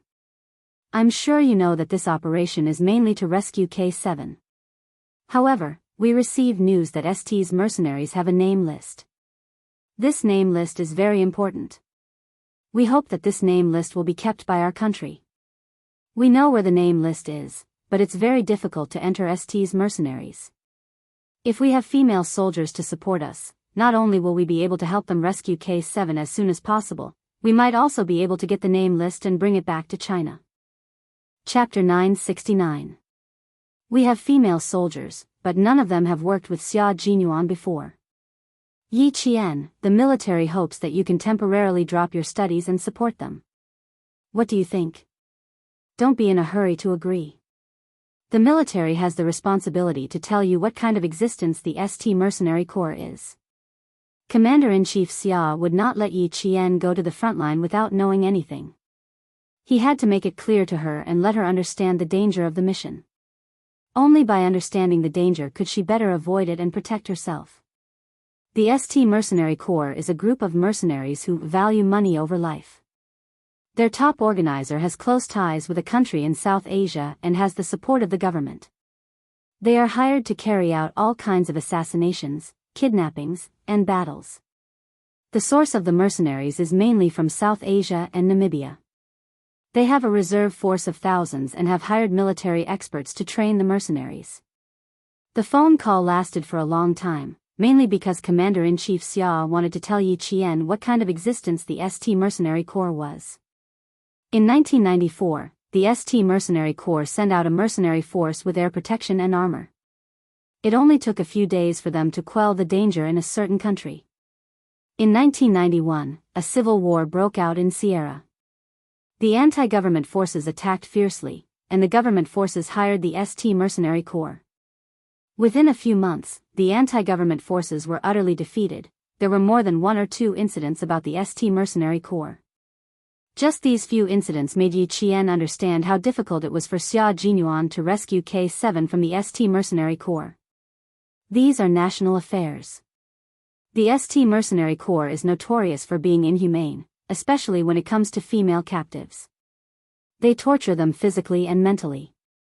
Yi Qian, I'll give you 10 minutes to consider. You can choose to refuse. This morning, the Major General contacted Xia Jinyuan and told him about the military's proposal. However, he strongly rejected it. I'm guessing that he didn't mention it to you. Commander-in-Chief Xia did not leave Yi Qian with no choice. Instead, he gave the choice to Yi Qian and let her make the decision herself. As for whether Yi Qian would choose, Commander-in-Chief Xia already knew the answer. At 5:00, the sun was setting in the west. The faint golden light shone on the entire Ta County, enveloping it in a golden world. Xia Jinyuan watched as the blood-red sun gradually disappeared into the clouds. His handsome face, which looked like it had been dyed with gold powder, was piercingly cold. If Commander-in-Chief Xia stepped forward, he would give Yi Qian a chance to choose. But in reality, he already had an answer in mind. Drink some water. Maybe there will be a turn for the better. G3 handed over the newly bought mineral water. His gravelly voice was a little heavy. Maybe she won't agree. If he were to agree to something like this, Yi Qian's guts would be so big that he could pierce through the heavens. But being a soldier required guts. Without guts, one would be a coward. If he really agreed, G3 would concede defeat. Xia Jinyuan took the bottle of water, twisted the cap open, and drank a few mouthfuls. The water flowed from the corner of his mouth, down his chin, and down to his neck. It had the rough and sexy taste of a man. He said in a low voice, when Commander-in-Chief Xia steps forward, there's nothing he can't accomplish. Yi Qian, I know her. Even if Commander-in-Chief Xia doesn't exist, she will still agree to the military's request. So, I've already accepted the truth and am ready to welcome her. G3 raised his eyebrows in surprise. You resisted so strongly before, why did you suddenly accept it? Didn't everything you did before become useless? Xia Jinyuan said calmly, Brother, how can I go against the military with my own strength? A wise man submits to circumstances. If I resist again, I'll be labeled as disobeying orders. It will make me lose all face and make my little fox laugh at me. Chapter 970. Xia Jinyuan adjusted his clothes elegantly. He went from strong opposition to acceptance and said in a very noble manner, Since my strong opposition is ineffective, I'll just adapt. Fuck. Your ability to adapt is too strong. G3 muttered in his heart, then slowly said, You've adapted, but I haven't. Let me take a breather first. Thinking about asking Yi Qian to go on a mission with us, I feel a little pressured. Q King adapted and accepted. He, who just found out, hadn't. Don't worry, there's still time for you to take a breather. We'll march at 5:40 in the morning. The two of us will find a place to take a nap and leave a mark for our brothers to find us. Xia Jinyuan, who had an extraordinary ability to adapt and accept, said cheerfully. It was impossible to tell from his handsome face that he was so adamant about not letting Yi Qian come over that he hung up the phone and turned off his phone. The military had to go around G3 to find him. He was so adamant before, but now? How could anyone tell that he had objected before? G3 looked up. Can you sleep? Why can't I sleep? The black cars can't come over for a while, and our brothers didn't come over either. I'll sleep if I can. Xia Jinyuan smiled and walked out of the bus station. When they got off the plane and came to the bus station, they didn't find a regular car to leave the country. Instead, they found a black car. A black car was good, but it took a little longer. G3 looked at his back and was a little amazed. Why can't I sleep? Was there a need to ask? Yi Qian was going on such a dangerous mission with them.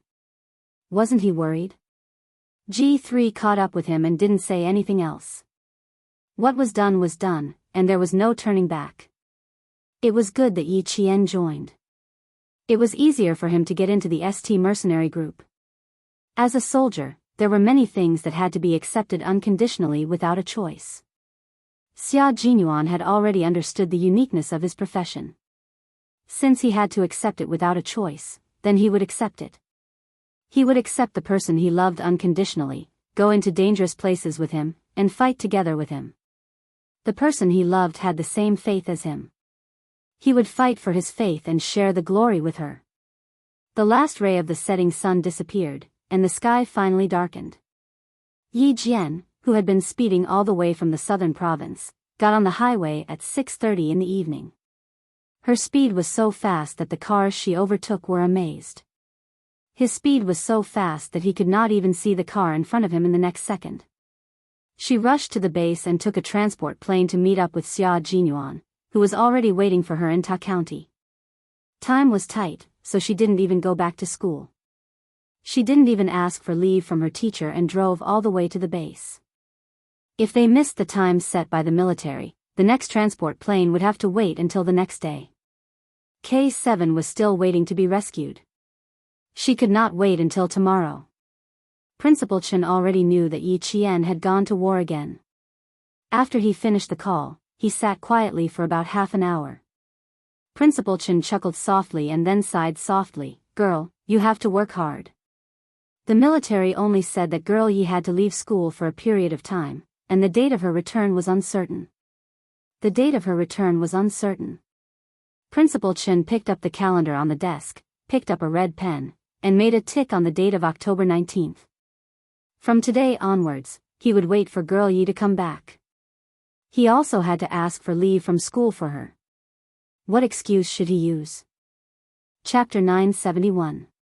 He didn't know how dangerous this mission was. Although he and Uncle Jen were training Yi Qian to be a special forces soldier, it was inevitable that they would be worried if they encountered a mission with an uncertain return date. It was a good thing that the military valued Yi Qian, and it was also what he and Uncle Jen hoped for. However, if they really sent their own child to the front line, they would be reluctant and worried. After all, he was young and inexperienced. He couldn't be compared to a professionally trained special forces soldier. He only hoped that Yi Qian could successfully complete the mission and return to the country safely. The military didn't say what mission Yi Qian participated in, but Principal Chen used to be a world-class sniper and had carried out countless infiltration missions. He could see the danger of the mission just by looking at the uncertain return date. Principal Chen was responsible for the school, so Yi Qian didn't have to worry about it. At 8:14 p.m., Yi Qian parked her car outside the base. A sentry trotted over with a gun on his back. They had already been notified that they needed to quickly let in a car from the southern province. After the sentry saluted, he took Yi Qian's identification from the provincial military and her student ID. 3 minutes later, he confirmed that Yi Qian's identity was correct and waved his arm to open the valve. Yi Qian, who couldn't even say, "Thank you," in a hurry, calculated the valve's opening speed in her mind. When her car sped past, the valve's opening width was just enough for the car to pass through. There was only a gap of 1 centimeter between the left and right sides. Looking at the car speeding into the base, the sentry carried 5 live bullets on his shoulder and muttered, "Amazing. It's like a fighter jet missile hitting the ground." It hit the target perfectly. From the southern province to the base, Yi Qian precisely timed the journey down to the second. She didn't take a sip of water or rest for even a second. At 8:25 p.m., she was ready to board the transport plane to meet up with Xia Jinyuan. Xia Jinyuan's boarding time was 8 in the morning. Yi Qian received the call at 5 in the afternoon, which was the time when Xia Jinyuan got off the plane and arrived at the bus station. Therefore, Yi Qian now boarded the plane at 8:30 a.m. After an 8-hour flight and an hour-long car ride, it would take another 9 hours to meet up with Xia Jinyuan. They would arrive at 5:30 a.m. She would arrive at 5:30 p.m., which was enough time for Xia Jinyuan and the others to get some sleep and rest up while waiting for her. It was difficult to fall asleep on the transport plane even if she wore earmuffs with good sealing. Yi Jian forced herself to fall asleep for 4 hours. When she opened her eyes, it was already 4:00 in the morning. There was still half an hour before the transport plane would arrive at the landing point. Yi Qian, who was awake, looked down through the window of the plane. It was pitch black, and there was not even a single light.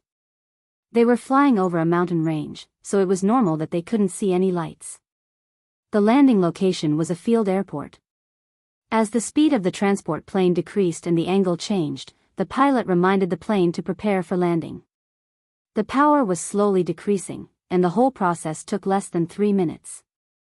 The transport plane won't be late. It should be here by now.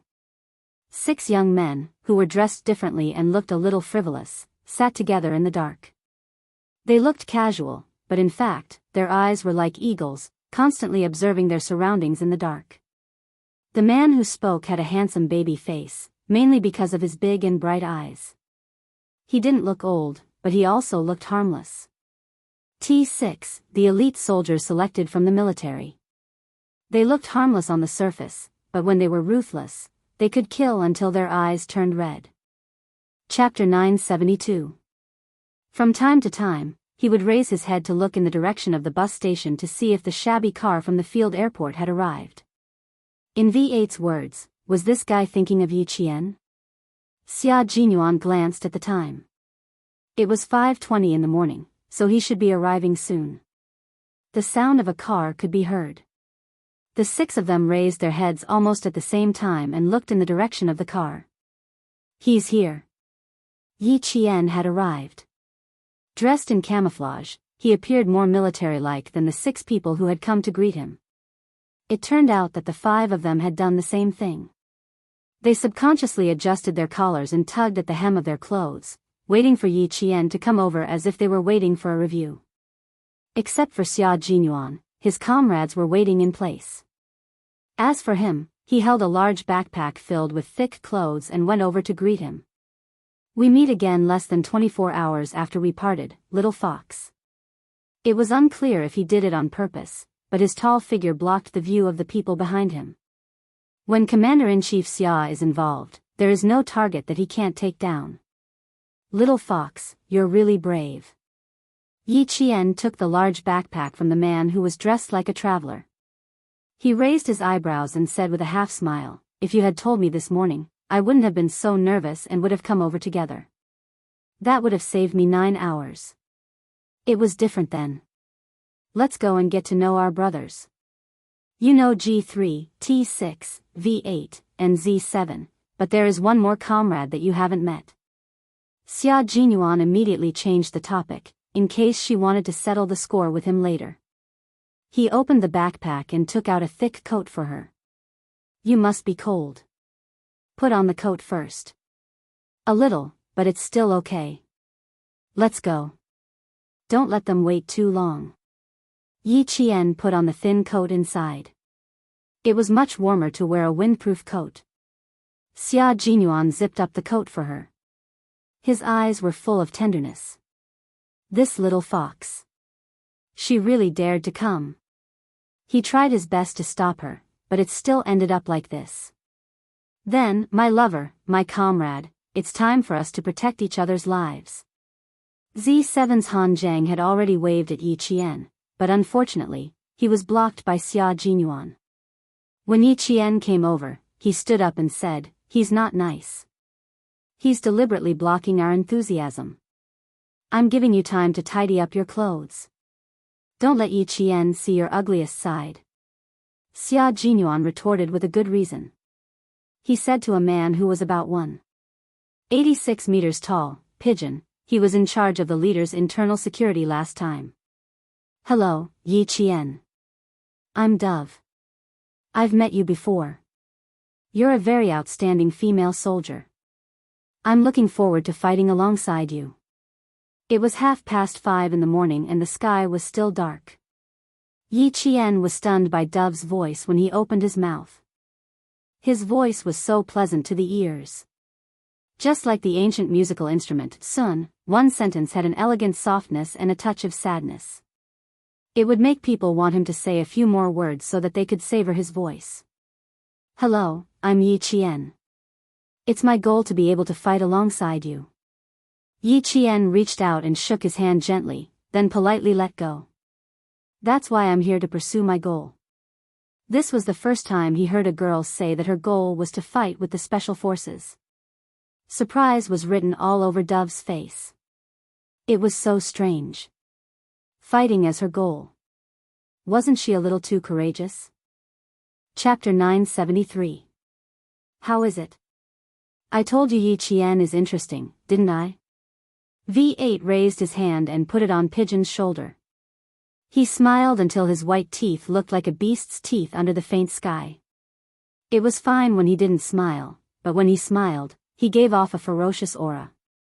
Pigeon looked at Yi Qian for a while and smiled. You are indeed interesting. Pigeon was a Special Forces soldier. He joined the army because he had a good voice. After singing a song, he immediately became a Special Forces soldier. Xia Jinyuan, who was beside him, sensed Yi Qian's surprise at his voice. He chuckled and said, after that, it took him a year to get back to the position he wanted. In the army, he first became a Special Forces soldier, and then a Special Forces soldier. He became the most incredible member of the Snowfield Brigade. That was indeed incredible. Yi Qian pursed his lips and smiled. That was my dark history. I applied to go to the border, but I was screwed by my own voice. When I received the notice of enlistment, my parents laughed and I cried. Pigeon was a talkative person. He was the assaulter and explosives expert in the army. Yi Qian did not know him, but he had heard of Yi Qian. Therefore, he did not feel unfamiliar when they talked.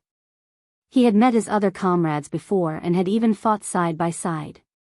When they met again, they both punched Yi Qian. They smiled at each other and felt an indescribable sense of familiarity. At 5:30 p.m., the small county was still asleep. Even the street lamps on the narrow streets were lit up, making the small county seem even quieter.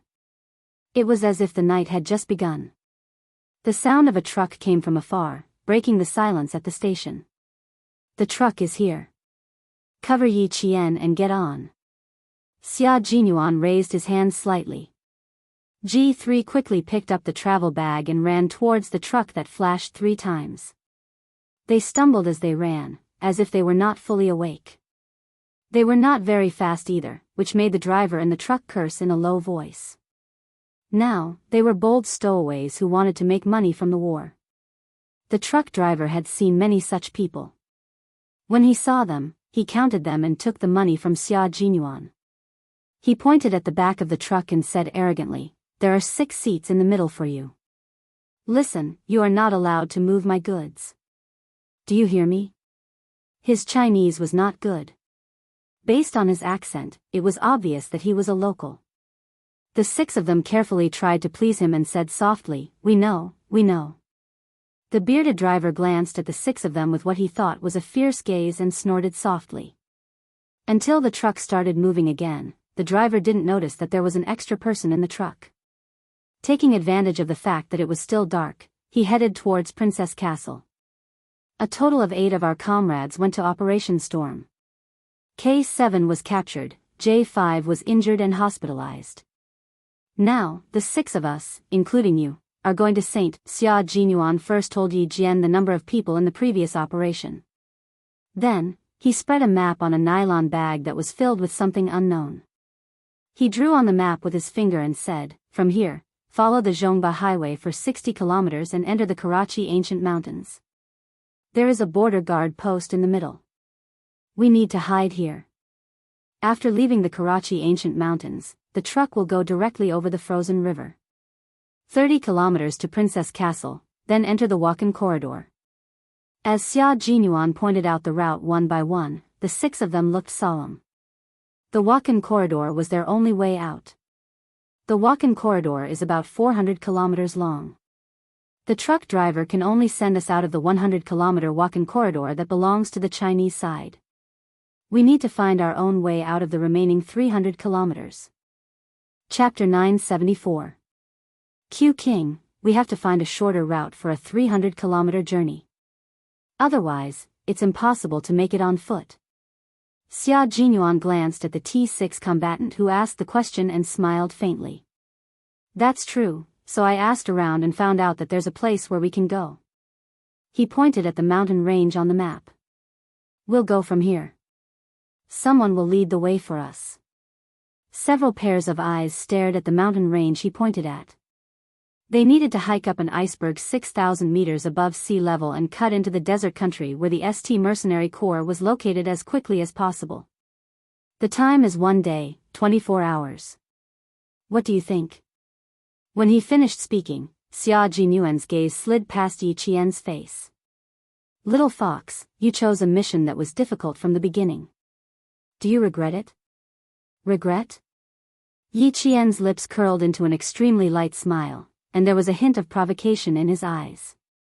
Major Xia, when she was running for her life, her endurance, leg strength, and perseverance had been accumulated over 2 lifetimes. Climbing icebergs was no problem for her. In the days in the no man's land, she and Principal Chen had climbed icebergs and snowy peaks the most. Sometimes, they would walk through the snow all night while carrying a 13-kilogram sniper rifle on their backs. That was how she got through it. After preparing for so many years, it could be said that she had been preparing from her previous life to this life. She had walked through her previous life with tears of blood. Even if there was a way out, she would still look down on herself. Receiving her provocative gaze, Xia Jinyuan's thin lips curled up slightly. Good girl, the more she fought, the braver she became. Can we choose to ride a horse?